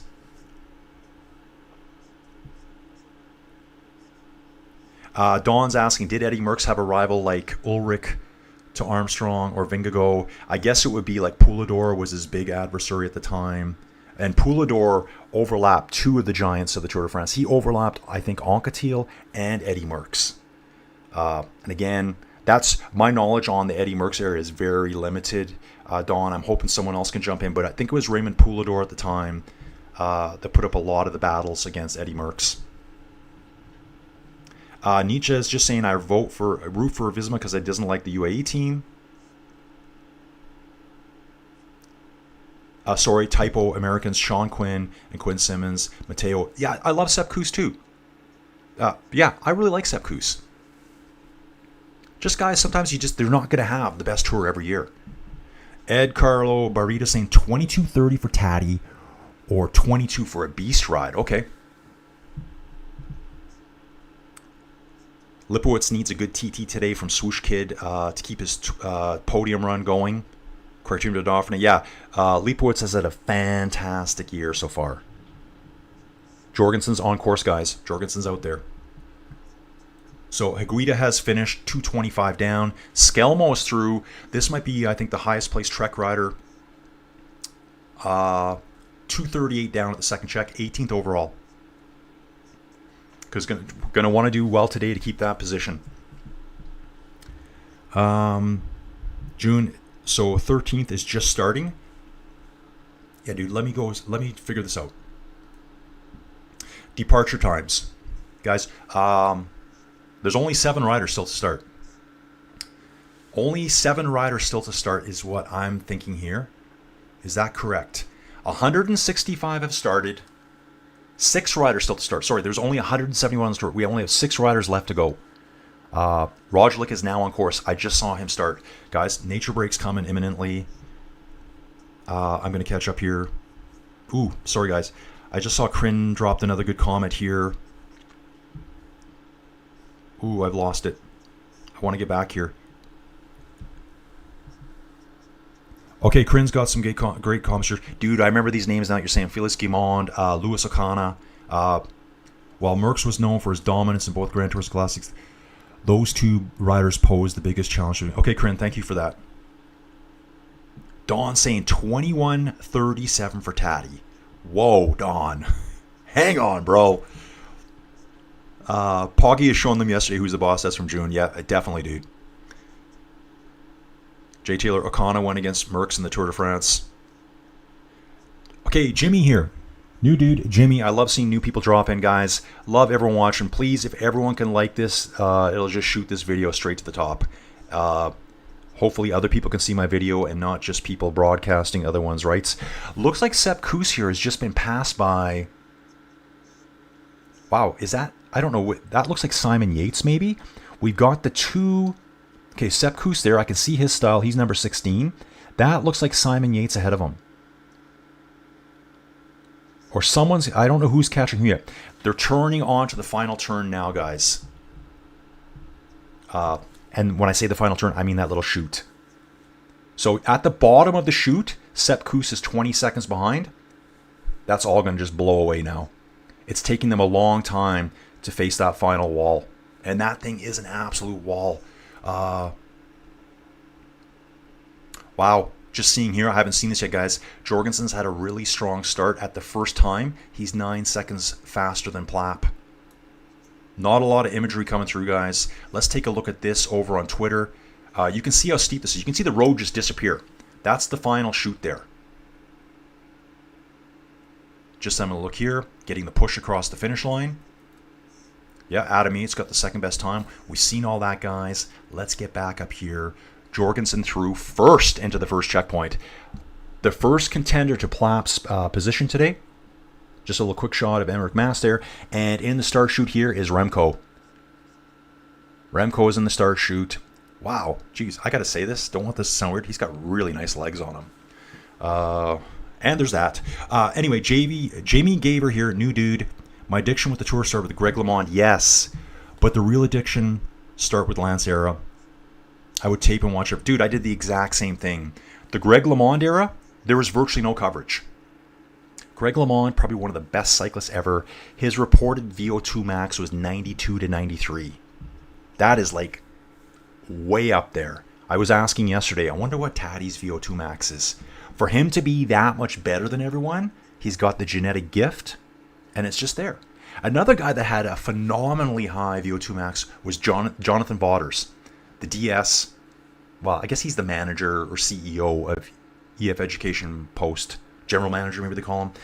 I think his VO2 max over 90 something as well. Dude, Lipowitz is yet to go. Lipowitz goes out in 2 minutes. He's ready to start here. I'm really interested in watching Jorgensen here today.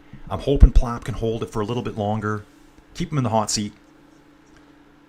Felice Akonda here. Lance, okay, saying wasn't a great champion. He was a great doper. Pre-cancer program, his results. Felice, you're absolutely right. Prior to the cancer, I think Lance did win the World Championships, though. Before that, he was more of a classics rider. When they first went over to Europe, they're like, why are we so slow? Because all the Europeans were already using EPO. And so they had to, what they did, they adapted. Whether that's right or wrong, they adapted to the situation, and then he became the best at it. Heike Reinen here again. Saying something about Dober Jacques Anquetil Road week. Poor hour record at 46 kilometers and 57. Moser, better bike. Okay, in 84. Yeah, I remember Francesco Moser set the hour record. Quinn Simmons, number 1 on hearts for Americans. I will bet on Pogi against all riders, but no dirty tricks. I think they've been pretty good this year. Like, I said it, guys. When I saw Pogi crash, I would have just kept going myself. That's just me. But then everyone else is like, well, if we would have attacked him then, it would have looked bad on us. Then he would have just been mad at us. And to me, it's always been, if the yellow jersey falls, you wait. He's the patron of the tour. Patron, I guess I should say. I always said that wrong. Robert, it's like Merckx had a different set of rivals for each race, but nobody could match him across all those races. Yeah, Merckx was an absolute. They called him the Cannibal. That was his nickname. Yeah, we are seeing Jorgensen here now. Let's see where we're going to be at the next check. Actually, Carlos Rodriguez here riding really well for Ineos Grenadiers. Carlos Rodriguez is placed still well. 12th overall at the Tour, guys. I've talked about him, but he's just kind of lurking in the background. So highest place Grenadier right now. Lipowitz has started, but here's him going up. Ooh, I just missed his gear setup, guys. They are showing some of these riders' setups. Guys, we're doing a quick sip of coffee, nature break. I'll be right back. I want to make sure I don't miss it. I want to see some of the gear setups. I'll be right back.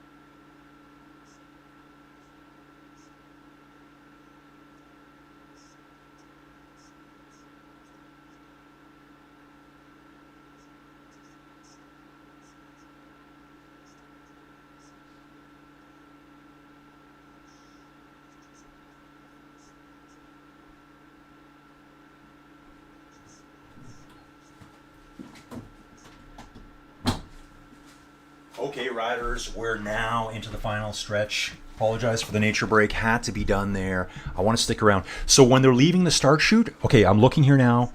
Remco's in the start chute. They are quickly showing their gear setup. Let me have a look here. Oh, okay, what is Remco on here? Remco's on a TT bike, guys. Remco is on a TT bike. First rider to see go out. It didn't show his gear setup. Like, I'm looking for his chainring size.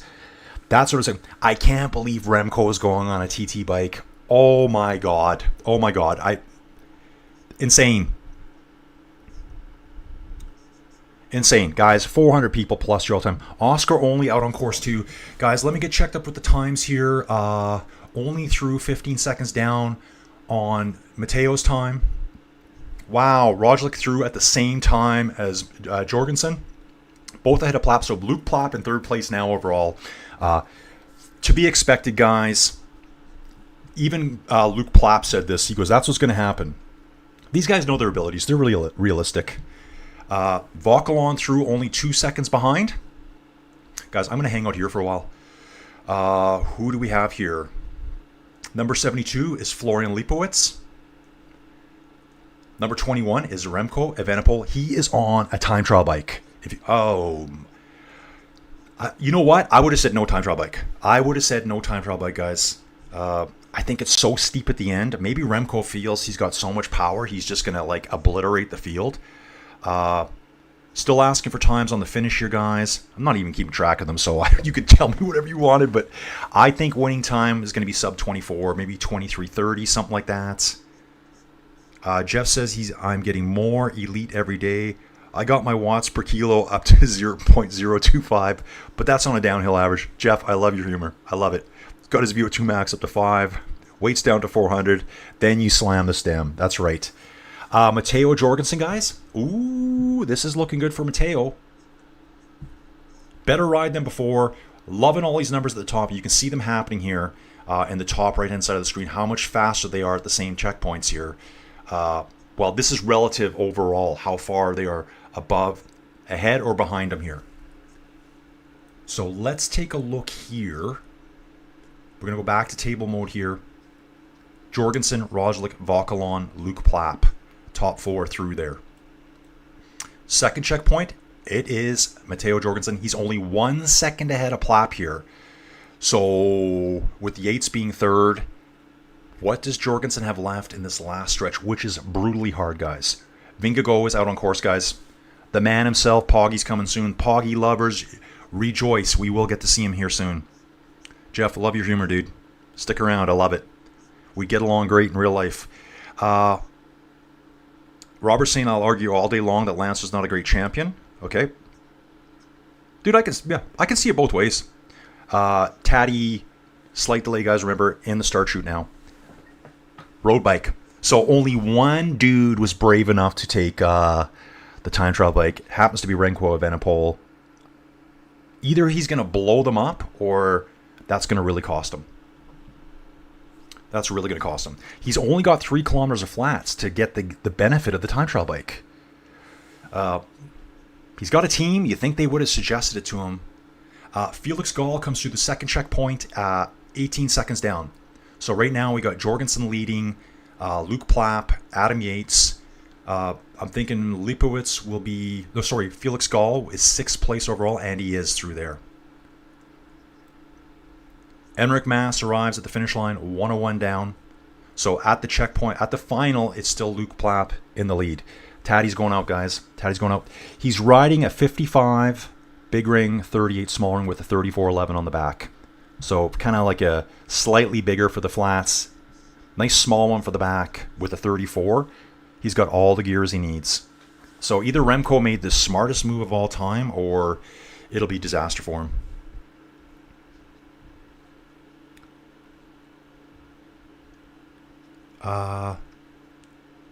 Adam Yates is still getting better than the other 100. That's right. Nietzsche 1901 Lance was cheating.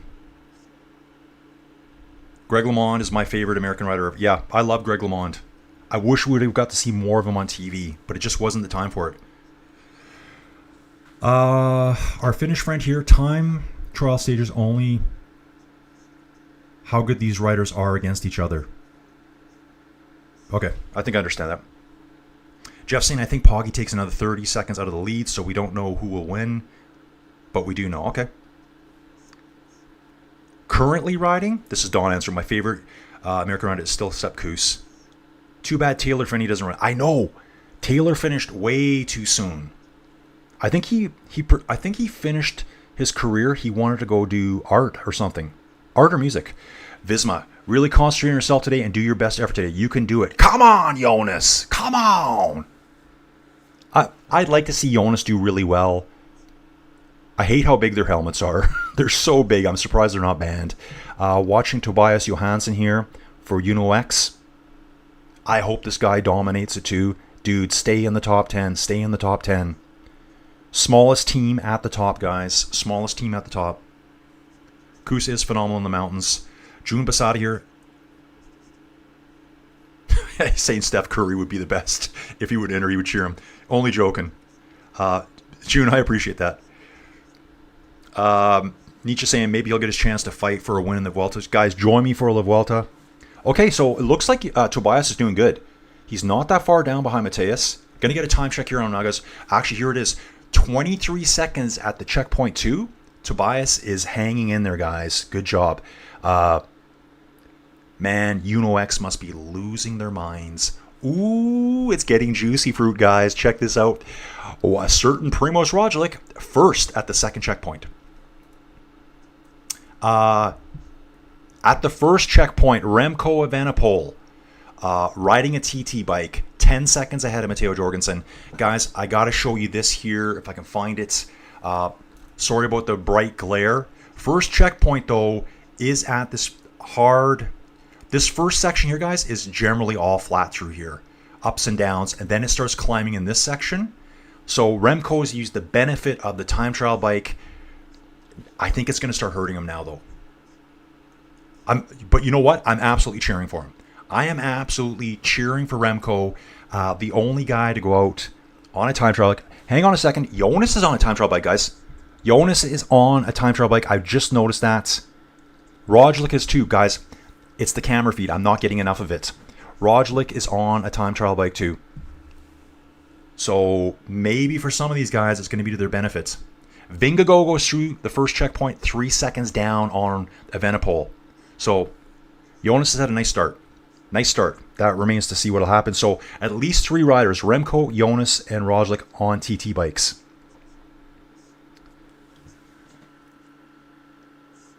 Not sure if they're full blown. Like, I'm not sure if there's like a, can you do, no, those look like proper TT bikes to me.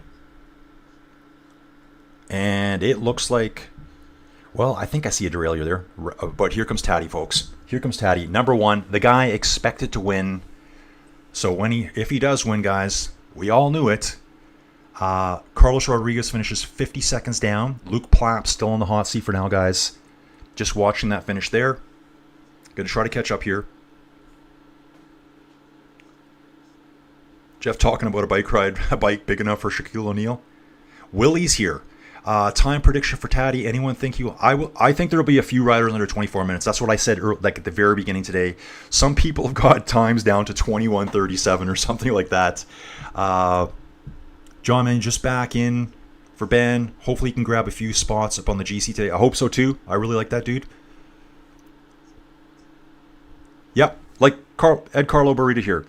Never said I didn't like Chris Froome. I just didn't like his riding style. He just glared down at his power meter the whole time. A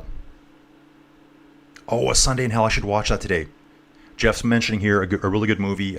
You can find it on YouTube, guys. A Sunday in Hell. I think it's all about Peyragudes. Goose is on road. Yep. Colin Whitnett here. Hi, Colin from Hong Kong. Colin, thanks to have you. Glad you're back in the stream. We saw you earlier in the week. Tony here saying Taddy maybe 23 minutes.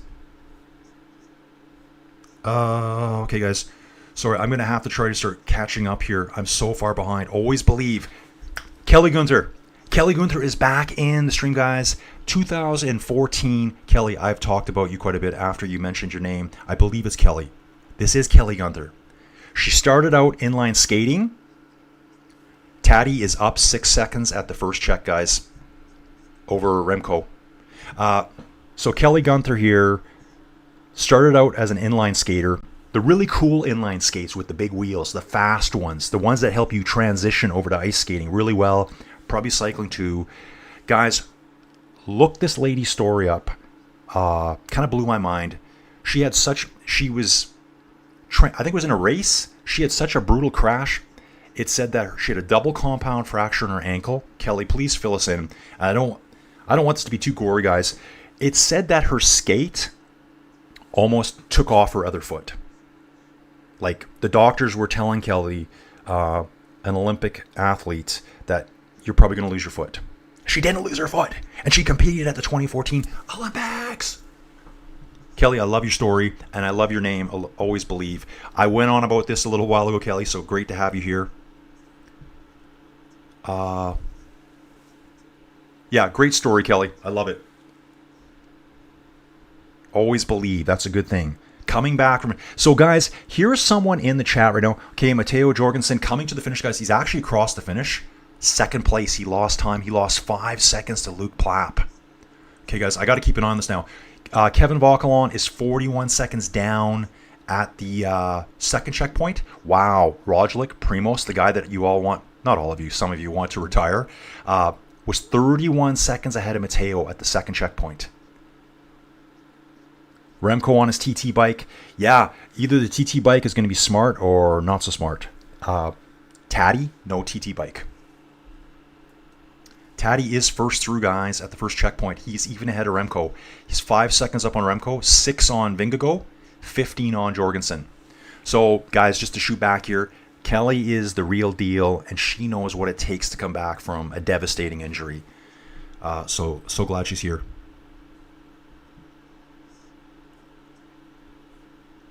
Yeah, I would have said road bike for this. Kevin Vauquelin on a road bike, Taddy on a road bike. With how steep this thing is, I don't know why you would want a TT bike. R. Stanley saying 400 and something people watching, but only 144 likes. Let's crank it up, guys. Let's crank it up. Just hit that little thumbs up very quickly. That's all you need to do. Then more people get to see the stream. More people get to see the stream every day. We can get more cycling fans in here. Okay, I'm trying to catch up. Tequila's back again. Tequila Nichols. Greetings from France. Good to have you here. Just trying to catch. Crin's got some good comments here. Riders from top teams compete the first part of the distance on time trial bikes and then switch to... No, they don't. Switch to electric bikes. Come on, dude. R. Stanley, dude. Like the stream, guys. Happy Friday. Thank you so much, R. Stanley. Super contributor to the channel. #1 in the chat right now. Robert here. Those big concrete blocks from... Ooh, the Fabio Castelli crash. Yeah, I remember that too, man. Hit that thing. Wasn't wearing a helmet, but they were talking about it a few days ago. The helmet wouldn't have helped him anyways. I guess it was slightly better, but I guess he hit at such a speed, there was no surviving that. How are things, your boy? Vingegaard is on a type of TT bike too. Jay Taylor, Matteo Jorgensen, nice ride. Yeah, Matteo did have a nice ride. Matteo Jorgensen is second overall. Luke Plapp saved it by 5 seconds. Guys, Red Bull really looking good right now. Roglic through first at the second checkpoint. Lipovitz second through the second checkpoint. Taddy, though, guys, for the Taddy lovers out there, the Pogi lovers, Tadpole lovers, today is today's day. He's through first at the first checkpoint. On a road bike, though, I'm watching Felix Gall finish. That was a little bit of a replay there. Let's see how Felix Gall did. He's just through now, 24 seconds off. Puts him 5th place overall for Decathlon AG2R Le Mondial. Ooh, so right now, Roglic is 38 seconds up on Plapp. I'm trying to see where he is on course. Okay, Roglic is right there. Let's get to the little tracker here, guys. Let's see about here. That's Oscar only. Kevin Vauquelin. So 21, oh, that's Remco. And here is Jonas. Taddy's not appearing on the tracker right now for some reason. Unless he's hiding underneath Jonas here and he's caught him. I just don't see Taddy's tracker. He's gone incognito. Kevin Vauquelin. Oscar only. Okay, yeah, I'm too far up. 71 will be Primoz right here. Primoz is in the final shoot right now, guys. 7th place overall at Tour de France. Let's keep an eye on him, how good he does today. Getting fantastic here, guys. Getting fantastic. Everyone has started. There's no one left to go. Taddy, current leader. Johansson comes through. Tobias Johansson for UnoX comes through at 54 seconds. That should give him a pretty good finish today. That puts him in 7th place. Fantastic right for him. I'm still saying UnoX, they're the winners of the Tour right now. Ooh, yeah, Roglic having a nice ride. 13% gradient on a TT bike up this final ramp, guys. This is insanity. Absolute insanity. I guess maybe they just felt more comfortable going on TTs. There's a few of them who took it. Remco is slipping behind Roglic. So Roglic, the old guy, is doing really well out there, guys. Remco goes through the second checkpoint, guys, in 3rd place. Sip of coffee, guys. Getting really hungry here. Vingegaard is 1st through the 2nd checkpoint. He's 29 seconds up on Roglic. So I would expect that and more out of Pogi. If I don't see that out of Pogi, he's not on. He's not on. I know some people are going to be mad at me. That's okay. I love the electric bikes.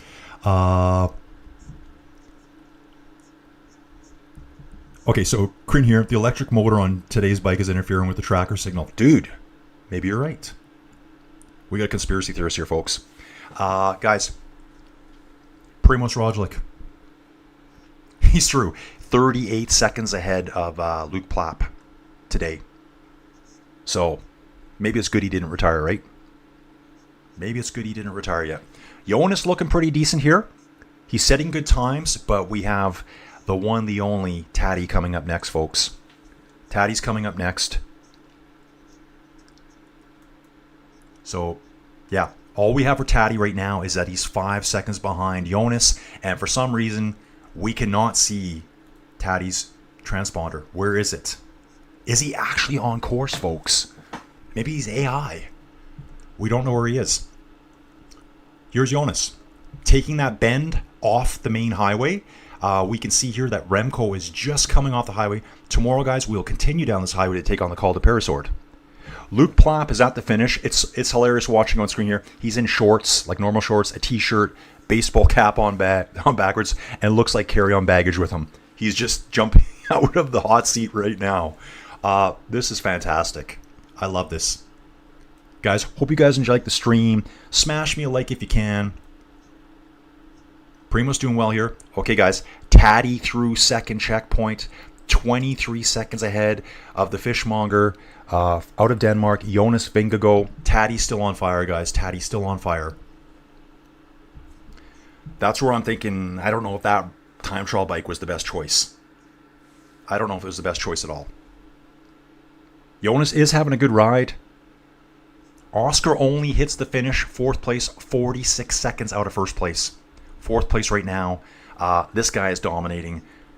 Look at his team, Picnic Post. Really, he doesn't have a lot of support right now.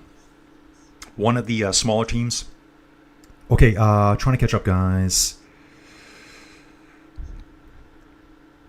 Greg Jones. Hey, Greg. I think he's the first time here. Hello from Canada. Loving this live coverage of the Tour. Hey, Greg, let us know where you're from in Canada and when you started watching the Tour de France in general.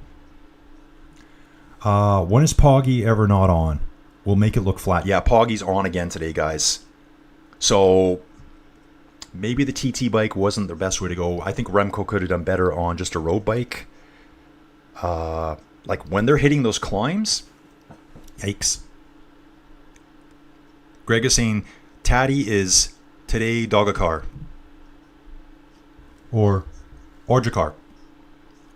Love those Bora pinstripes. Oh, yes, someone brought that up yesterday too. Robert brought him up. Okay, Oscar only's in. Taddy's 23 seconds up on Vingegaard right now, guys. Again, okay, just getting a replay here. I think Remco was having a bit of struggles there on the road with his bike, maybe. He's looking over his right shoulder. He's looking down at his bike, I think. Oh, he's having trouble with his gears. He was just spinning out of control there. So Remco's had some kind of like moving mechanical there. Shifting was not working well for him at all. I think Remco's choice for the TT bike here today was not ideal. I think he's probably, as Cortese would like to say, roasted from yesterday. Let's take a look at the map and see where the mystery man is. Why is Taddy a mystery? There's actually 5 riders left out there, guys. 131 is Kevin Volkalon, doing a great job, 5th place overall. Number 72, Florian Lipowitz, up-and-coming star, GC leader for Red Bull Bora Hansgrohe, for sure, 4th overall. Remco Evenepoel, 3rd overall. I don't think he's going to have the best time trial today. Still a good one. Then we got Jonas. Taddy's somewhere here because the broom wagon's showing up, but Taddy's not showing up. Okay, I'm going to stick around here, guys. Sticking around here. Looks like we just had, I think that was Florian finish. Kevin Volkalon finishes 1 minute 15 down. So good time trial, but not elite level time trial. Okay, you guys, just trying to catch up here again. P. Kimball, any idea on the weight difference between Tour de France road bike and the lightest TT setup? That I don't know. I know they're saying the road bikes and the aero road bikes are virtually the same, but you got to think there's considerably extra weight for those time trial extensions. Okay, watching this rider go up here. So Volkalon's through. Pogacar's coming. How does he hold up? I can't tell you on the live tracker because apparently his transponder is not on. But with the broom wagon, so guys, this is what I'm looking at. The broom wagon's here. Taddy's somewhere in here, probably closing in. And what I'm seeing here is Jonas is making a big impact on Remco's time. So Remco is probably getting it the worst out of the top GC guys. Jonas is catching him. I also think that Taddy's not very far behind Jonas. Come on, Jonas! Come on! Taddy's the winner again today, guys. Willie's saying content is incredible. You should do a 5 to 10 minute prediction video the day before each race. I thought about doing that, Willie. I might do that. We've got almost 600 people watching, guys. Thank you so much, guys. The number one thing you can do right now is just hit that little thumbs up button. It's right in front of your face. Just go click. I can't actually see how it's updating, so I have no idea. Crin saying, Tiso, are you for real? Okay, so Crin, let me know what you're saying there. Remco on TT, but regular road gearing by the looks of it. That's from John Mannion. Willie, I'm glad you appreciate my content. I do the best I can here to keep it like fun and real. Don't want to be too biased. I love all the cyclists. I love when people do well. We got Rohit Yadav here from India. Hey, from India. Really enjoying your commentary. Dude, I'm really glad you're here. So we got people watching from India too. Okay, that's just showing a replay of Lipowitz hitting the finish line here. Who's left out there? So best time so far is Roger, like 24:20. No one's been under 23 yet. That's coming up, folks. That is coming up. We should be seeing Vingegaard come over the finish line here right away. So yeah, the young guy finished behind the old-timer. The old-timer Primož Roglič, who almost won the Tour de France back in 2020. That was only 5 years ago, guys. That was the rise of Taddy. So Primož almost had it. Don't worry, guys. Primož is fine. He's won other Grand Tours. He's got the bank account. He's all good. He's had a good career. He's competed in other sports too. Remco here at 541 meters to the finish. Replay time. I can see by his time he's going to be well behind Roglič. Well behind him. That final ramp takes a long time to get up. Ooh, and looking at this, they're almost on the final ramp. There's a quick bend in the road. Vingegaard can see Evenepoel ahead of him. I think Taddy's probably got the same view too of Vingegaard. So we're going to hang out here, guys, in the chat. Guys, I love the chat. Keep it blasting. So India's in the house, representing India. Love it. Robert, could Jonas possibly look any more ridiculous with that massive red mushroom on his head? Laughing at him and on it. Yeah, dude, I don't like the helmet either. Taddy's wearing a normal helmet. Remco's wearing a normal helmet. It's showing here, Remco 250 meters from the finish. He's already 15 seconds behind Roglič. He's going to lose a ton of time here. Crin saying Lipo not so good, but not bad. Lipo is third place today. He's a young guy. He's developing. Kevin Vauquelin, I think he got 6th place today. Let me just have a quick look. Kevin Vauquelin, 10th place today. So Kevin Vauquelin, 10th place. Okay, Ed Carlo. Man, it would be a heartbreak for Remco if he's caught by Vingegaard. Dude, I'm seeing it happen on screen here right now. Vingegaard looks like he's probably going to catch. Vingegaard is out of the saddle all the way on a TT bike. Remco seated on the TT bike. With 75 meters to go, guys, Vingegaard gets into the slipstream, smartly gets out of it, passes Remco. That's 2 minutes he just took back from Remco right there. I'm looking at the camera right now. I'm trying to see if Taddy's coming. So, actually, that was a really good performance by Vingegaard. Vingegaard first now at 23:36, guys. So, I asked earlier, will we see riders under 24? There we go, 23:36. Taddy's probably going to finish ahead of him. Taddy was 23 seconds ahead at the last check. I'd show you where he is, but miraculously, his timer's not out. He's in the final chute here, guys. This is the final runway chute. The broom wagon's there. And coming up to the finish, Taddy has a good lead on Vingegaard. It's going to come down quickly all the way. With 200 meters to go, Taddy has a 1 minute 20 second lead. He's going to have at least 30 seconds on Vingegaard by the finish. I think he'll finish at least 30 seconds ahead of Vingegaard. And here it is, folks. He finished 36 seconds. I am looking at a replay, guys. It can't come to me any quicker. So, Tadej Pogacar, the Slovenian alien, the tadpole, finishes 36 seconds ahead of Vingegaard today. Now, what would have happened if Jonas wouldn't have been on a time trial bike? I think that would have been a much smaller gap.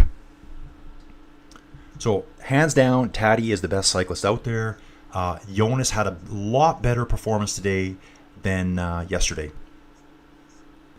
Okay, still trying to catch up here, guys. Love the comments. Love all the cool stuff you guys are throwing in here.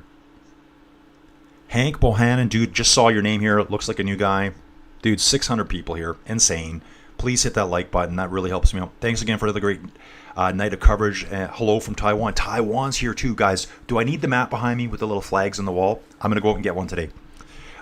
Greg Jones here. I started following Le Mans in 83, 80 to 90. Then I got away from cycle racing, but now I'm getting back into Israel Premier Tech. Yes, dude, I love them too. Greg Jones, kind of the same thing for me.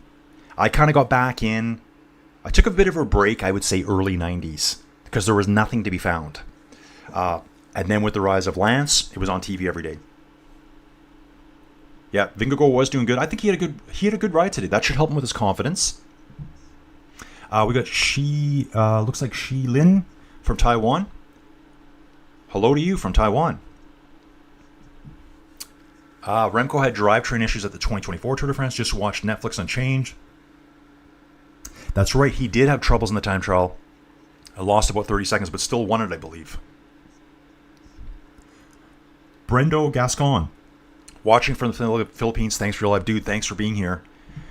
Just trying to catch up. Yep, Vingegaard caught his minute man. He did his 2 minute man, dude. 2 minutes. Remco had a 2 minute head start over him. Yeah, it was 2 minutes. So Vingegaard had a really good ride there. Taddy just that next little step up. I think there.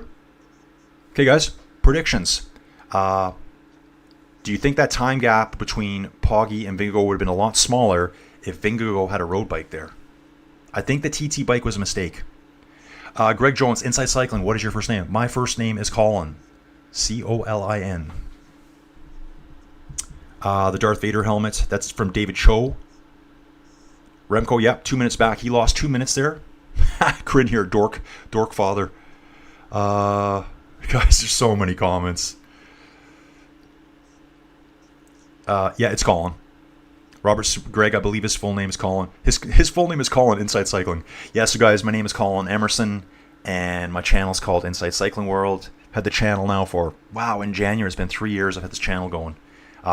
And it's taken me this long to meet all you awesome people, legends, warriors, cycling junkies like me, to make my channel like great now.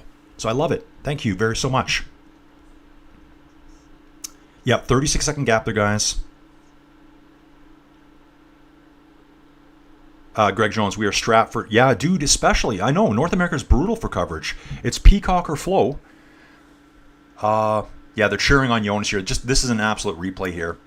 That must be very disheartening for Remco. Getting passed by Jonas here. But good job by Jonas too, right? Yeah, Uncle Matty, great day for Bora. Exactly. Guys, I don't know what you think. And I keep seeing it. I've seen it all over the place. Right now, Bora, Red Bull Bora Hansgrohe, 3rd and 4th place today. Let's take a look at the standings, guys. There's no one left on course. I got nothing left to show you there. So what we're going to do is we're going to go to the rankings here. Team rankings. And what I want to do, this is the daily ones. Yesterday, I kind of screwed it up and I was showing the daily ones. We got Taddy in first place. I'm going to sit back because I'm getting my eyes blazed out here right now. I'm wondering why my eyes are so tired every day right now. Vingegaard at second at 36 seconds. Roglic at 120. Leipowitz at 156. Luke Plapp, 158. Matteo Jorgensen at 6th. Good ride by Matteo. Oscar only, great ride, 206. Adam Yates, he turned it on today, 215. So hopefully Adam's getting on form. Guys, we got another epic day tomorrow. It's a 4 a.m. start for Colin here over at Inside Cycling World. 4 a.m. start, I got to get up at 3 a.m. So my whole days are shifting here. Joey Jojo doesn't even get to see me anymore. Because I'm like, okay, it's 7 o'clock, I gotta go to bed. Like, it's not that bad, but it's almost that bad now. Lenny Martinez had a great ride. He went out early. Got 9th place today. Felix Gall, strong ride for Decathlon, AG2R, Le Mondial, 10th place. Let's jump to the GC, guys. Here we go. Taddy. He now has a 4-minute, 7-second lead over Vingegaard. Okay, guys, yeah. That may be the end of the tour right there for overall classification. But then we have Evenepoel still in 3rd at 7 minutes 24. Florian Leipowitz, young gun, Red Bull Bora Hansgrohe, 4th place. I bet you they're thrilled with that. That just made Red Bull's tour right there. And I'm sure Red Bull went into this tour. I can say this right now. I truly believe this. Red Bull was never thinking, yeah, Primoz is going to win the tour. They're thinking Primoz is going to help Florian get that confidence, that Grand Tour experience that he needs at the highest level. It's like when I used to train sled dogs, guys. I take my super steady older dogs that might be a little bit 5% off the other dogs, and I would sandwich them in with my young wild things. Those young wild dogs have no idea what they're doing. You put them beside your steady seasoned veterans. Same kind of idea here. Oscar only 5th place overall for Team Picnic post NL. Loving this. Another young gun. Kevin Vauquelin still hanging really strong in 6th. Primoz, here he is now, the veteran, 7th place, 850 back. Tobias Johansson, loving this for UNOX. 8th place at the Tour de France. Not even a World Tour team. Felix Gall, awesome too, 9th place. Matteo Jorgensen rounding up the top 10 for Visma Lisa Bike. I'm going to jump back here, guys, so I don't get my eyes burnt out. Wow, what a stage. I want to catch up with everything here, too. Great day for Bora. Yep.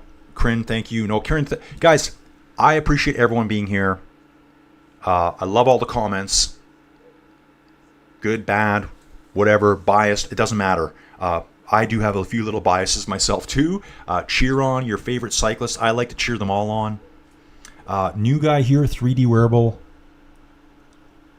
Okay, 3D Wearable here. Hello from Boise, Idaho. Dude, you're right below me. You're not that far.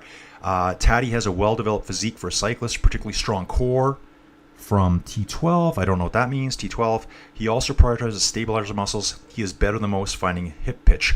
Dude, when Taddy won a few days ago and he put his arms in the air, I thought, yeah, he looks kind of jacked right now. He's well built up top. I mean, he's not huge. He's not like me or anything. Kidding. But he looks bigger up top than Jonas. Sterling Slingerland here. Hello from New Zealand. This might be the first New Zealander here. This guy gets a special reward. New Zealand, 4 stars, not 6. Like Australia. Angie T. Okay, I think that was Angie T. Oh, guys. Yep. It's jumping. Angie T, thanks for being here. No, thank you, Angie. Guys, I can't thank you guys enough for helping me do this every day. And there's been some hardcore OG Inside Cycling World fans here at the Tour de France. Guys, stick around. There's a lot more coming. We got Polonius Fantasticus. I love your name, dude. Love your name. Greetings from Poland. Robert saying, thank you, Colin. Great job. Kudos to your caffeine dealer. yeah, that too. Swoosh Kid, woohoo, Boro Hansgrohe. Thanks for the stream. Swoosh loves Boro boys. Uncle Matty, they all started 1.5. Oh, okay, so 1.5 minutes parts, guys. Okay, I thought it was 2 at the end. It was 1 at the beginning. Then I thought they went to 1.5, and then I thought it was 2. I'll have to check on that. Yeah, Boise's got some. That's where Mateo's from, isn't it? I think Mateo is from Idaho. He is from Idaho because I know a guy I ride with on Rouvy inside. He's a super strong cyclist. His name is Duke Norton. That's his shout out here today, guys. Way stronger than me. He's talked about times that he's seen of Mateo in his local area.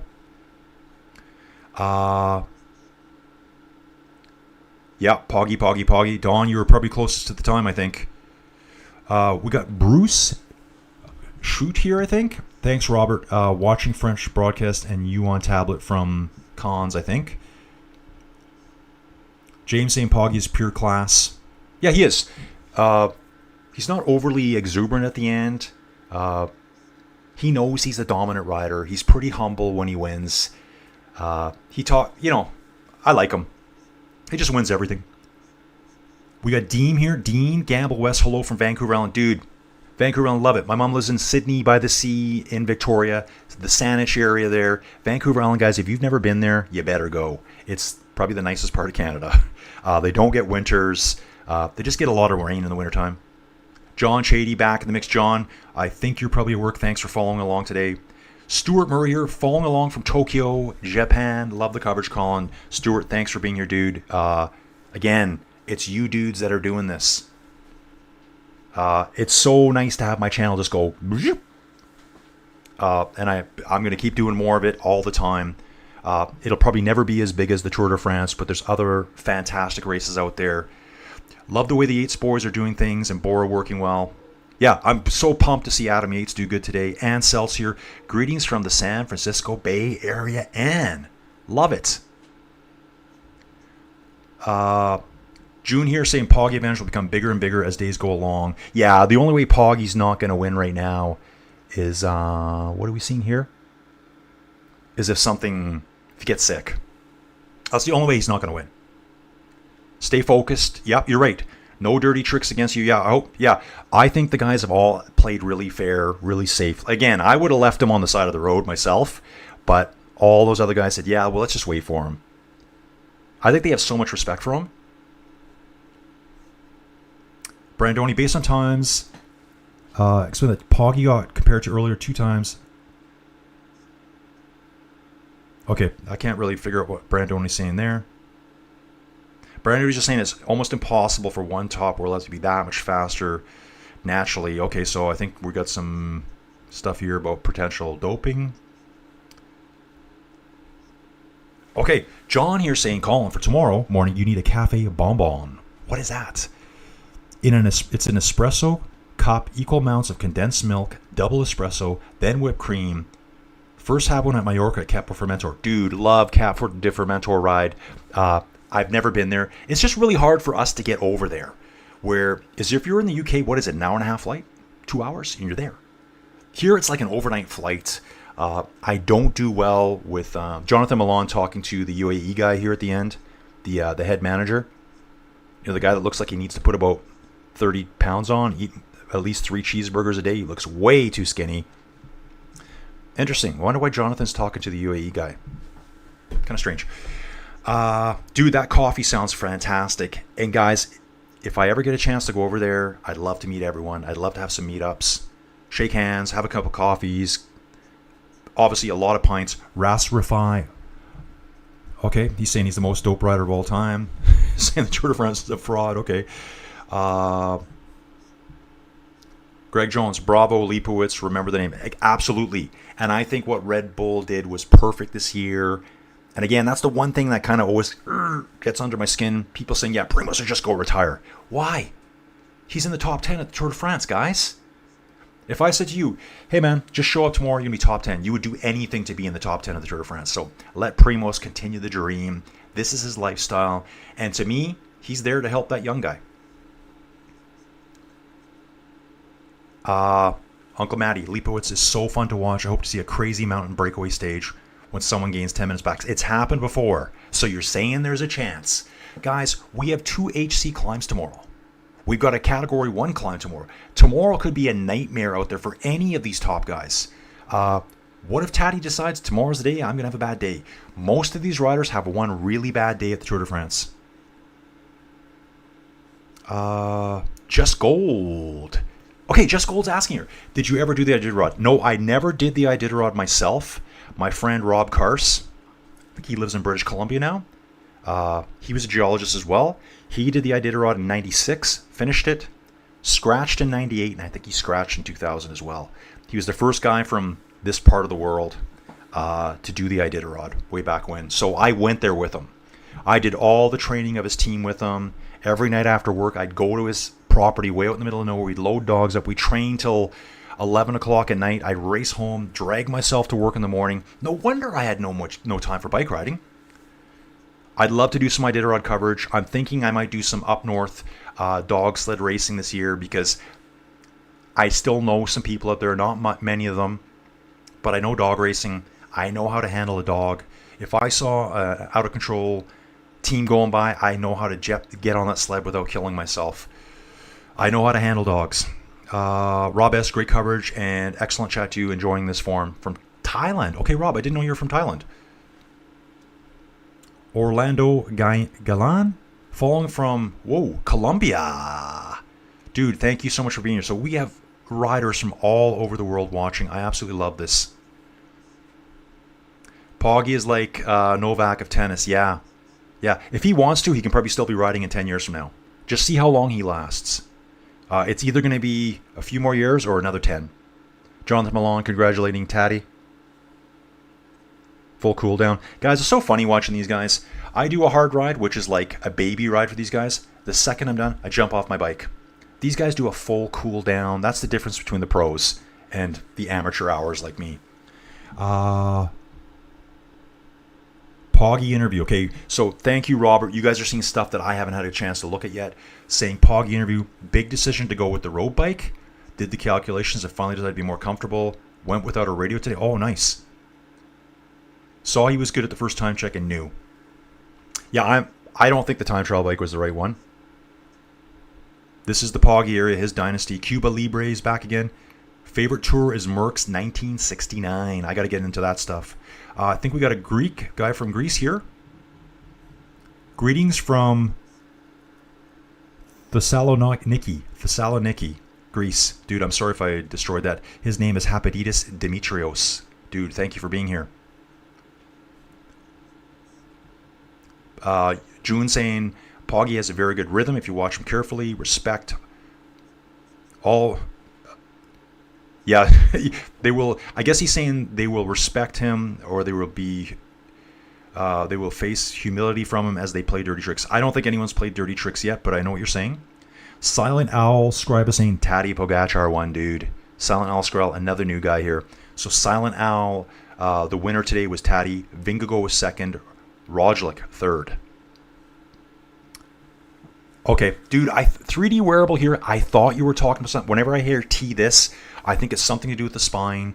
T12 is where the hip flexor origin is located in the lumbar region of the back. Okay, we're getting very medical here.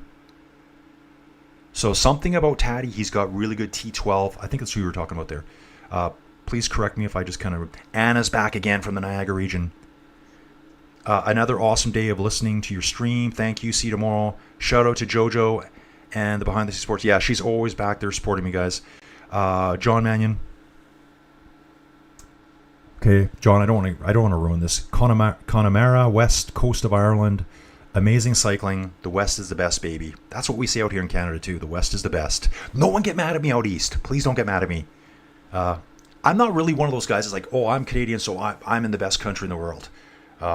wherever you live is probably the best place in the world. That's you. Well, yeah, I like everything.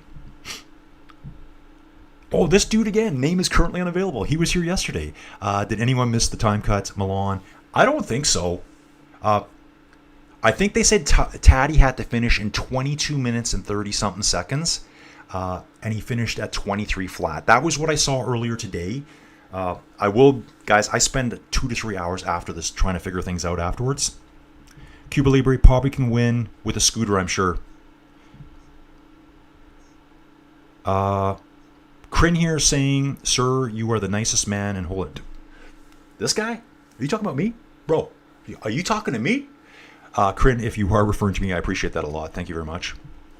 Hope to see you again tomorrow. Guys, we have a banger tomorrow. I do want to show that quickly here. Absolute banger tomorrow. Let's take a look at tomorrow here. And I really want to get through the chat, guys. I hate not talking to people that are here. Stage 13, Pau to Luchon, Super Bagnières.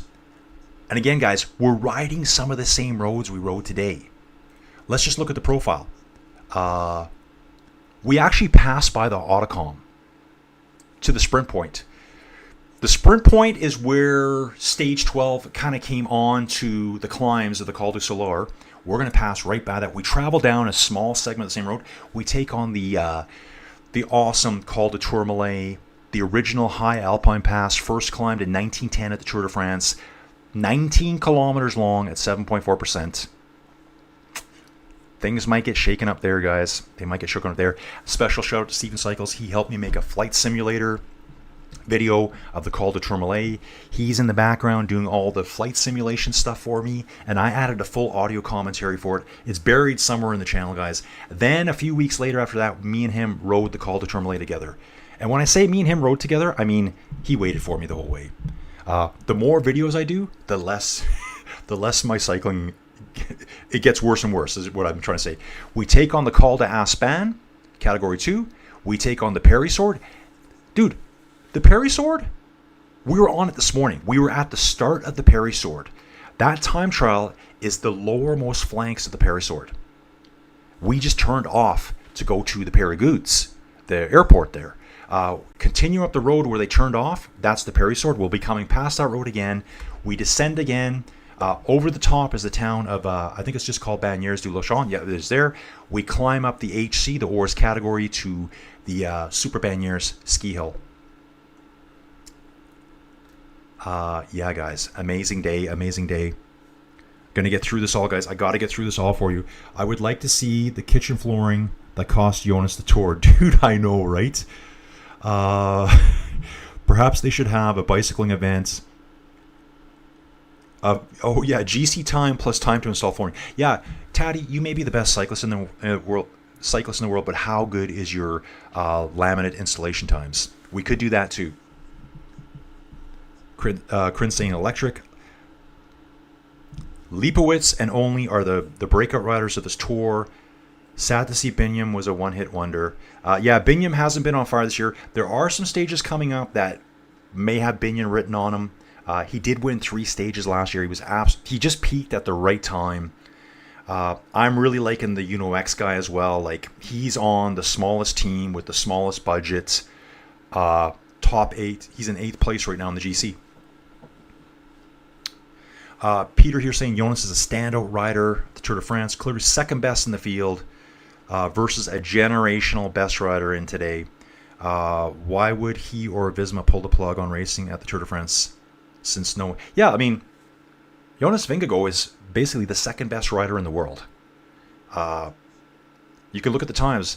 Jonas had almost a minute. He had like 50 seconds on Primož Roglič, who's known to be an incredible time trialist. Yeah, seeing riders go by here. Big ring, small ring on the front. Okay, guys, trying to get through this. I see Willie's here again. Ooh, wow, guys. So much stuff going on here. This is crazy. Do you think Lipowitz has improved at climbing? You think he could beat Jonas? I think Lipowitz is on the way to the top here right now. I think Lipowitz can easily get a podium position. With the help of Primož. And I honestly believe, I think Primož is probably a mature enough dude who's done enough sporting events that he knows he's here to help Lipowitz set him up for the future. Obviously, if he gets a chance, It's always hard when you have two leaders. Just Gold. Cool. Would love to watch some dog racing. Subscribe. Thanks, dude. Thank you so much. Yeah, I'm thinking about going out. So there's a race in Saskatchewan called the I can't even remember. I think it's called the Northern Lights Challenge now. It's one of the first distance races I did. Starts north of Prince Albert, goes out to L'Orange. If you've ever been there, guys, that's the middle of nowhere. That's like the end of the world. Then it takes you out onto the frozen lakes. I still have all the proper winter gear.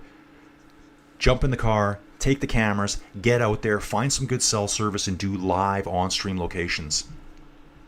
On-location live streams. 3D wearable. This guy knows a lot about, he must be like a physiotherapist. The correct length and tension of the hip flexors is key to get up on top of the pedal stroke. Okay, good to know. Yep, Steven here, he loves Oscar only.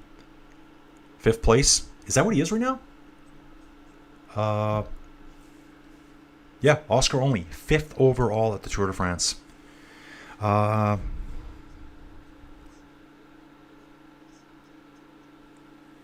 Don's talking about how his friends thought he was funny after doing long rides. Yeah, I think if you don't ride bikes, you don't really know how obsessive it can get. John Mannion, cheers, Colin. Thanks in chat tomorrow. What does it say? In Gaelic, Ir Abu. Okay, I guess that's see me tomorrow. 3D wearable saying you can't push a rope. I've always said that about sled dogs too. Can't push a rope. Holly here saying would love to watch your Iditarod coverage. Yes, please. Guys, I think that might be easy to do.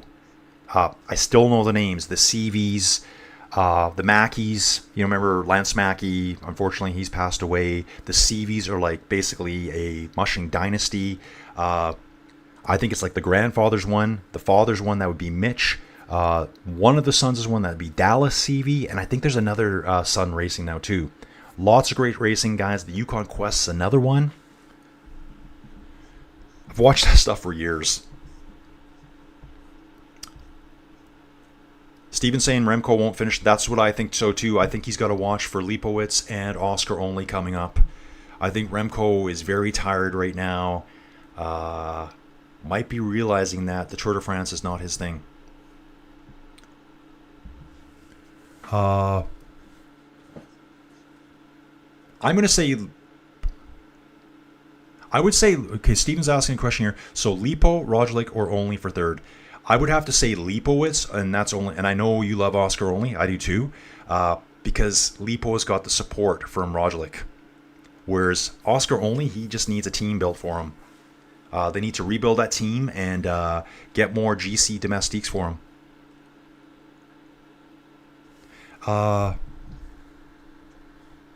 Yeah, haters gonna hate. Folks don't understand what it means for a person to have a VO2 max of 90 plus, so they automatically think it's doping. That's correct, dude.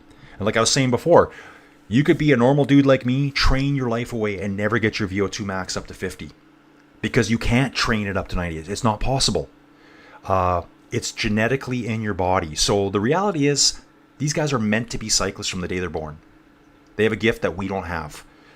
It's not like being tall in basketball. I guess that is a little bit, but they're built different inside. They have a genetic ability that allows them to absorb oxygen better into the system, and they don't get tired. We get tired. We have to quit. 3D wearable. We use our 3D wear. I am used to track T12. Okay. So it's some kind of tracking device. Okay, I see what you're saying. Like the power stroke of the pedal. Battle for third is the most interesting thing left on this tour, barring some dramatic events. Yeah, I can see that right now. Battle for third is really good right now. Guys, still almost 300 people here. Insane. Nice day for 13th day stage commentating, sir. Keep up the good work.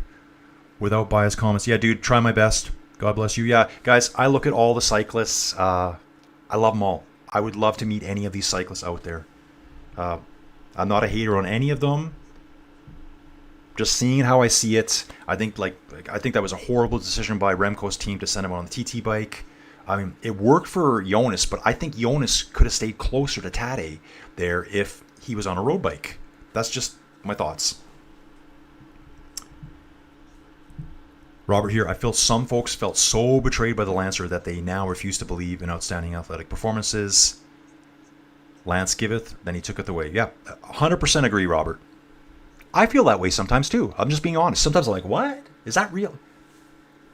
It's the way it is. ML saying Tadej is too good. Okay, 3D wearable. 3D wearable's really into the look of Tadej. Look at his body, at the body size, from the ribs down. Okay. Yes, Julius Caesar, I am the mushing jealous. I ran dogs for over 20, we call it running dogs. That's what I was saying. People say, well, what's your hobby? So I run dogs. And they're like, what do you mean? Well, you know, like dog mushing. I just hate saying dog mushing. That's what everyone else says. It's mushing. You never say mush. Mush comes from the word marche, which means to go. It's a French word. Steven Cycles here. Check out Rohe's cycling brand. That's our good buddy, Eddie Rice. Yeah, so it's a cycling brand. He is in Ireland, guys. So check out Rohe. Brandoni. Okay, Brandoni. Okay, I finally understand. What I was saying is I plugged those numbers into an AI bot, and it said these times show possible performance enhancement. Okay, I understand. 2 more stages until rest day number 2. Yeah, it seems really strange, guys, that this time I'm only going 5 days. That first 10 days, I was like, wow. And I look back, and I've even said to myself, like, wow, I can't believe you did that. But I did. I've never done that many days straight. Yep, no doubt. I would say Taddy's power, his performances are that much better. But, like, what if he has 100 VO2 max? It's just, and that has happened before. I think it was some young dude, I think I mentioned it yesterday, in Norway, had like 103 VO2 max. Did take up cycling, but just never went to the top. I think he maybe, I don't know, maybe he got married. Maybe he decided to go to school and never became a great cyclist. Almost caught up, guys. Looks like TLL here saying the Engineers were my favorites. What a beast. Yeah, he was. Like, he would just win every time trial.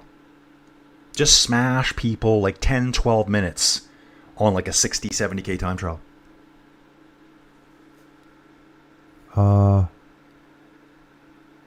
Okay. I think you're talking about the diaphragm. 3D world. Most people don't realize that they're deep. Oh, the diaphragm attaches about T12, and your diaphragm is how you get air. Yeah, when you're crunched up, you have a hard time breathing. Don saying your Lance got greedy after his 3rd Tour de France win. I think he started juicing after that, regardless. Still a monumental feat. Yeah, that's how I look at it too. Lance, at the time, loved him. Found out he was doping. And when Lance was winning, I was suspect. I will tell you that.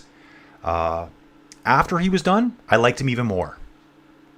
Tried to watch his podcast a few days ago. Too much ads. I was kind of out. But I still have respect for him. No, 3D got it. Your diaphragm. It's just spell, autocorrect, whatever it is there. Wow, guys. What a stage. This has been awesome. Coming up on 5 hours again, guys. I'm really hoping to see some crazy numbers at the end there. I'm like, the day I get over 60,000 views in one video. Yeah, he came out on Oprah. Like the lies that he lived behind. And I guess the only thing that made me not like Lance at the end was the fact how hard he was on people that questioned him. There's a cyclist. There was a couple in the tour back then. I think one guy's last name, I think his name is like Christophe Ballon. I think he wrote a book about it. Lance would go up to him every day and basically threaten him. He would threaten him every stage. And basically, they kind of like threatened him out of being a pro cyclist. So I am not cool with that at all. That's total bullying. That's all it is. I always wonder, I thought about this yesterday, if Lance has ever talked to that guy. There was a couple of them that were trying to ride totally clean, but it's impossible. I was talking to some other dudes yesterday. Here we are, 30 years later, after the Hautacam yesterday, 29 years later, and there's riders from that era that are still faster than Tadej. With all the developments in tech and training and nutrition and body monitoring and faster wheels and faster chains and faster derailleurs, electronic shifting, lighter bikes, faster shifting bikes. That EPO from the past was so powerful that everyone had to do it if you wanted to have a chance of having a career. And that's why they did it.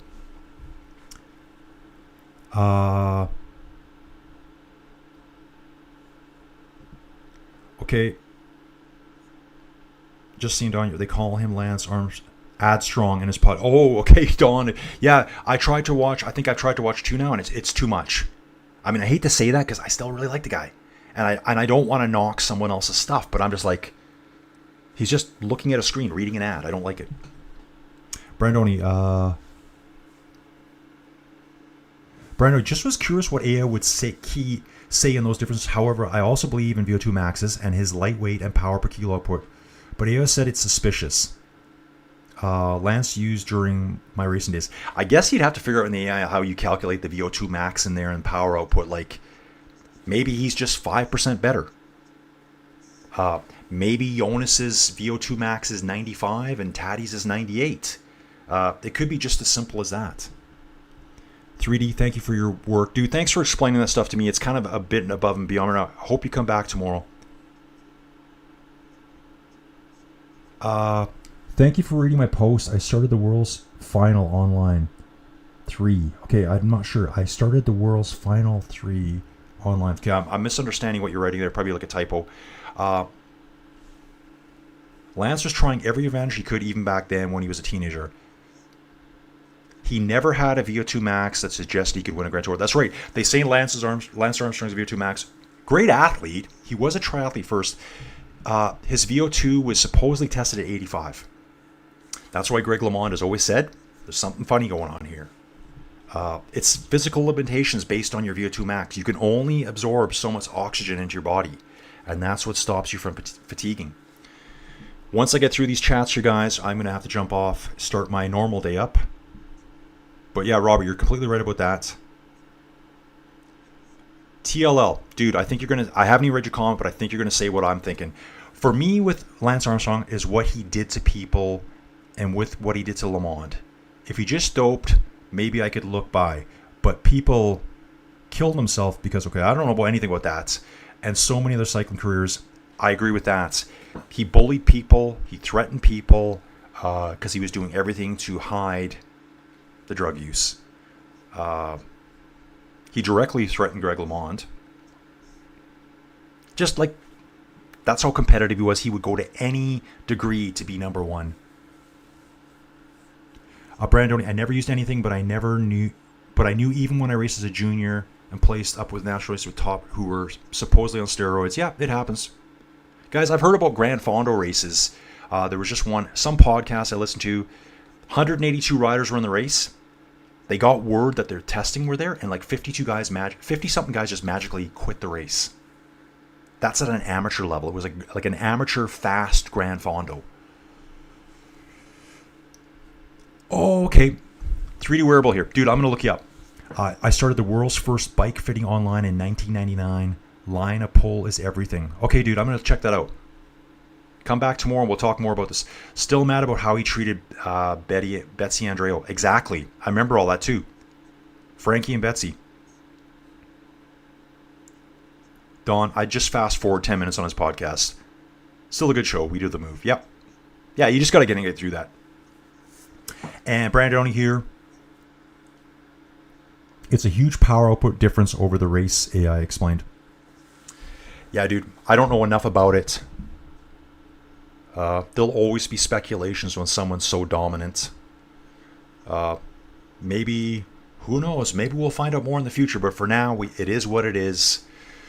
We'll go from there. Guys, 10 after 5. We've been doing this 5 hours. I'm going to start my day. I'm going to do my bike ride. I'm going to get prepped for tomorrow. 3D saying I've worked with many of the best TT racers in the world. Dude, I'd love to know more. Love to know more. I know it's not really super cool to name drop, but dude, name drop. Floyd Landis' father-in-law, David Witt. Oh, okay. Wow, I didn't know about that.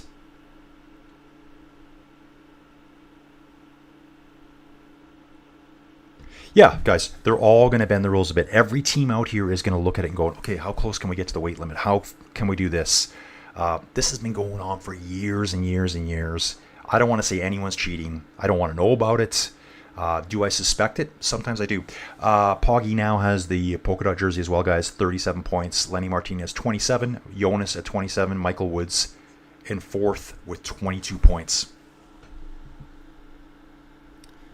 Kryn Kokos is saying Taddy is on pure sugar and water. Yeah, bread and water all the way. Bread and water all the way, folks. I have no idea, guys. I'm just here to have fun, and I'm glad you like it too. So, guys, I'm going to jump off here now. I appreciate everyone being here. Guys, tomorrow's a super early start wherever you are in the world. It's 4 a.m. for me, Mountain Standard Time. That means I'm getting up at 3 a.m. I need that hour to get up, to have the coffees, to have the Pop-Tarts. I eat terrible. It's just how I do.